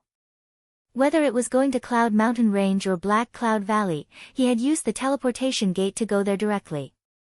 If it was tracking, it was impossible to do so. Therefore, there must be some kind of mystery that he did not know about. No comment for the time being. After waiting for a long time, the Miss of Longfeng Pavilion finally replied. However, this reply almost made Qin Feiyang go berserk. I'll endure it. Qin Feiyang took a deep breath, calmed the anger in his heart, and said, all right, tell me when you want to say it. Now, let me ask you a question. What question? The Miss of Longfeng Pavilion asked. Qin Feiyang waved his hand, his battle chi gushed out, condensing into a 5-colored crystal stone, and asked, do you know what this is? The Miss of Longfeng Pavilion smiled and said, isn't this your purpose in entering the main tower? Hee hee. Qin Feiyang laughed. What are you laughing at? The Miss of Longfeng Pavilion was suspicious.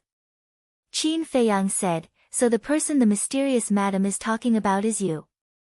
The Miss of Longfeng Pavilion was surprised. All these years, I've been guessing your identity. I suspected that you might be a member of the Mu family, and I also suspected that you might be a member of the mysterious madam. And now, I can finally confirm that you are the person who will help me at the critical moment that the mysterious madam said. Qin Feiyang said. How do you know? The Miss of Longfeng Pavilion asked. Because the people of the Mu family don't know that I'm here for the 5-colored crystal stone. They only think that I'm here to cooperate with them to snatch the heavenly dipper flame. So, if you're a member of the Mu family, it's impossible for you to know about this. Qin Feiyang said. The Miss of Longfeng Pavilion was silent for a while, then sighed, I didn't expect that I would be tricked by you.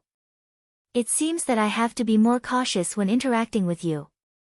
Chapter 1109. Qin Feiyang said, then can we be honest with each other now? The young lady of the Dragon Phoenix House said, I think I'm already honest enough. You're honest? Qin Feiyang scoffed and said indifferently, I don't want to talk nonsense anymore. Let's get to the point. How can I get the 5-colored crystal as soon as possible? This matter can't be rushed. The young lady of the Dragon Phoenix House answered straightforwardly. Qin Feiyang said angrily, you're not in a hurry, but I am. The Chief Tower Master and Wang Su are already choosing a date for me to marry Wang Yuer, this is a good thing. Without waiting for Qin Feiyang to finish, the young lady of the Dragon Phoenix House smiled. A good thing? Qin Feiyang raised his brows. That's right. Wang Su's family has a very high status in the Chief Tower Master's heart. They can even be compared to his family. After you and Wang Yuer get married, the Chief Tower Master will definitely completely relax his guard against you. At that time, your chances of snatching the 5-colored crystal will naturally be higher. The young lady of the Dragon Phoenix House said. Qin Feiyang said solemnly, you're asking me to take advantage of Wang Yuer's feelings. The young lady of the Dragon Phoenix House smiled faintly and said, the Chief Tower Master is not an ordinary person. To deal with him, you have to use extreme methods. Qin Feiyang said, this is your concept, not mine. I will never do such a thing. You're too stubborn. The young lady of the Dragon Phoenix House sighed. This is not stubbornness, it's a matter of principle. At the very least, you can't hurt someone who likes you. This is the standard of being a person. Qin Feiyang said. The young lady of the Dragon Phoenix House said, what about Yan Wei's million clansmen? Don't you want to save them? Yes. Qin Feiyang nodded. It was because he wanted to save Yan Wei's clansmen that he entered the chief tower. The young lady of the Dragon Phoenix House said, since you want to save them, then you have no choice but to do as I say. No. I still have a choice. Qin Feiyang's gaze turned cold. What choice? The young lady of the Dragon Phoenix House was suspicious. Qin Feiyang said, give up on snatching the 5-colored crystal, confess my identity to the Chief Pagoda Master, and announce your relationship with the mysterious madam. The Miss of the Longfeng Pavilion said, you are playing with fire and burning yourself. Yes. I am playing with fire. You're definitely going to ask me if I don't care about Yan Wei's people anymore. Yes, I don't care. Kill them if you can. But let me tell you, they will not die in vain, because I will make you pay. You are very strong now, and I am no match for you, but what about the future? Although I, Qin Feiyang, am not a peerless genius, I am still confident. 10 years, I only need 10 years to crush all of you under my feet. Qin Feiyang smiled sinisterly. Hearing these words, the young lady of the Dragon Phoenix Pavilion felt a chill in her heart, and a sense of fear that could not be resolved emerged in her heart. If it were someone else, she would definitely scoff. However, she did not dare to underestimate the person in front of her. Qin Feiyang sneered, now answer me, are you afraid? The young lady of the Dragon Phoenix Pavilion remained silent, but the fear in her eyes could not be concealed. Although she did not spend much time with Qin Feiyang, she understood Qin Feiyang very well. In terms of talent. Whether it was martial arts talent or alchemy talent, no one in the entire continent could compare to him. In terms of brains, even those old monsters who had lived for countless years would not be able to play with him. The most important thing was that he still had a life-saving ancient castle. No one had the ability to kill him in the cradle. Who wouldn't be afraid of such a potential enemy? If you're afraid, don't threaten me again in the future. Qin Feiyang snorted coldly, implying that he was not someone to be trifled with. He then said, now tell me, how can I get the 5-colored crystal as soon as possible? I believe you will definitely have a way. The young lady of the Dragon Phoenix Pavilion was silent for a moment, then sighed, "Go back and wait for my news. I will make the arrangements." "How long?" Qin Feiyang asked. The young lady of the Dragon Phoenix Pavilion said, "Not too long." Qin Feiyang looked at her deeply, then stood up and took out the image crystal. After establishing the contract bridge, he opened the teleportation gate. "Also, don't make use of young Master Hao's feelings for you." With that, Qin Feiyang entered the teleportation gate without looking back. After Qin Feiyang left, the eyes of the young lady of the Dragon Phoenix Pavilion flickered as she awakened the image crystal. Buzz! After more than 10 breaths, a phantom image appeared. It was an old man dressed in white with an ordinary appearance. There was a scar above his left eye, but he gave off an otherworldly aura. "Teacher." The young lady of the Dragon Phoenix Pavilion bowed respectfully. "What's wrong?" the old man asked hoarsely, his old face showing a trace of doting love for the young lady of the Dragon Phoenix Pavilion. The young lady of the Dragon Phoenix Pavilion said, "Just now, Qin Feiyang came to look for me." The old man was stunned and asked, "What did he say?" The young lady of the Dragon Phoenix Pavilion explained what had happened in detail. Sigh. "You were too careless. This child is a person who is very good at seizing opportunities. Now that he knows about your relationship with Madam, he has taken the initiative. It's very disadvantageous for us." The old man sighed. "I'm sorry." The young lady of the Dragon Phoenix Pavilion lowered her head like a child who had done something wrong. "Forget it. I can't blame you for this. It's all that little fellow's fault for being too smart." The old man shook his head and smiled. The young lady of the Dragon Phoenix Pavilion said, "Then now the old man said, "There's no other way. I'll go and make the arrangements." The young lady of the Dragon Phoenix Pavilion said worriedly, "What if your identity is exposed?" "As long as the plan is thorough, it shouldn't be. If it's really exposed, as long as I can get the 5-colored crystal, it's worth it. However, there's a need to inform Madam about this matter first. Send a message to Madam later and see if she has any thoughts." The old man said. "Okay." The young lady of the Dragon Phoenix Pavilion nodded. Calming Heart Lake. After returning to the pavilion, Qin Feiyang sat cross-legged on the balcony and closed his eyes to cultivate. Time passed day by day. On the 3rd day, a piece of news spread in the Divine City. Gongsun Bei announced in the Pill Pagoda's square that 5 days later, a wedding ceremony would be held for Qin Feiyang and Wang Yuer. He also invited all the tyrants to be guests. How could this be? The moment the news came out, it instantly set off an unprecedented storm in the Central Divine Kingdom. While people were discussing fervently, they could not help but feel puzzled. Didn't Qin Feiyang just destroy the marriage contract a few days ago? Why was he suddenly getting married? Could it be that it was really as Gongsun Bei said at that time, that Qin Feiyang was just joking with everyone? Father, mother, grandfather, before you decide on this matter, shouldn't you at least discuss it with me? In a certain courtyard, Wang Yuer looked at Wang Su and the other two sitting beside the coffee table with a face full of anger. The woman smiled and said, We're doing this for your own good." Wang Yuer said, "If the two of them are truly in love, I have nothing to say.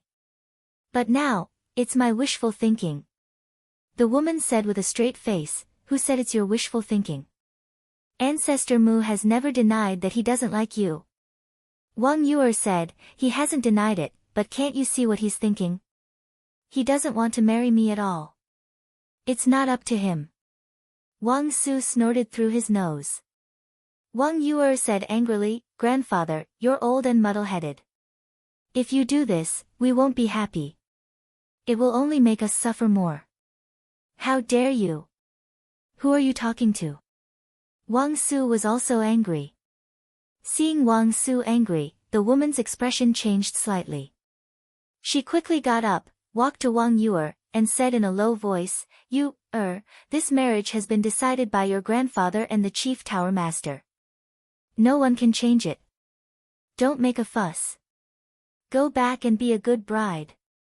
Mother, Wang Yuer was so anxious that tears were about to come out. The woman patted her shoulder and said with a smile, all right, don't say anything. Go back. Fine, you can do whatever you want. In any case, in your eyes, I'm just a puppet. I don't have any right to choose.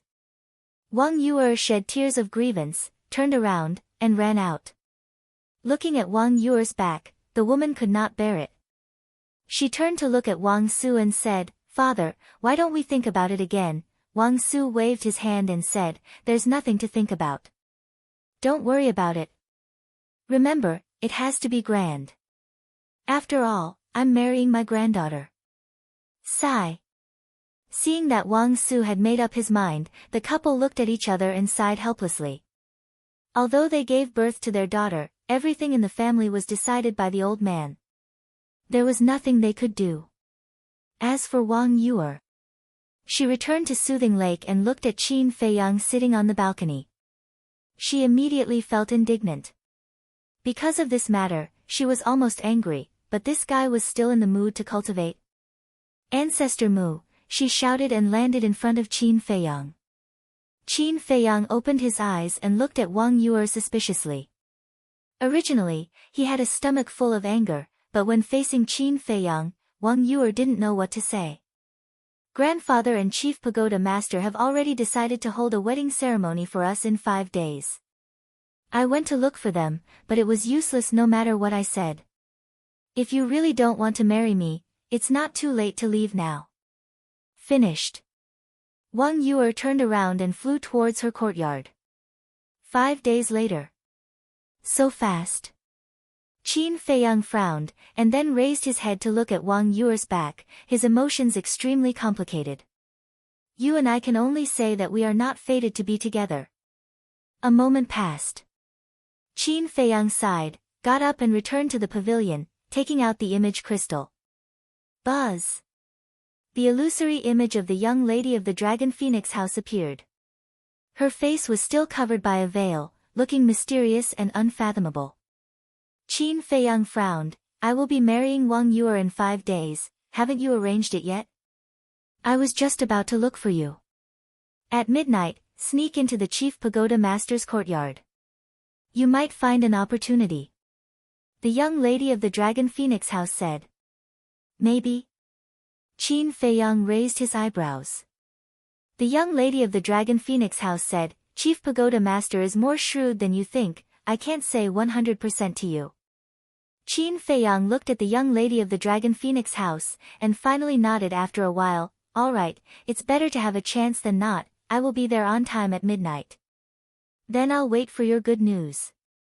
Also, if you really get the 5-colored crystal, you have to think of a way to hand it over to me immediately. The young lady of the Dragon Phoenix house warned. Qin Feiyang did not reply, directly turning off the image crystal and falling into deep thought.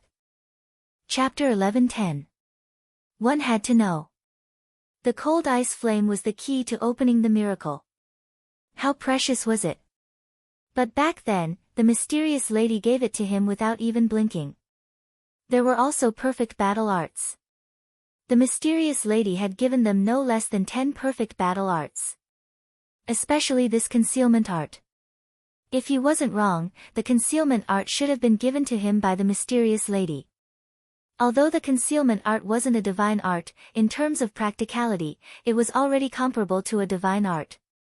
She was even willing to give him such a precious battle art, but now she was scheming to obtain the 5-colored crystal. Obviously. This 5-colored crystal was more valuable than anything else. But what was its value? Qin Feiyang couldn't figure it out. Time passed bit by bit. On this day, Qin Feiyang could be said to have felt like a year. Finally. Dawn was approaching. Success or failure depends on this. Qin Feiyang looked out of the window at the moonlight. A determined light flashed across his eyes as he decisively opened the teleportation gate. Then, he activated the concealment art and entered the teleportation gate. The next moment, he descended outside the Chief Pagoda Master's courtyard. The waning moon hung high in the sky and the night was hazy. In the courtyard, Qin Feiyang didn't see the chief pagoda master, but a window on the second floor of the pavilion emitted a weak candlelight. Qin Feiyang soared into the air and flew to the window. The window was half closed. Looking through the window, one could clearly see that the chief pagoda master was sitting in front of his desk, holding an ancient book in his hand and quietly reading it. His entire body emitted a scholarly aura. Looking at this scene, perhaps no one would have thought that such a modest gentleman would actually be a selfish villain. It's dawn, why isn't there any movement? Qin Feiyang looked at the moonlight and couldn't help but frown. The concealment art could only be maintained for an hour. Once the time was up, even if the chief pagoda master took out the 5-colored crystal, he wouldn't be able to snatch it. Right. Where's the spirit snake emperor? Qin Feiyang scanned the courtyard. Where was this guy hiding now? If something happened later, it might be implicated, so he had to find it first. However, he and the spirit snake emperor were both in a hidden state and couldn't see each other. How could he find it? Suddenly, his eyes lit up. If the spirit snake emperor had really been monitoring the chief tower master, then it should be here right now. Qin Feiyang looked at the window. The window was the best place to monitor the chief tower master. 4 potted plants were placed on the windowsill. They were verdant and full of vitality. As expected. After careful observation, Qin Feiyang found the phantom snake emperor among the green leaves of one of the potted plants. The spirit snake emperor had shrunk to the size of a strand of hair, and its skin had become one with the green leaves. If one did not look for it deliberately, it would be impossible to find it. Qin Feiyang carefully reached out and grabbed the spirit snake emperor. The sudden change startled the spirit snake emperor. It thought that its whereabouts had been exposed. Shoo, it's me. Qin Feiyang hurriedly transmitted his voice. The spirit serpent emperor was taken aback. It immediately glared at Qin Feiyang and said angrily, "You scared me to death." Qin Feiyang teased, "When did you become so timid?" "Nonsense. Why don't you take a look at where you are now?" The spirit serpent emperor glared at him and asked, "Why did you suddenly come here?" Qin Feiyang said, "Something might happen later." "What's going on?" The spirit serpent emperor was surprised. "I'm not sure either." Qin Feiyang shook his head. "If you're not sure, why did you come here?" The spirit serpent emperor was speechless. Boom. However, before it could finish its words, a terrifying emperor's aura suddenly descended on the courtyard. Qin Feiyang was shocked.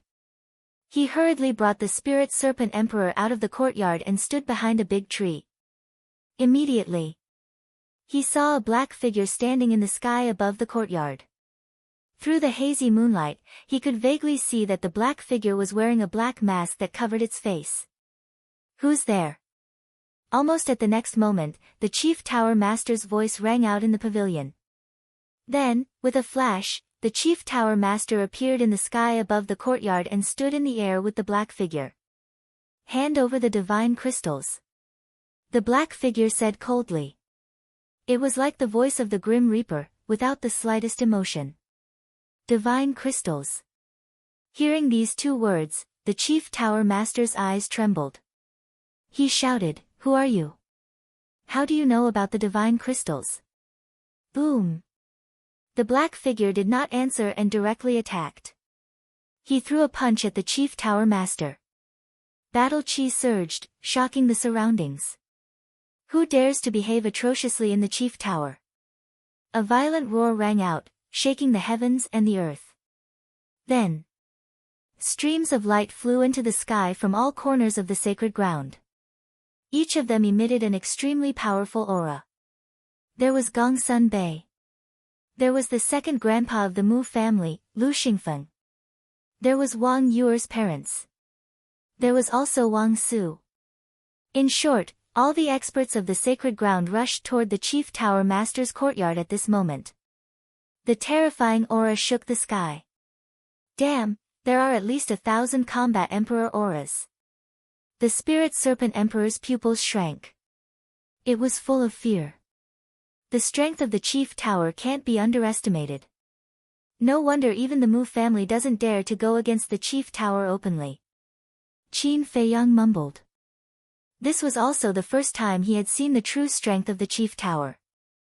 At the same time, seeing that the black figure had attacked in the chief tower master was furious. His aura changed greatly in an instant. If he was a modest gentleman before, then he was now a true ruler of the world. Boom! His eyes shone like two bright moons. He did not dodge at all and slammed his palm toward the black figure. In an instant, when their palms collided, a destructive shockwave rolled out in all directions with the two of them as the center. The courtyard below was instantly turned into ashes. Not good. Qin Feiyang's expression changed. He hurriedly brought the Spirit Serpent Emperor into the castle.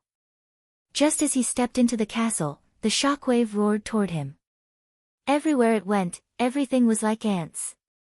They could not withstand a single blow and were turned into ashes.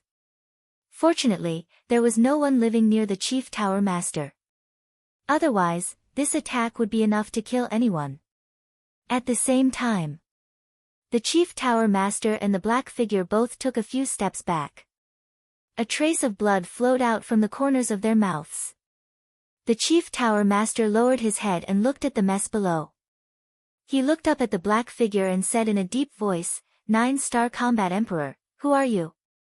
"Cut the crap. I want the divine crystals," the black figure shouted. His words were as sharp as a blade, sonorous and powerful. "Do you think you are qualified to covet the divine crystals?" The Chief Tower Master's body shook and a vast aura broke out from his body. Moreover, within this pressure, there was actually a terrifying divine might. The black figure's pupils shrank. He turned around and flew away without hesitation.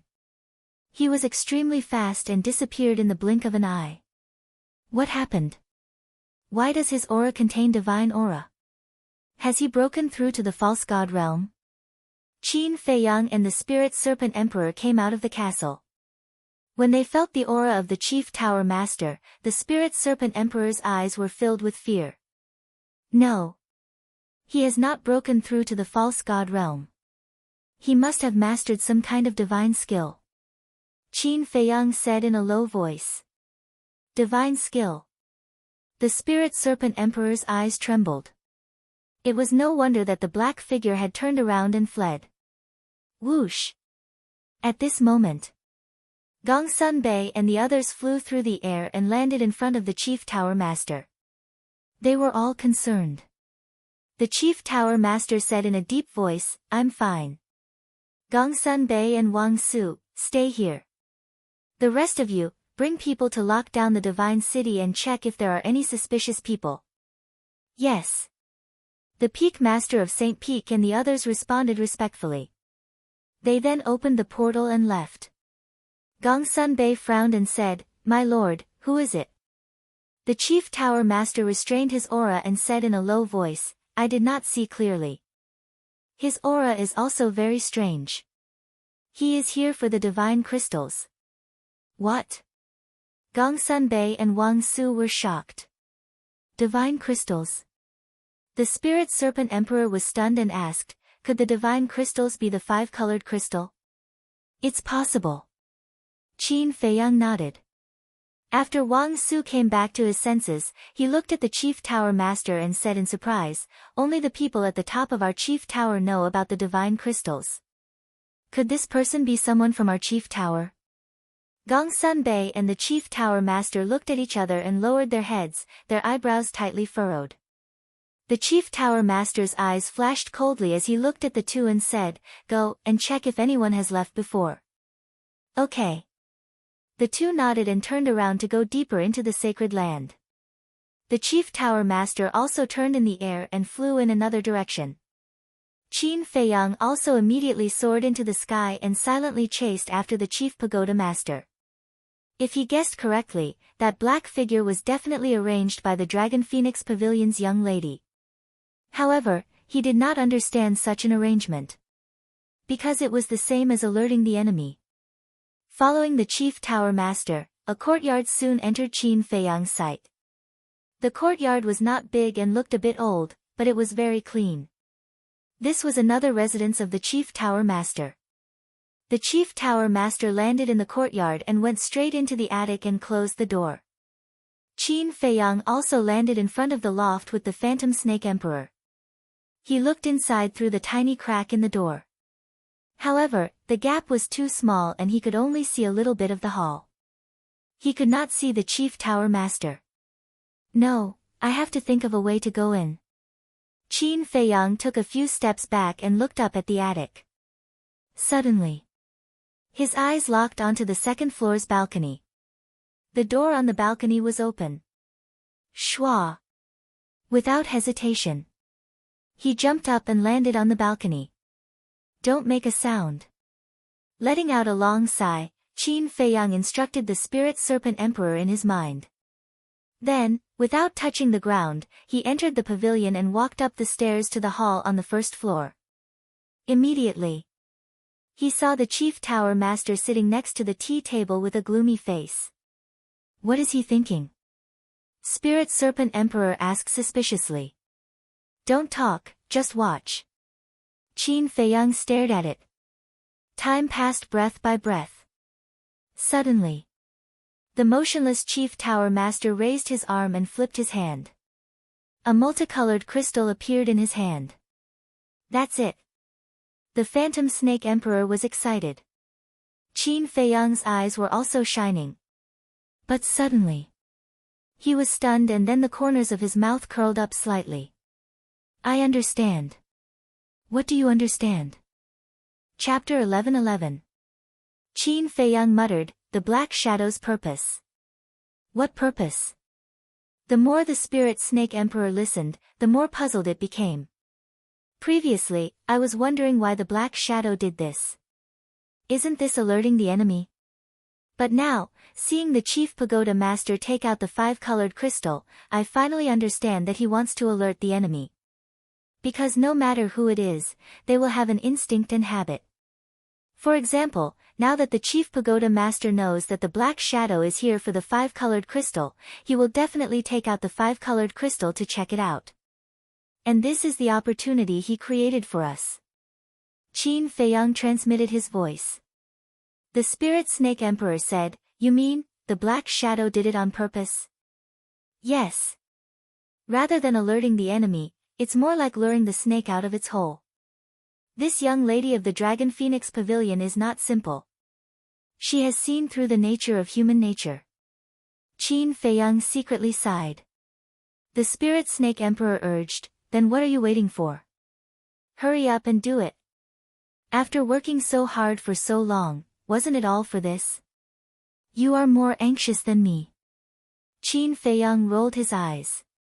The Spirit Snake Emperor said, nonsense, you have been guarding the Chief Pagoda Master every day. If it were you, wouldn't you want to end it sooner?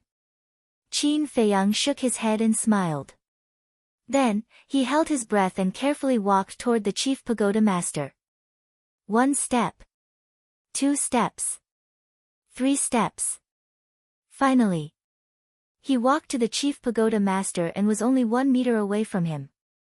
At this moment, whether it was Qin Feiyang or the Spirit Snake Emperor, they all stopped breathing and closed their pores. They were extremely nervous. This was because the person in front of them was a 9-star combat emperor who had mastered a divine art. If they were discovered, not only would they not be able to get the 5-colored crystal, they might even lose their lives here. Hurry up. Seeing that Qin Feiyang did not make a move, the Spirit Snake Emperor anxiously shouted. Looking at Qin Feiyang again. Cold sweat broke out on his forehead. Dong! Suddenly, there was a knock on the door. The Chief Pagoda Master turned his head and asked, who is it? It's us. Gongsun Bei's voice sounded outside. Come in. The Chief Pagoda Master nodded and prepared to put away the 5-colored crystal. We can't delay any longer. Qin Feiyang gritted his teeth, stepped forward, grabbed the 5-colored crystal, and rushed to the second floor like lightning. Chief Pagoda Master stared blankly at his palm. Where were the divine crystals? How could he just watch as he disappeared? Creak. Gongsun Bei and Wang Su pushed open the door. Who? Get the hell out here. It was also at this moment. The chief pagoda master suddenly stood up. His aura erupted, and the pavilion was instantly razed to the ground. Gongsun Bei and his companion were caught off guard and were sent flying as well. Blood flowed out of their mouths. Their faces were filled with bewilderment. What was going on? At the same time, Qin Feiyang, who had just run to the balcony on the second floor and was about to leave, was also forced to reveal his true form under the terrifying aura. Furthermore, like Wang Su, he was sent flying on the spot. But the situation was worse than Wang Su and his companion. Although Wang Su and his companion were also sent flying, they were unprepared. In terms of strength, Gongsun Bei might be a little weaker, but Wang Su was not weaker than the chief pagoda master. And Qin Feiyang was only a 4-star battle saint. How could he be unscathed in the face of the chief pagoda master's aura? Not only were his internal organs shattered, but his body was also badly mutilated. Even his qi was shattered. The heart-wrenching pain struck every nerve in his body, and his consciousness was fainting.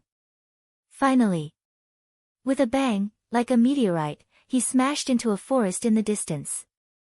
But in his hand, he held the 5-colored crystal tightly. What? It's actually purple gold blood? The chief pagoda master also noticed Qin Feiyang at the first moment. However, because all of this happened too quickly, he didn't see Qin Feiyang's true appearance. He only saw the purple gold dragon blood on Qin Feiyang's body. But it was this purple gold dragon blood that made his body and mind tremble. His face was filled with disbelief. At this moment, Gongsun Bei and his companion steadied their bodies and looked at the small forest in the distance. Then, they looked at the chief pagoda master and asked, what happened? The chief pagoda master didn't answer and scanned the ground. Soon, he found a large amount of purple gold dragon blood on the ground not far away. Swish! He took a step forward and landed on the ground. He squatted on the ground and observed closely. There's dragon power. It's indeed purple gold dragon blood. The next moment, he suddenly stood up, and his eyes were filled with coldness. How is this possible? This is purple gold dragon blood. Wang Su and Gongsun Bei came over to take a look. Their expressions changed instantly. Obviously, they also knew the secret of the purple gold dragon blood. Gongsun Bei asked in surprise, "My lord, what happened?" The chief pagoda master said, "The divine crystal was stolen, and this person should be a descendant of the Qin emperor." What? Their expressions changed greatly. At the same time, in the small forest, there was a huge deep pit. Qin Feiyang was lying inside, dripping with blood. His eyes were closed as if he had fainted, and his breath was extremely weak. Suddenly, he slowly opened his eyes and shook his dizzy head. His face was filled with fear. Too strong. It was just an aura, and it almost killed him. Was a 9-star combat emperor so terrifying? But the next moment, his expression changed and he roared, "Spirit Snake Emperor, where are you? Come out quickly. Stop shouting, I'm not dead yet." The Spirit Snake Emperor's weak voice sounded behind Qin Feiyang. Qin Feiyang struggled to get up. The pain all over his body made him grimace. But he couldn't care less about the pain now. He quickly turned around and looked at the Spirit Snake Emperor. When he saw the Spirit Snake Emperor's condition, he was stunned. The Spirit Snake Emperor was lying on the ground. Its body was also covered in wounds, but its small eyes didn't show any obvious signs of weakness. This was strange. One had to know. The Spirit Snake Emperor's cultivation was lower than his. Fortunately, I reacted quickly and hid behind you in time, so I wasn't hit by the aura. Otherwise, with my cultivation, I would have died long ago. It's too scary. I don't want to see him again in this lifetime. The spirit snake emperor got up, its eyes filled with fear. I'm afraid it won't be as you wish, Qin Feiyang smiled bitterly. He had already sensed that the chief pagoda master's aura was approaching. However, as long as the spirit snake emperor was not dead, it was fine. Otherwise, he would feel guilty and blame himself for the rest of his life. As expected. As soon as he finished speaking, 3 figures broke through the air and landed above the deep pit. It's you, Ancestor Mu. When they saw Qin Feiyang's true appearance, the chief pagoda master and the other 2 were once again in disbelief. Yes, it's me. Qin Feiyang raised his head and looked at the 3 of them, nodding. Now that the 5-colored crystal was in his hands, there was no need to hide it anymore. Why? Wang Su roared. Qin Feiyang looked at the 5-colored crystal and smiled faintly. I entered the chief pagoda for this. What? For the divine crystal. So, you're really using young Master Hao and you, Gong Sun Bei shouted. Yes. Qin Feiyang nodded. As long as he admitted it now, Wang Yu, would definitely give up on him completely. This is too much. I'm going to kill you with my own hands. Wang Su was furious. Old Wang, wait. The chief pagoda master reached out and stopped Wang Su. He looked at Qin Feiyang and said, how do you know about the divine crystal? Who are you to the Qin emperor? What's your relationship with that black shadow just now? The Qin emperor is my ancestor. As for my true identity, I believe you should be able to guess it now. As for how I know about the divine crystal and that black shadow, I have no comment. Qin Feiyang said. You can guess it. The 3 of them frowned. Suddenly, Gong Sun Bei's eyes trembled as he exclaimed, You're Qin Feiyang. Qin Feiyang smiled and said, Brother Gong Sun, you're smart. It's you. You've hidden it well. The chief pagoda master said word by word as his eyes flashed with killing intent. Thank you for the compliment. You're not bad yourself. On the surface, you asked me to be your disciple, but you secretly sent someone to kill me. Qin Feiyang sneered. Wang Su raised his eyebrows and said, Don't slander me. When did the chief pagoda master send someone to kill you? Old Wang, you still don't know. When I accompanied young Master Hao and Wang Yu, to Azure Sea, he sent a 7-star combat emperor to assassinate me. I don't know the name of this 7-star combat emperor, but you definitely know him. He's an old man with only 1 arm. Qin Feiyang said. Old man. 1 arm. Wang Su was stunned. He turned to look at the chief pagoda master and asked, is he talking about the deputy master of the Oracle Palace, 1-armed? Or the deputy master of the Oracle Palace? Qin Feiyang was stunned. He looked at the chief pagoda master and said, Not bad, not bad. He's a big fish. Unfortunately, he died like this. For the chief pagoda, it should be a big loss, right? Shut up. Wang Su shouted at Qin Feiyang. He looked at the chief pagoda master and asked, Is this true? It's not important anymore. The chief pagoda master replied expressionlessly.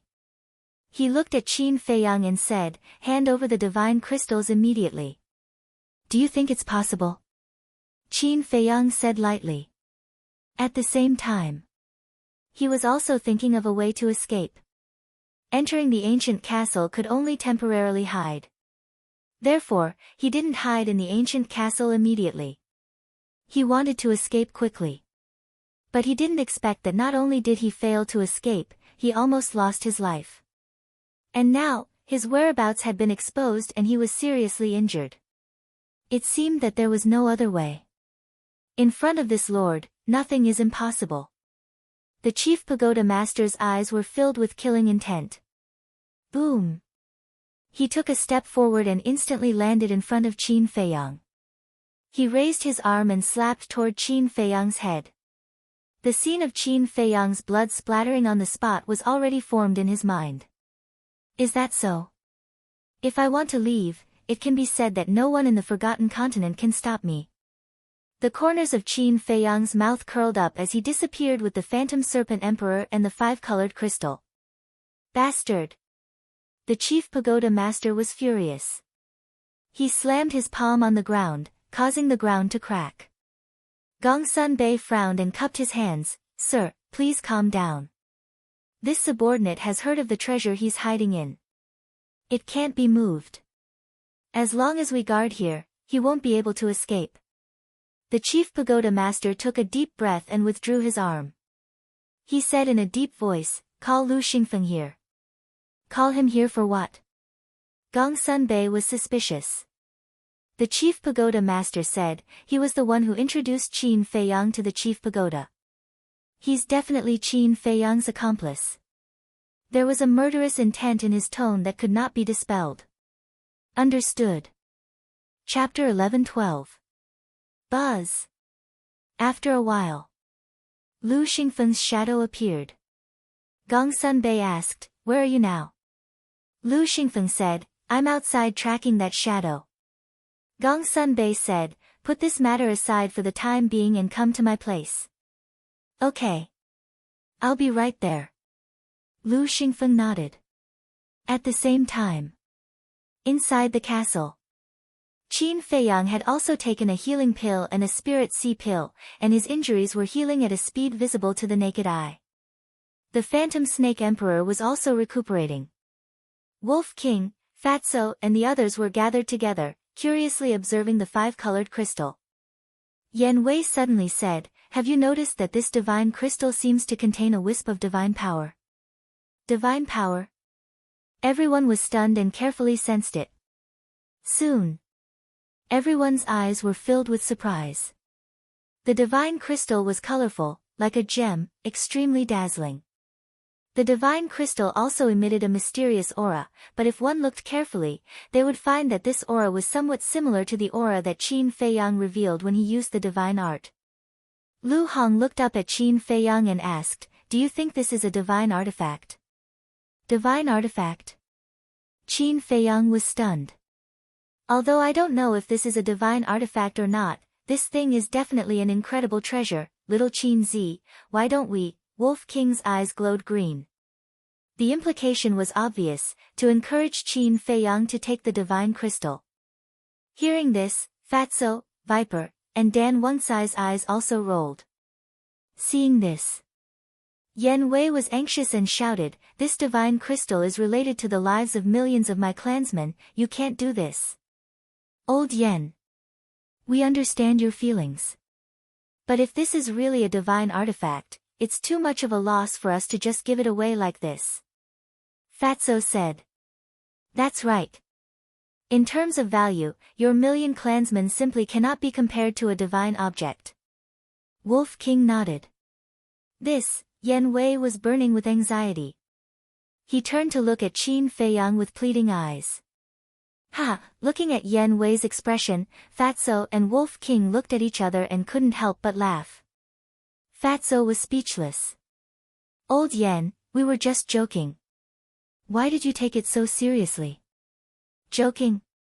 Yan Wei was stunned. "Yeah.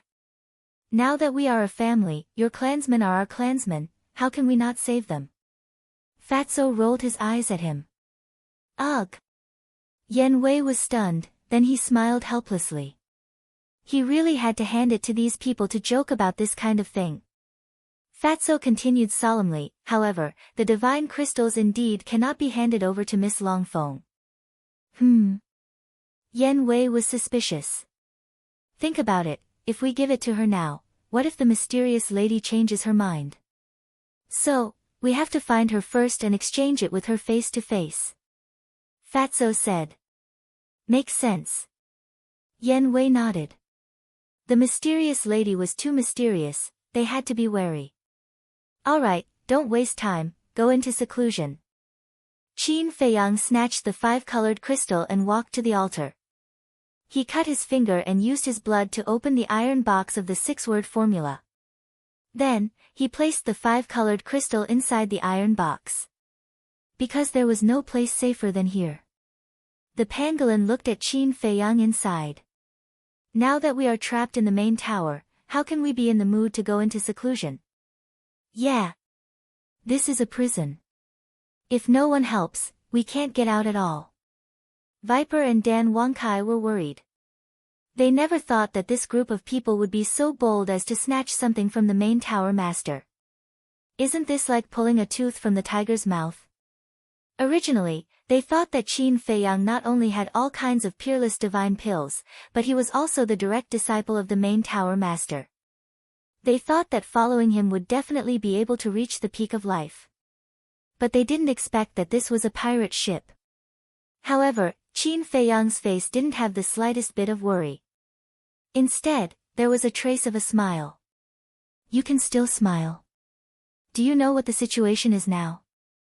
Everyone looked at him with dissatisfaction. Qin Feiyang smiled and said, "We'll be fine. You guys can rest assured." Everyone was surprised. The divine crystal is in my hands. The mysterious lady won't let me die. She will definitely find a way to save me. As for that Lu Xingfeng, I can't help but pray for him now. Qin Feiyang joked. The Mu family has used us for so long. It's time for them to pay the price. Lu Hong snorted. Her eyes flashed coldly. In the blink of an eye. Outside. Lu Xingfeng came. Looking at the broken ground in front of him, his eyes were full of surprise. Isn't that the purple gold dragon blood? Could it be that Qin Feiyang has been here? Suddenly. He noticed the purple gold dragon blood in the big pit, and the surprise in his heart grew stronger. Back then, when Qin Feiyang's bloodline returned to its ancestral state, Mu Qing, the Mu family's first ancestor, the second ancestor, and Yiglao were all present. So as Mu Qing's second grandfather, an important figure in the Mu family, of course he would know. Lu Xingfeng. The main tower master jumped up and landed beside Wang Su, looking at Lu Xingfeng. Subordinate is here. Lu Xingfeng shuddered and hurriedly bowed. The main tower master said, I ask you, why did you recommend Ancestor Mu to enter the main tower? How did you get to know him? Why do you ask? And this question, subordinate has answered before. It's because I saw his talent and felt that he was a talent, so I let him enter the main tower. Lu Xingfeng hurriedly said. He couldn't help but feel nervous. The main tower master suddenly asked this, it definitely wasn't on a whim. Talent? The main tower master was so angry that he laughed and nodded, yes, he is indeed a talent. He even dared to scheme against me, who else can be more capable than him? Scheme? Lu Xingfeng's eyes trembled, and hurriedly said, Master, did something happen?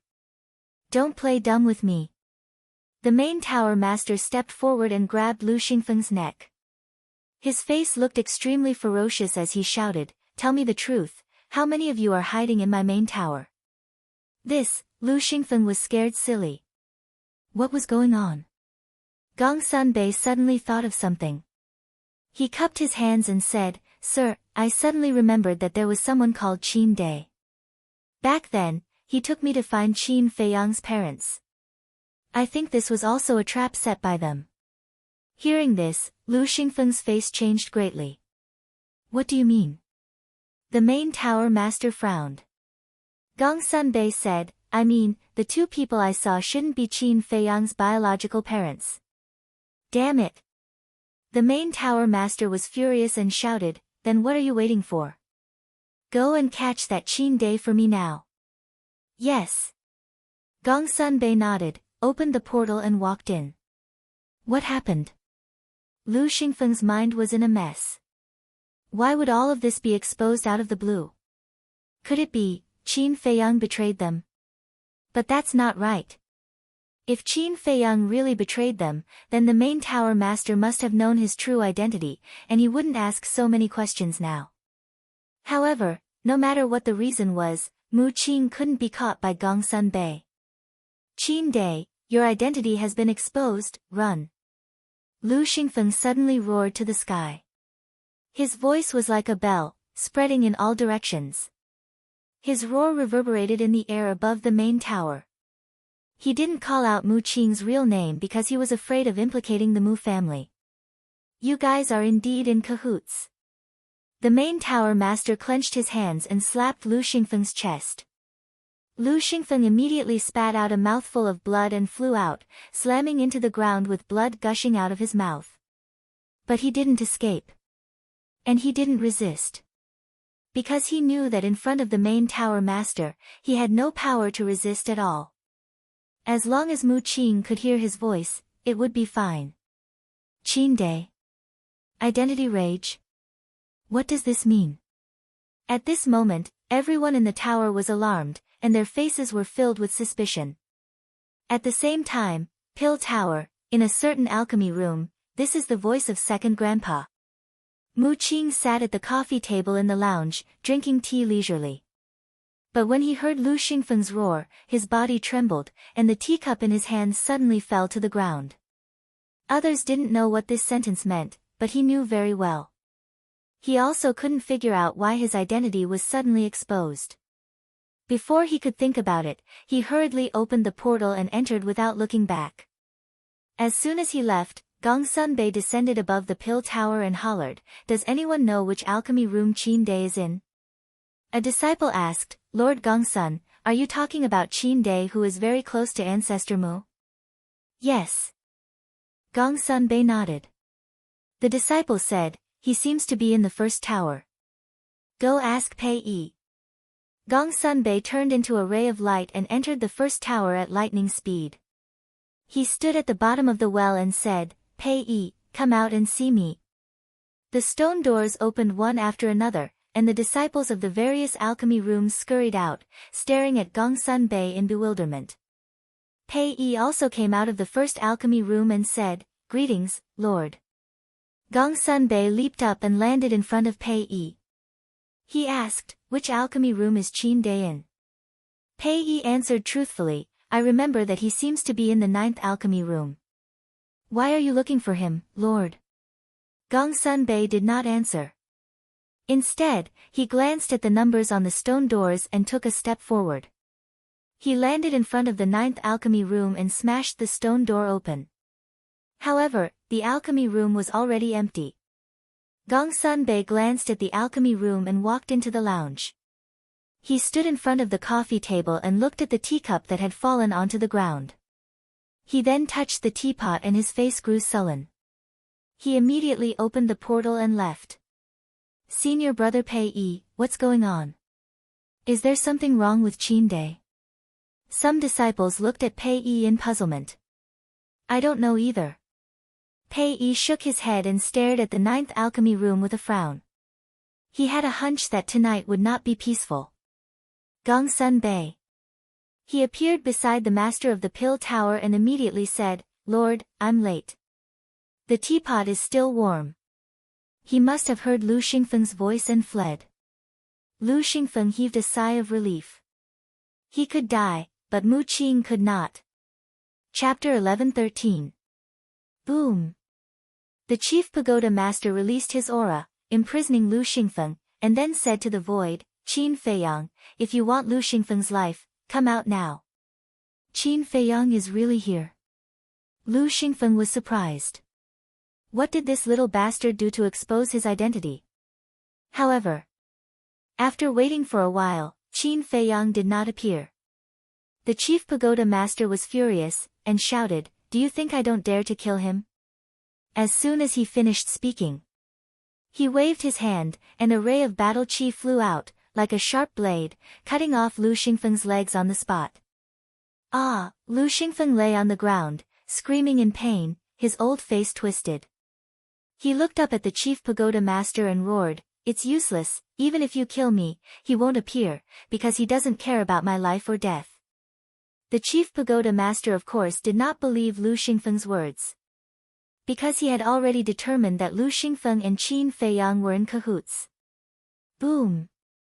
At this time, 3 powerful auras descended above the 4 of them. They were 3 old men. They were over 50 years old, with white hair. But the aura they exuded was unfathomable. If Qin Feiyang was here, he would definitely recognize that these three were the guardians of the land of inheritance. One of them looked ordinary, with a scar above his left eye. He was the one who secretly helped Qin Feiyang. Greetings to the three ancestors. Seeing the three appear, the chief pagoda master, Wang Su, and Gong Sun Bei all bowed. One of the old men glanced at the messy ground and frowned. What happened? Why is it like this? The chief pagoda master said truthfully, the divine crystal was stolen by Qin Feiyang. What? Qin Feiyang. Why is he in the chief pagoda? And the divine crystal, haven't you been keeping it with you? How could it be stolen by him? The three were furious. This little bastard stole the divine crystal. At the same time, Lu Xingfeng's face was also full of disbelief. It was obvious. He also knew the secret of the divine crystals. Facing the anger of the three old men, the chief tower master was like a child who had done something wrong. He lowered his head and remained silent. Hurry up and tell me. The old man with the scar above his left eye shouted. Not long ago, a black shadow suddenly broke into the main tower and wanted to snatch the divine crystals. In the end, I drove him away. I thought this matter was over for the time being. After I came here, I took out the divine crystal to check. But I didn't expect that Qin Feiyang had been hiding in the dark all this time and stole it when I wasn't paying attention. The chief tower master said. Bastard! This is clearly luring the snake out of its hole. You can't even see this. I really don't know what's in your head. The scarred old man shouted angrily. The chief pagoda master's eyes trembled. Ancestors, you can't blame His Excellency for this. It's Qin Feiyang who concealed himself too well. You might not know about his other identity. His other identity is ancestor adoration. And as far as I know, he also has a battle art that can make him invisible. When he snatched the divine crystals, he should have used this battle art. Gong Sun Bei said. What did you say? Ancestor admiration is Qin Feiyang? They had heard of it before. The three old men were surprised. Yes. Gong Sun Bei nodded. The three old men looked at each other. After recovering, the scarred old man asked, what about that black shadow? Did you find him? Gong Sun Bei, Wang Su, and I just discussed it. We think that only the upper echelons of our main tower know about the divine crystals. So, we all suspect that there might be a mole among us. The chief tower master said. The scarred old man shouted, then go investigate.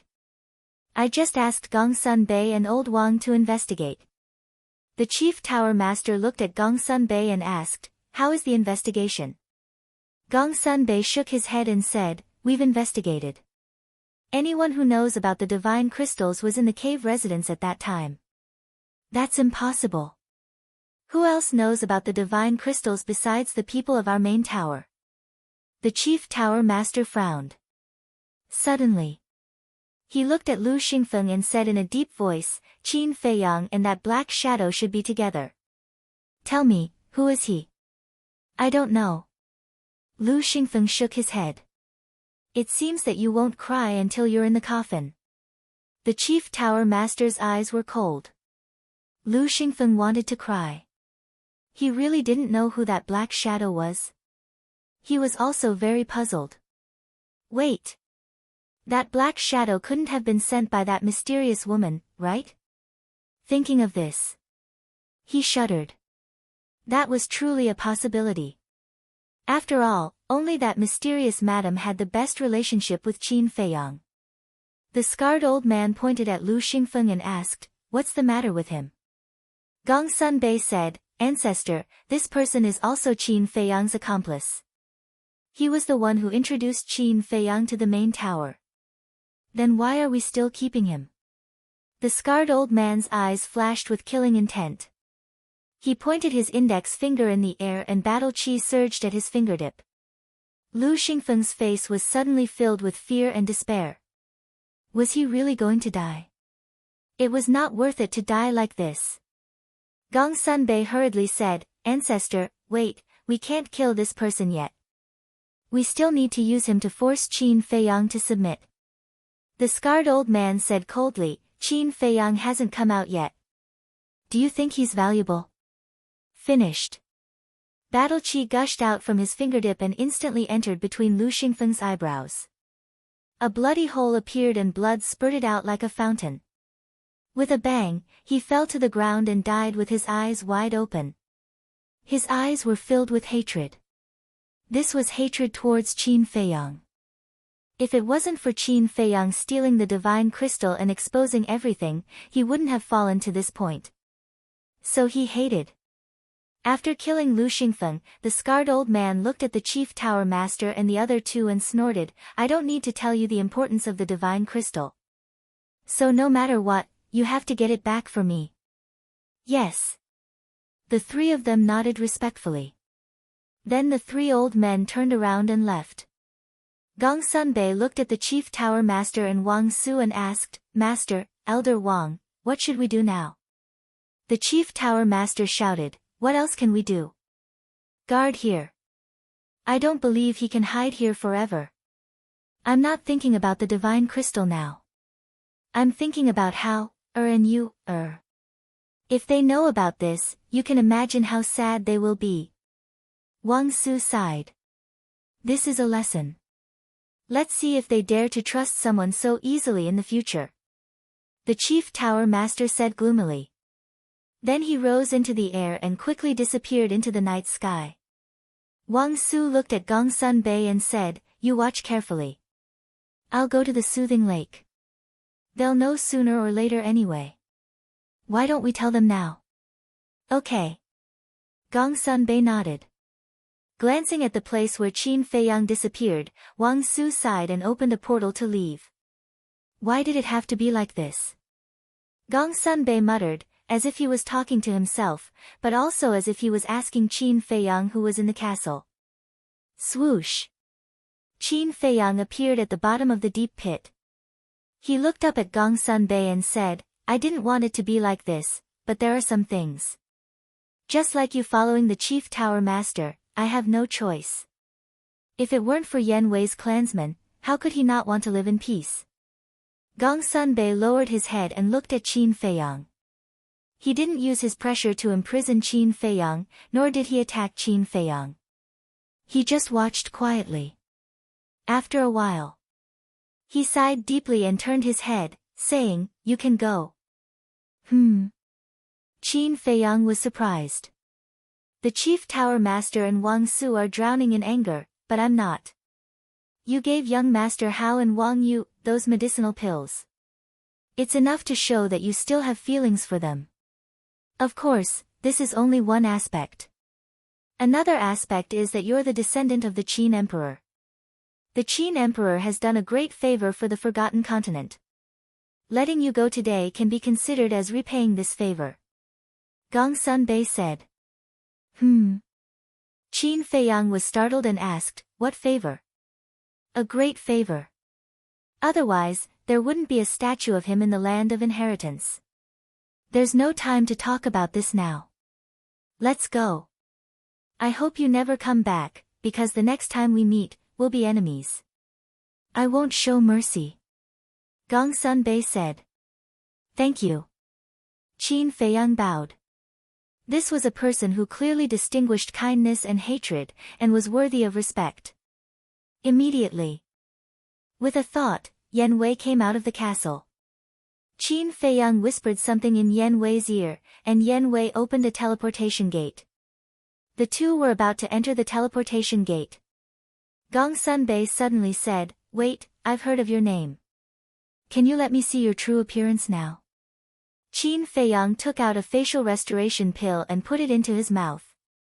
His face and figure immediately changed. Very quickly. A handsome face appeared in Gong Sunbei's line of sight. His facial features were well defined, as if they were carved by a knife. His dark eyes were like black gemstones, without any impurities, looking extremely deep. His 7-foot body was tall and straight like an iron pine, filled with a masculine aura. After so many years, he had long since shed the immaturity and naivety of his youth. He had become more mature and steady. Although he wasn't very handsome, he exuded a unique charm from head to toe, making people unable to help but take a few more glances at him. Gong Sunbei sized up Qin Feiyang and said with a smile, "You really look like the Qin Emperor." Qin Feiyang said, "You've seen him?" Gong Sunbei shook his head and said, "When he roamed the world, I wasn't born yet. How could I have seen him? I've only seen his statue." Qin Feiyang nodded in realization and didn't stay any longer. He walked into the teleportation gate with Yen Wei. In the blink of an eye, the two disappeared into the teleportation gate. The teleportation gate also quickly disappeared. Sigh, Gong Sunbei retracted his gaze and looked at the waning moon in the night sky. He let out a weak sigh, then sat cross-legged on the ground, staring intently at the deep pit. He would pretend that Qin Feiyang's departure didn't happen. He would continue to follow orders and guard. At the same time, on the other side, there was a small forest. Behind a small tree, there was a black shadow standing there. He had no aura at all, like a ghost, hiding in the darkness, watching Gong Sunbei from afar. I originally wanted to take action and rescue Qin Feiyang, but I didn't expect Gong Sunbei to let him go. Behind the chief pagoda master's back, letting Qin Feiyang go. Gong Sunbei, what kind of person are you? A moment later. Chapter 11-14. At the same time. Mu Jia. In a certain hall. Mu Jia's lord leaned on the upper seat and looked at Mu Qing, who suddenly appeared. He asked suspiciously, "Why did you suddenly come back?" Mu Qing said anxiously, "Go and save second grandpa." Mu Jia's lord froze. He sat up straight and looked at Mu Qing with a frown. "Second grandpa is in danger." Mu Qing roared. "What danger?" Lord Mu was surprised. "I don't know. Just now, I suddenly heard his roar, saying that my identity was exposed and told me to run away immediately. If it wasn't for an emergency, he definitely wouldn't have done this. Hurry up and think of a way, second grandpa must be in danger now." Mu Qing urged, her heart burning with anxiety. Lord Mu suddenly got up, his face was gloomy like water. He said in a deep voice, "Let's go and discuss this matter with the ancestors." Mu Qing nodded. The two immediately left the hall in a hurry. Calm Heart Lake. No way. How could he be Qin Feiyang? Wang Su has also told young Master Hao and Wang Yuer about Qin Feiyang's identity and the robbery of the divine crystal. Both of them were in disbelief and couldn't accept this fact. Wang Su looked at the two and sighed. This is what he admitted himself. He is the descendant of the Qin Emperor and has the power of the purple gold dragon blood. Impossible. I don't believe it, I have to ask him face to face. Wang Yuer shook her head frantically and opened the portal. Wang Su grabbed Wang Yuer and said angrily, Grandpa will lie to you again." "No. I must ask him to answer me personally." Wang Yuer broke away and ran in without looking back. "I don't believe it either." Young Master Hao shook his head and also ran into the portal. Sigh. What a sin. Wang Su sighed deeply and helplessly followed. At the same moment. Longfeng Pavilion. Although it was late at night, it was still lively and noisy. Inside the room of the Miss of Longfeng Pavilion. Whoosh! Suddenly, two figures appeared out of thin air. One of them looked to be in his 20s. His body was covered in blood, his face was pale, and his eyes were weak. It was Qin Feiyang. The person beside him was naturally Yen Wei. Young Master Qin's ability did not disappoint us. With regards to Qin Feiyang's arrival, the young miss of the Dragon Phoenix house was not the least bit surprised. She was still sitting behind the curtain, and her tone carried a hint of admiration.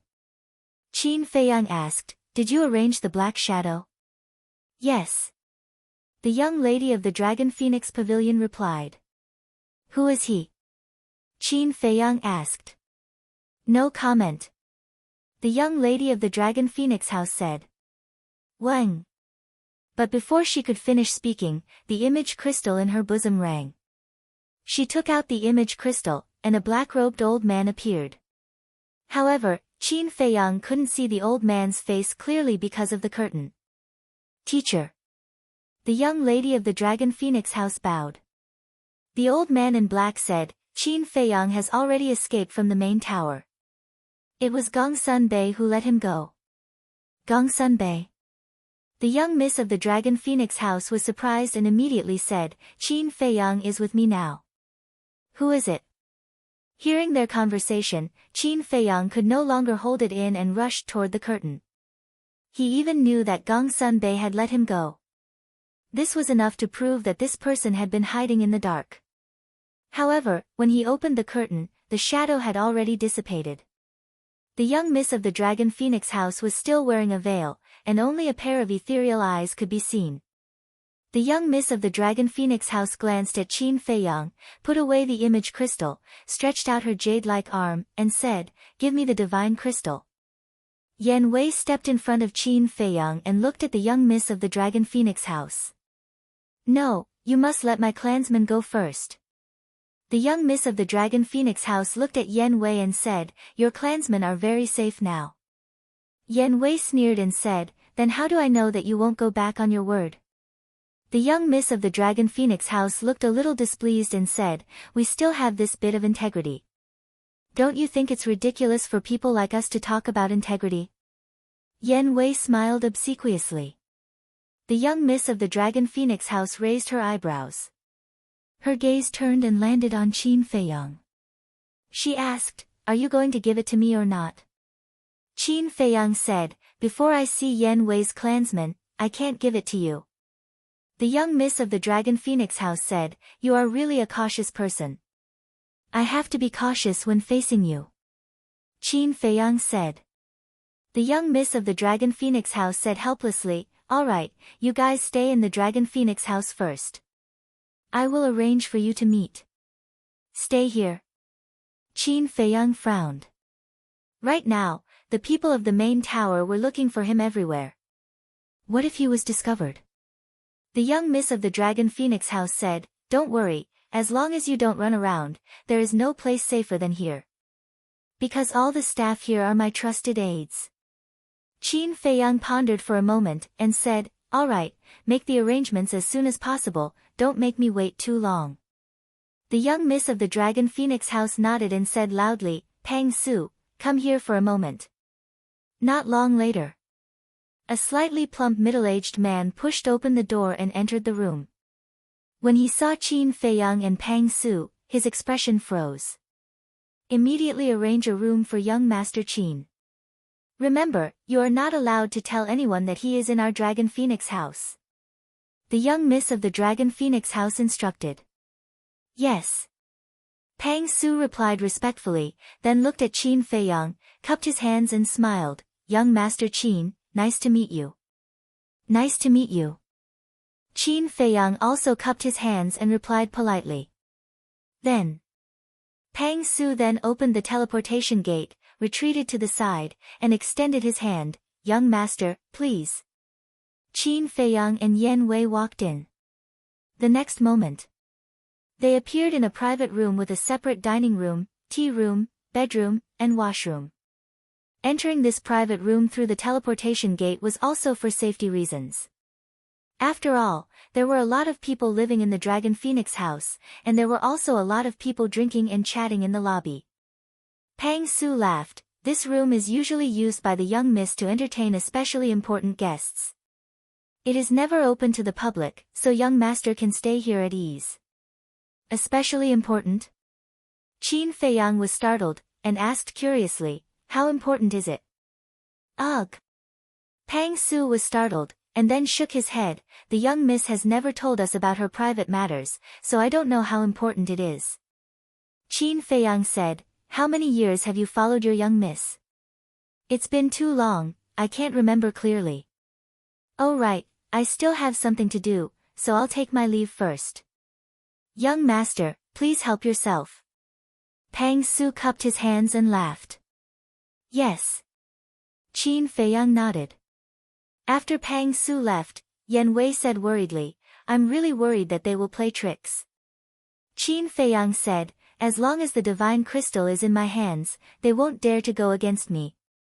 Seeing that Yan Wei was still worried, Qin Feiyang patted his shoulder again and laughed, don't worry, no matter what, I will save your clansmen. Stay here and watch, I'm going to take a bath. Yan Wei nodded. Qin Feiyang turned around and entered the washroom. Not long after, the sound of running water could be heard. Yan Wei walked to the window and opened it a little, paying close attention to the situation outside. At the same time, Ancestor Mu, come out quickly, main tower. Beside the deep pit. Young Master Hao roared. Wang Yu was also sobbing. Looking at the two of them in pain, Wang Su felt uncomfortable and said angrily, Qin Feiyang, if you are still a man, come out and say it clearly. Gong Sunbei glanced at the three of them and sighed, saying in a low voice, Elder Wang, take them back. Wang Su said helplessly, look at them now, do they look like they will leave? Shua. Suddenly, the main tower master descended above the deep pit and glared at Gong Sunbei, shouting, how are you guarding? Gong Sunbei was stunned and stood up suspiciously, Sir, why do you say that? Wang Su also looked at the main tower master in confusion. The main tower master said gloomily, I just received news that Qin Feiyang is at Longfeng Pavilion. Longfeng Pavilion. Gong Sunbei was shocked and hurriedly said, impossible, this subordinate has been guarding here and didn't see him come out? Is that so? The main tower master asked. Obviously, he was beginning to suspect Gong Sunbei. It's true. How would this subordinate dare to disobey Sir's orders? Gong Sunbei hurriedly said, his forehead covered in cold sweat. The main tower master said in a low voice, then why is he at Longfeng Pavilion? You were here alone just now, you have to give this seat a reasonable explanation, right? Gong Sunbei's gaze trembled as he said anxiously, Sir, this subordinate really doesn't know. The main tower master looked at him deeply and opened a teleportation gate, you better not let me find out that you are the one behind this. Otherwise, even if you kneel down and repent, I won't let you off. Let's go, follow me to Longfeng Pavilion. After saying that, he stepped into the teleportation gate. Gong Sunbei hurriedly followed. Wang Yu, and young Master Hao looked at each other and also quickly rushed into the teleportation gate. Sigh. Wang Su sighed and also followed in. Longfeng Pavilion. Inside the pavilion, Yan Wei was still standing in front of the window, paying attention to the situation outside, but suddenly a strong sense of uneasiness emerged in his heart. This uneasiness even lingered. What's going on? His eyes were filled with surprise. Boom! Suddenly, a terrifying aura descended. His body trembled as he hurriedly turned around to look. He saw that the main tower master had actually descended into the room out of thin air. How is this possible? His expression changed as he roared, Qin Feiyang, run! Run? The main tower master smiled coldly as his pressure roared out, immediately imprisoning Yan Wei. Moreover, that pressure also enveloped the entire Longfeng Pavilion. In an instant, everyone in the Longfeng Pavilion was imprisoned, including Qin Feiyang and the miss of the Longfeng Pavilion. At the same time, young Master Hao and the others also appeared in the room one after another. Where is he? Seeing that there was only Yan Wei in the room and no Qin Feiyang, they couldn't help but frown. But in the next moment, they all looked towards the bathroom because there was the sound of running water coming out from the bathroom. The main tower master shouted, Gong Sunbei, go and drag him out for me. No need, put away your pressure, I will come out myself. Qin Feiyang's voice sounded in the bathroom, bringing with it a haze that couldn't be dispelled. The main tower master glanced at the bathroom gloomily, and the pressure relaxed slightly. Chapter 11:15. Soon, the door to the washroom slowly opened. Qin Feiyang, who was wearing a pure white robe, slowly walked out. It's really Qin Feiyang. Wang Yu, and young Master Hao looked at Qin Feiyang with trembling eyes. Although this was the first time they saw Qin Feiyang in person, they had seen Qin Feiyang's appearance before. Qin Feiyang glanced at the two, took a deep breath, and walked toward Yan Wei. What are you doing? Didn't I tell you to leave immediately? Gong Sun Bei's angry voice sounded in Qin Feiyang's mind. I had something I had to do, but I don't understand. How did you know I was in the Dragon Phoenix Pavilion? Qin Feiyang thought. I don't know either. The Chief Tower Master suddenly found me and said you were in the Dragon Phoenix Pavilion. He was already suspecting me. I let you go. Gong Sun Bei said telepathically. I'm sorry. I dragged you into this. Qin Feiyang apologized secretly. Gong Sun Bei sighed. It's meaningless to say this now. Do you remember what I told you before you left? The next time we meet, we'll be enemies. Qin Feiyang fell silent. When he walked to Yan Wei shouted, Didn't I tell you to run? As long as Qin Feiyang entered the castle, the Chief Tower Master wouldn't be able to do anything to him. If I run, what will you do? You'll be killed mercilessly like Lu Xingfeng. Qin Feiyang smiled faintly. Why are you thinking about me?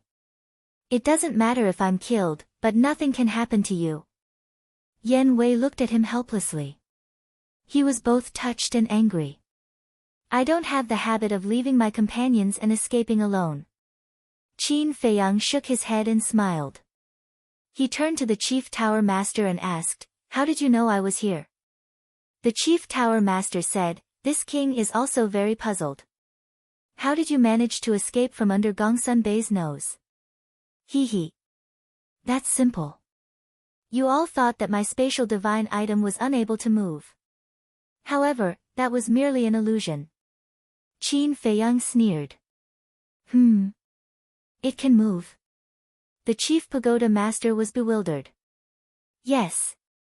Qin Feiyang nodded. This way, Gong Sun Bei was cleared of suspicion. Gong Sun Bei was also very cooperative and said in realization, So that's how it is. I was wondering why you suddenly appeared in the Dragon Phoenix Pavilion. Qin Feiyang smiled as he looked at the Chief Tower Master and said, Can you answer my question now?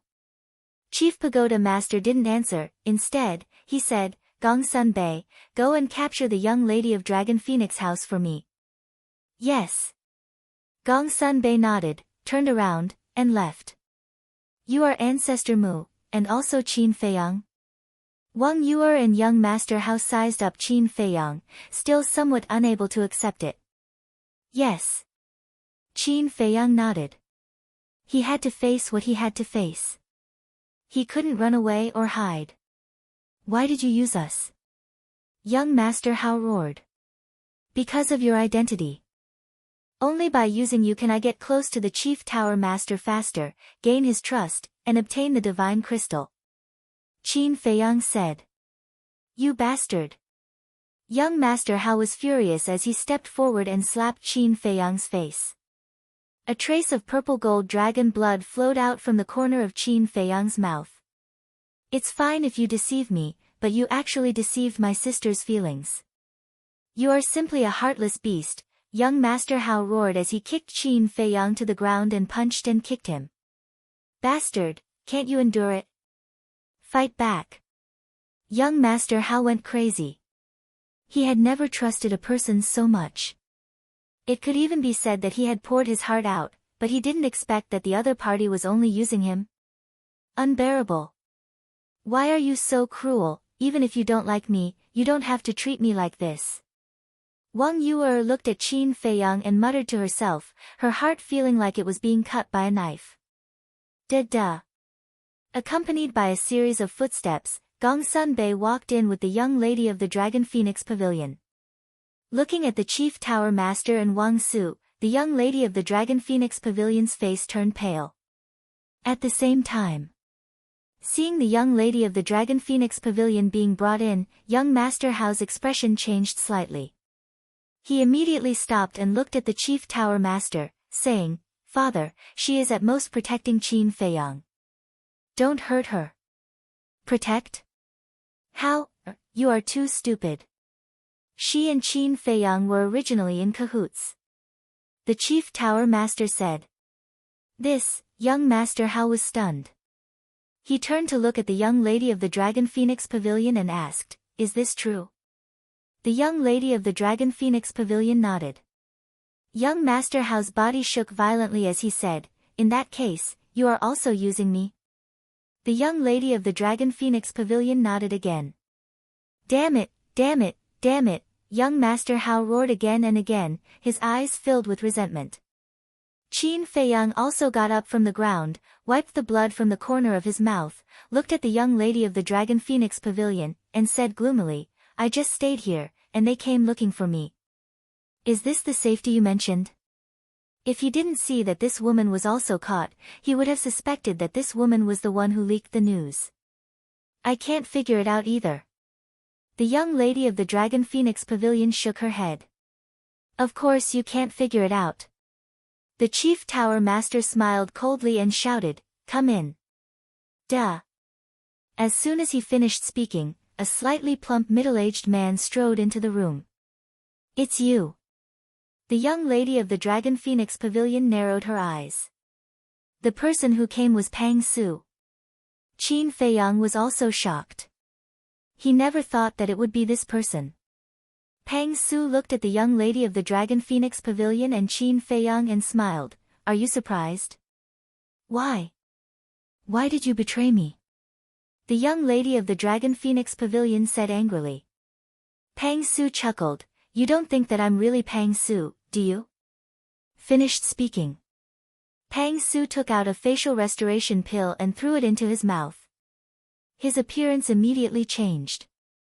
Very soon, a thin middle-aged man appeared in front of everyone. "It's actually him." Gong Sunbei's pupils contracted. "You know him?" Qin Feiyang transmitted. "Yes. He is an oracle of my Oracle Hall.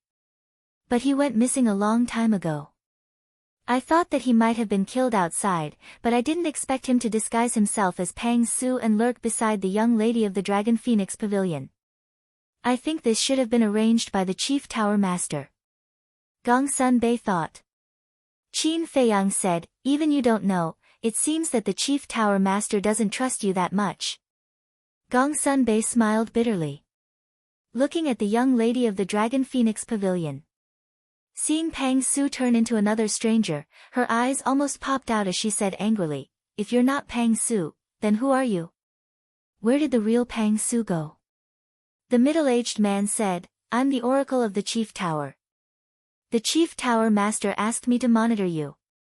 As for the real Pang Su, he's already dead." "What?"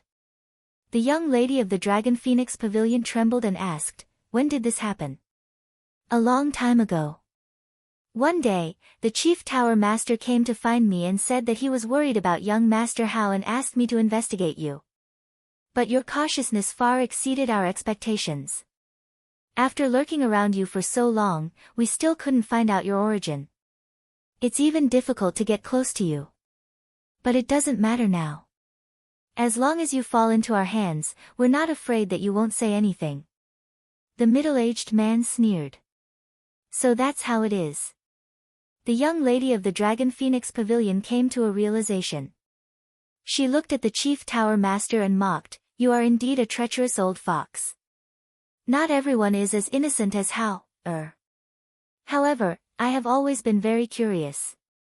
Hao is so obsessed with you. What do you look like?"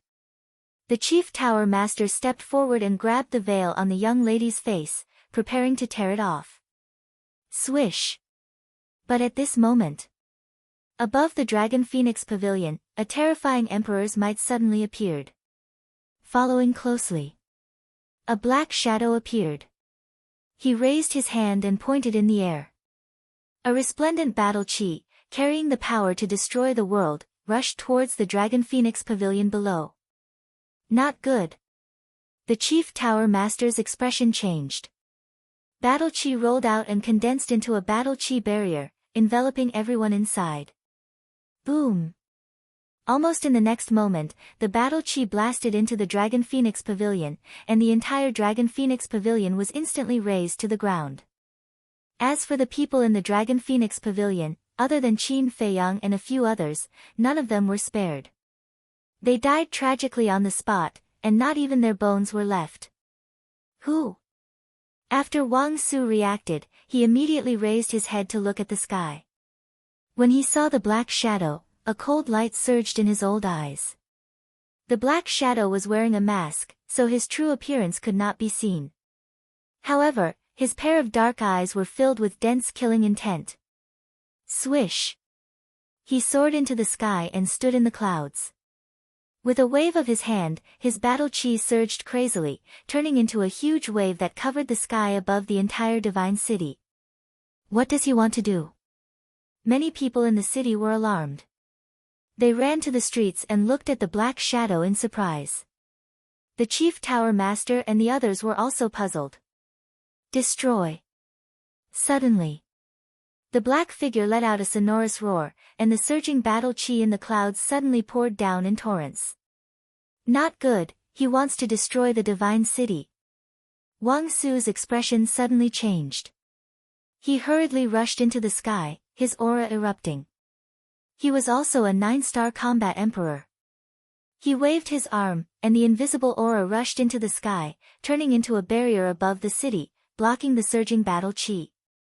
However, the black shadow's strength was not lower than his. The battle chi crazily fell. Wang Su's face gradually turned pale, and even a trace of blood flowed from the corner of his mouth.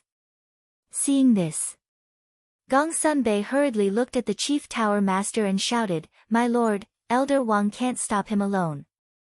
Quickly go and help. You watch over them. If you let them escape again, I'll hold you responsible." The chief tower master glanced at Elder Wang and said to Gong Sunbei.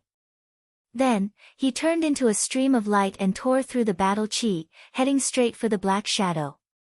Now that we're enemies, don't blame me. Gong Sunbei secretly transmitted his voice to Qin Feiyang. Then, he released his aura and firmly imprisoned the three of them. The young lady of the Dragon Phoenix Pavilion looked at the black shadow worriedly. She suddenly turned her head to look at Gong Sunbei and sneered, "You can't stop us." Gong Sunbei was surprised. His aura did not imprison her. Boom! The next moment, a mighty emperor aura rushed out of the young lady of the Dragon Phoenix Pavilion. Her black hair fluttered in the sky, and her pale golden dress rustled. She was like an ice fairy that had descended to the world. Her entire body emitted a shocking cold current. What? An 8-star combat emperor. Gong Sunbei was shocked. Chapter 11:16. While Gong Sunbei was distracted, the young lady of the Dragon Phoenix Pavilion raised her arm and slapped Gong Sunbei's chest with all her might. Pooh! Gong Sunbei spat out a mouthful of blood and was sent flying. Run! The young lady of the Dragon Phoenix Pavilion shouted. Yan Wei immediately opened a portal. Don't even think about leaving. Gong Sunbei's eyes were like lightning. He stepped into the void and stabilized his body before shooting toward Qin Feiyang and Yan Wei. The next time they met, they would be enemies. He was not joking. However, at this moment, the young lady of the Dragon Phoenix Pavilion stepped in front of Qin Feiyang and Gong Sunbei. Battle chi surged from her palm as she slapped toward Gong Sunbei. Humph! I let you succeed just now because I was not prepared. In terms of strength, you are too weak. Gong Sunbei stepped forward as his emperor's aura erupted and shook the sky. He is also an 8-star combat emperor. The young lady of the Dragon Phoenix Pavilion's pupils contracted.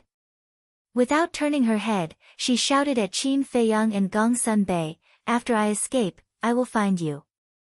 Run!" Yan Wei grabbed Qin Feiyang and rushed toward the portal. However, at this moment, a cold light flashed in the eyes of the middle-aged man who had disguised himself as Pang Su. He rushed over like lightning and smashed the portal with one punch. Damn it! Yan Wei cursed in his heart. You want to leave? Don't you have to ask for my opinion?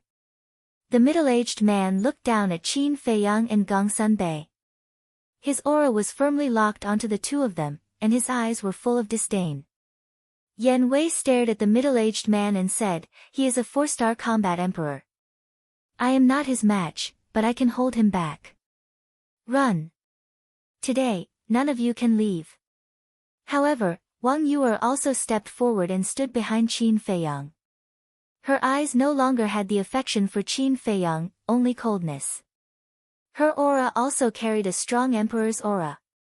Qin Feiyang turned to look at Wang Yuer and asked, "Have you made a breakthrough?" Wang Yuer said, "Thanks to you, not only did I break through, but I also opened the 7th level of the Gate of Potential." "That's good." Qin Feiyang muttered. This way, the guilt in his heart lessened a little. Immediately after, he decisively brought Yan Wei to the castle. Oh no! The middle-aged man's face changed, and he immediately released his perception. But how could he sense the existence of the ancient castle with his little bit of cultivation? In the meantime, inside the castle, Yan Wei looked at Qin Feiyang and said anxiously, "The castle can't be moved. Hiding here won't be of any use at all.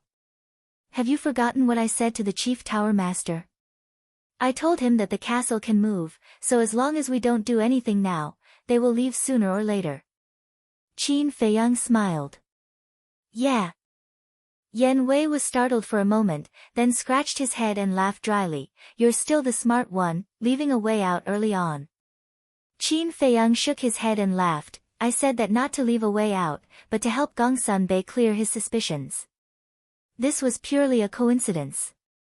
"That's still very impressive." Yan Wei laughed. Outside, after Qin Feiyang escaped into the castle, the Miss of the Dragon Phoenix House did not continue to fight and immediately thought of a way to escape. However, Gongsun Bei's true strength was not inferior to hers at all. She simply could not find a chance to escape. What should I do? Do I have to expose my true cultivation? But, once my true cultivation is exposed, my identity will also be exposed. Seeing this, the Black Shadow was hesitant and anxious. Shua! Suddenly, Qin Feiyang appeared on the roof of a house below, looked at the Miss of the Dragon Phoenix House, and shouted, "Come down quickly." The Miss of the Dragon Phoenix House's eyes lit up, she pushed Gongsun Bei back with a palm, and then rushed towards Qin Feiyang like lightning. Gongsun Bei's face darkened as he quickly chased after her. At the same time, the middle-aged man who pretended to be Pang Su also rushed towards Qin Feiyang, the killing intent in his eyes undisguised. "You're really not afraid of death?" Qin Feiyang's eyes were filled with ridicule. Although he did not understand the personality of the Miss of the Dragon Phoenix House, anyone would be angry when encountering such a thing. If the middle-aged man could stay obediently, he might be able to keep his life and live a carefree life for a while. But now, he actually wanted to come down and kill him? Wasn't this walking into a trap? As expected, the Miss of the Dragon Phoenix House's eyes turned cold as she said coldly, "I was just worried that I wouldn't be able to find a chance to kill you." As she spoke, she waved her jade-like hand and her battle chi surged, turning into a huge wave that roared towards the middle-aged man. "Hurry up and leave!" Gongsun Bei shouted. Hearing Gongsun Bei's reminder, the middle-aged man raised his head and immediately turned around to flee. However, the difference in cultivation between him and the Miss of the Dragon Phoenix House was too great. In less than 3 breaths, the battle chi roared and engulfed him. Accompanied by a shrill scream, he died on the spot. Swoosh! Following closely, the Miss of the Dragon Phoenix House landed beside Qin Feiyang without looking back. "Take care." Qin Feiyang raised his head to look at young Master Hao and Wang Yu, in the sky, muttered to himself, and then brought the Miss of the Dragon Phoenix House into the castle. "Damn it, immediately seal off the entire city, we must not let them escape." Young Master Hao roared hysterically. Gongsun Bei sighed, "He has entered the castle, even if we seal off the entire city, it will be useless. Young Master Hao said angrily, then are we going to let them leave just like that? Gongsun Bei sighed helplessly. Indeed, it was as Qin Feiyang had said when he was in the main tower. If he wanted to leave, no one in the Forgotten Continent could stop him. At the same time, seeing that the miss of the Dragon Phoenix house had safely escaped, the black shadow in the clouds also heaved a sigh of relief. Then, with a palm strike, the Chief Tower Master turned around and flew away. The Chief Tower Master's eyes were gloomy as he chased after him relentlessly. Qin Feiyang had escaped. If the black shadow was allowed to escape, then it would be impossible to snatch the divine crystal. After the black shadow escaped, the battle chi tide also dissipated. It's too dangerous here, you guys go back immediately. Gongsun Bei, quickly follow me to support the Chief Tower Master. Wang Su warned the two of them, and also chased after the black shadow. Quickly go back, the matters here are no longer something you can interfere in. Gongsun Bei flew in front of young Master Hao and Wang Su, patted their shoulders, and chased after them like lightning. Qin Feiyang, I will definitely not let you off. Young Master Hao looked at the backs of Gongsun Bei and the others, then lowered his head and swept his gaze over the roof where Qin Feiyang had disappeared. He clenched his hands together and muttered to himself with a murderous aura. Wang Yuer did not say a word, but her face was full of frost. She opened the teleportation door and walked in without looking back. Wait for me, sister. Seeing this, young Master Hao hurriedly chased after her. What's going on? Why is Qin Feiyang in the Divine City? And that miss of the Dragon Phoenix house, why is she together with Qin Feiyang? Who's that black shadow? He's actually so strong that even the Chief Tower Master and Wang Su can't stop him. After the few of them left, the people in the city below immediately began to discuss. Inside the ancient castle. This is that ancient castle. The miss of the Dragon Phoenix house curiously sized up the ancient castle. At the same time, Fatso and the others, as well as Wolf King and the other beasts, also looked at the miss of the Dragon Phoenix house curiously, thinking in their hearts, what kind of face would be under this veil? Suddenly, the miss of the Dragon Phoenix house seemed to have thought of something. She turned to look at Qin Feiyang and said, I'm a little worried about teacher. Qin Feiyang said indifferently, a 9-star war emperor, what's there to worry about? Teacher's strength is very strong, but we can't expose his identity yet. Why don't we go and take a look? The miss of the Dragon Phoenix house said. Follow? Do you want to die? Qin Feiyang raised his eyebrows. It wasn't easy for him to escape, so he didn't want to throw himself into a trap again. Moreover, he didn't care about that black shadow at all. What he cared about was Yan Wei's clansmen.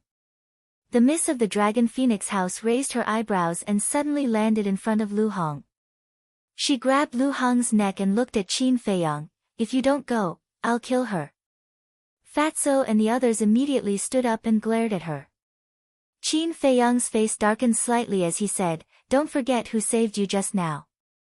The miss of the Dragon Phoenix house said, you saved me.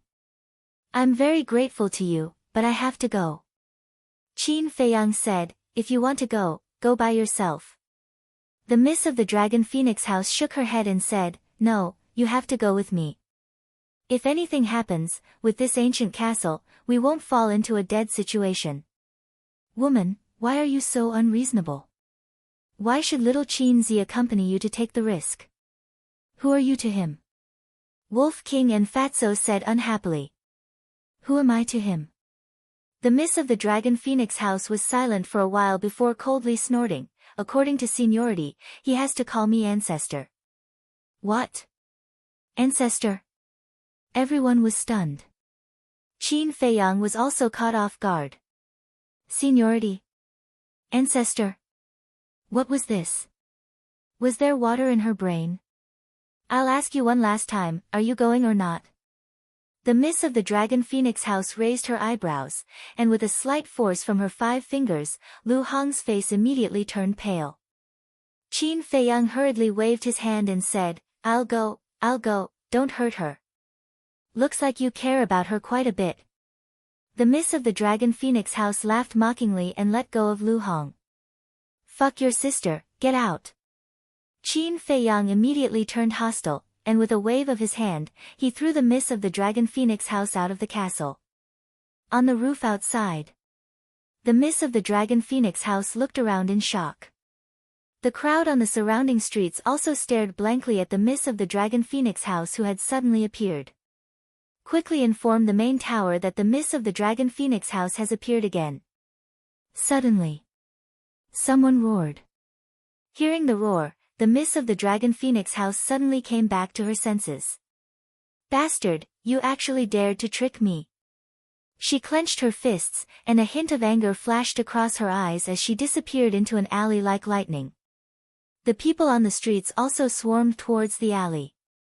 However, when they rushed into the alley, there was no trace of the miss of the Dragon Phoenix House. Are you alright?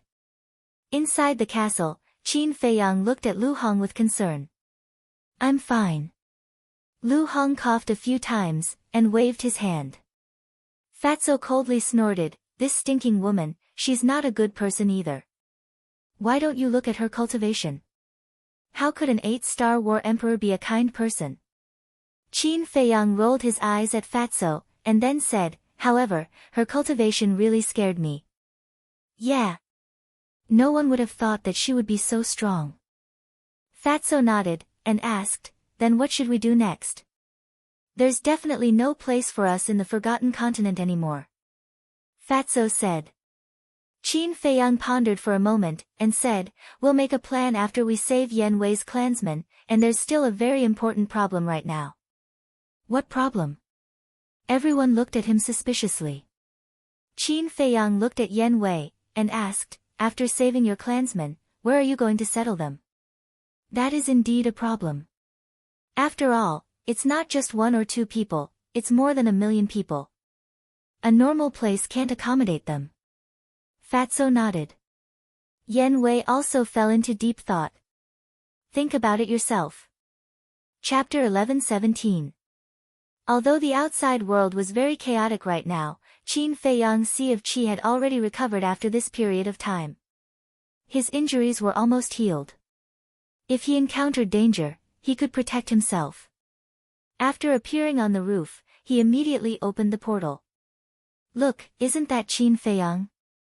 Yes, it's him. His appearance is exactly the same as the legendary Qin Feiyang. Stop him. Yes, as long as we can catch him, we will definitely get a big reward. Those who were looking for the young lady of the Dragon Phoenix House also noticed Qin Feiyang at the first moment. They immediately swarmed toward Qin Feiyang as if they had been injected with chicken blood. Am I that easy to catch? Qin Feiyang was helpless. These people were too naive, right? Boom. Just as he was about to enter the portal, a thunderous sound suddenly rang out in the sky above the West City. Moreover, at the same time, 3 terrifying auras spread out from there, shaking the heavens. What's going on? Qin Feiyang raised his head and looked at the West City in surprise. He felt that the 3 auras had even surpassed a 9-star combat emperor. It's a fake god. Qin Feiyang's heart trembled. There were 3 fake gods hiding in the divine city.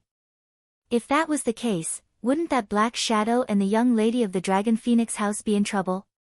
What does it have to do with me? You really have nothing better to do. Qin Feiyang shook his head and turned to step into the portal. Qin Feiyang, give me your life. However, at this moment, an angry roar sounded, followed by a battle chi. The portal in front of Qin Feiyang was instantly shattered. Qin Feiyang raised his eyebrows and looked up. The corners of his mouth lifted as he said with a smile, you dare to come here to die. He saw a young man in purple standing in the sky. He was tall and had an extraordinary appearance, but his face was full of arrogance. It was Nie Xiaoyong, who was slapped in the face by Fatso at the sword peak. Courting death? Nie Xiaoyong smiled disdainfully and said, in the past, I was afraid of you because you were the chief tower master's personal disciple. But now, you are just a rat crossing the street. You talk too much. Qin Feiyang's eyes turned cold. His aura suddenly erupted, and he turned into a stream of light that shot towards Nie Xiaoyong. However, not only was Nie Xiaoyong not afraid, his face was full of ridicule. Qin Feiyang frowned. This person was only a 3-star battle saint, yet he dared to act so fearlessly in front of him. Suddenly, a strong sense of unease welled up in his heart.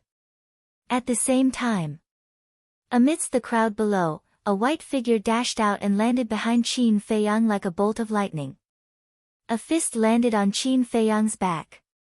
Boom! In the nick of time, Qin Feiyang activated the battle formula, but he was still sent flying. Puff! He spat out a mouthful of blood, and like a meteor, he smashed into the street below. With a loud bang, crushed stones flew in all directions, and a deep pit appeared. Those who were chasing Qin Feiyang all stopped and looked at the white figure. It was a youth in white. He was about 25 or 26 years old, and he was about 1.8 meters tall. He was tall and straight like a pine tree.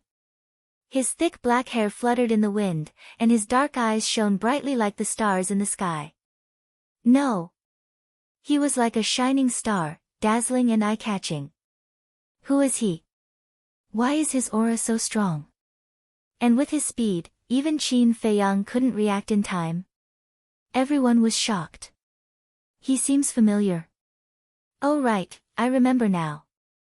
He is the eldest son of the King Kong tribe's chief, Nie Zhan. Nie Zhan. It is said that he is one of the 3 kings of the Saint Peak. Even the Peak Master of the Saint Peak wants to take him as a disciple. The crowd instantly boiled over. Whether it was the 3 kings of the Saint Peak or the 3 kings of the Saint Tower, they were all heaven's favored children of the Central Divine Kingdom. Nie Zhan. Inside the deep pit, Qin Feiyang slowly got up and raised his head to look at Nie Zhan. The killing intent in his eyes was undisguised. If he hadn't activated the battle formula in time, Nie Zhan's punch would have killed him. Nie Zhan stood high up in the sky like a sovereign king looking down at Qin Feiyang, and he said in an overbearing manner, "I've heard of your great name since long ago, but I've never had the chance to meet you personally. It's truly unfortunate." Qin Feiyang sneered, "If I were still Ancestor Mu, would you dare to talk to me like this? The point is, you are not Ancestor Mu now, but Qin Feiyang." Nie Zhan said. "Can this change your character of bullying the weak and fearing the strong? What heaven's favored child? I think it is a joke." Qin Feiyang smiled disdainfully. Nie Zhan's face darkened, and he said, "Whether it is a joke or not, you will know when you see my strength." Boom! After that, his oppressive aura completely erupted as he pounced towards Qin Feiyang with an earth-shattering force. "To be honest, I really don't take your strength seriously." Qin Feiyang raised the corner of his mouth. He flew up 90,000 miles and stood at the top of the clouds. His whole body exuded a mighty dragon's aura. Nie Zhan was surprised. "I will let you see what is called heaven-defying combat strength, the Emperor of 9 and 5. Qin Feiyang smiled coldly and arrogantly. The wind in the sky suddenly blew and dark clouds covered the sky. The next moment, a purple-gold divine light tore through the clouds and descended from the sky. A statue appeared in the blink of an eye. The statue stood above Qin Feiyang's head. Its mighty divine aura enveloped all directions. The people in the city below felt an indescribable fear in their hearts. There were even some people who couldn't help but kneel on the ground and worship. This is, in the distance. The chief tower master and the others also stopped in the void. They turned their heads and looked at Qin Feiyang and the statue. Their faces were full of horror. It was actually a divine aura. Gongsun Bei said, "My lord, I seem to have heard you say that the Qin Emperor created a divine art." "Yes. He created the divine dragon art. Qin Feiyang is now using the 3rd move of the divine dragon art, the Emperor of 9 and 5. The chief tower master said in a deep voice. Not only does he have the power of the purple gold dragon blood, but he also has the Qin Emperor's self-created divine art. Could he be the reincarnation of the Qin Emperor? Gong Sun Bei's heart trembled. Qin Feiyang's performance was far beyond his expectations. The chief tower master suddenly shouted, "All divine envoys, listen to my order. Go to the Dragon Phoenix Pavilion immediately and kill Qin Feiyang." His voice was like a bell that resounded through the sky. For a moment, streaks of light soared into the sky, carrying boundless killing intent as they shot towards Qin Feiyang's location. Qin Feiyang also heard the chief tower master's voice, but he didn't care at all. He looked at Nie Zhan and said with a smile, "I don't have any hobbies, but I like to trample on the dignity of elites like you. Kneel down." Words were the law. The emperor's qi turned into a torrent and surged towards Nie Zhan. Plop! Nie Xiaoyong, who was next to Nie Zhan, immediately knelt down in the void. His body trembled and his heart was filled with fear. Nie Zhan glanced at Nie Xiaoyong, then looked up at Qin Feiyang and said coldly, "Are you kidding me? Do you have the ability to make me kneel down?" He suddenly waved his hands, and his battle qi surged. It transformed into an enormous golden blade that carried a world-destroying sharpness as it furiously slashed out. This was a perfect battle art. An ant wants to compete with the sun and the moon. Die! Qin Feiyang was like a fiend god, domineering and domineering. As he waved his hand, the statue raised the broken sword in its hand and slashed in the air. A purple gold sword qi pierced through the sky and collided with the giant blade. It was like a collision between two comets. A destructive storm appeared out of nowhere and swept in all directions. In the city below, houses collapsed one after another. Countless people were swept up by the storm and torn into pieces. Blood dyed the void and the earth red. Wails of agony could be heard everywhere. It was like hell. Puff! At the same time, Qin Feiyang and Nie Zhan were also severely injured and kept retreating. Blood gushed out from their mouths. Very powerful. Qin Feiyang mumbled in shock. Previously, the inner demons, under the enhancement of the kill art, relied on the cultivation of a 4-star combat emperor to suppress the 8-star combat emperor chief of the divine python tribe. Now, relying on the cultivation of a 4-star combat saint, it was still too difficult for him to suppress a 9-star combat saint. After all, not only was there a huge difference in cultivation between him and Nie Zhan, but Nie Zhan also mastered a perfect battle art. However, Nie Zhan was even more incredulous. With the cultivation of a 4-star combat saint, he was able to fight him to a draw. This was hard for him to accept. Kneel down! Qin Feiyang roared again. His words carried a great majesty. The emperor's aura of the statue rushed towards Nie Zhan again. Plop! Nie Zhan's body trembled and he immediately knelt down in the void uncontrollably. This kneel made him feel as if he was struck by lightning. His head was buzzing. As one of the 3 kings of the Saint Peak, he actually knelt down in front of a 4-star combat saint. How could he maintain his position in the main tower in the future? This was a great humiliation, a great humiliation. But at the same time, he had to admit that this was the true power that defied the heavens. He would never be able to compare to it. He knelt down. Too shocking. Nie Zhan, a 9-star combat emperor, is actually not a match for Qin Feiyang. The people in the city below were all in a daze, full of shock and fear. Too powerful. This could no longer be described as a demon. This person was a pervert, a monster. Does it feel good? Not to mention you, even if the 6 kings of the main tower's holy ground came out together, I might not even care. This time, it was Qin Feiyang's turn to look down on Nie Zhan. This was his capital. I'm not convinced. Nie Zhan stared at Qin Feiyang coldly and suddenly roared hysterically. Bang! An even more terrifying aura surged out from his body. Following closely, his skin turned into a dazzling golden color at a speed visible to the naked eye. That's the Invincible Vajra body. It's the inherited battle skill of the Vajra tribe. Someone below exclaimed. Invincible Vajra body? Qin Feiyang was stunned as he sized up Niezhan. At first glance, this person's body seemed to be cast from gold. It was filled with a hard texture. Moreover, one could vaguely sense that there was an explosive power hidden in this person's body. I heard that once the people of the Vajra tribe activate this battle skill, it's equivalent to having an immortal body. I've also heard about it. This invincible Vajra body can not only strengthen the physical body instantly, making the physical body comparable to a divine weapon, but also increase the power by several times. I'm afraid Qin Feiyang is out of luck this time.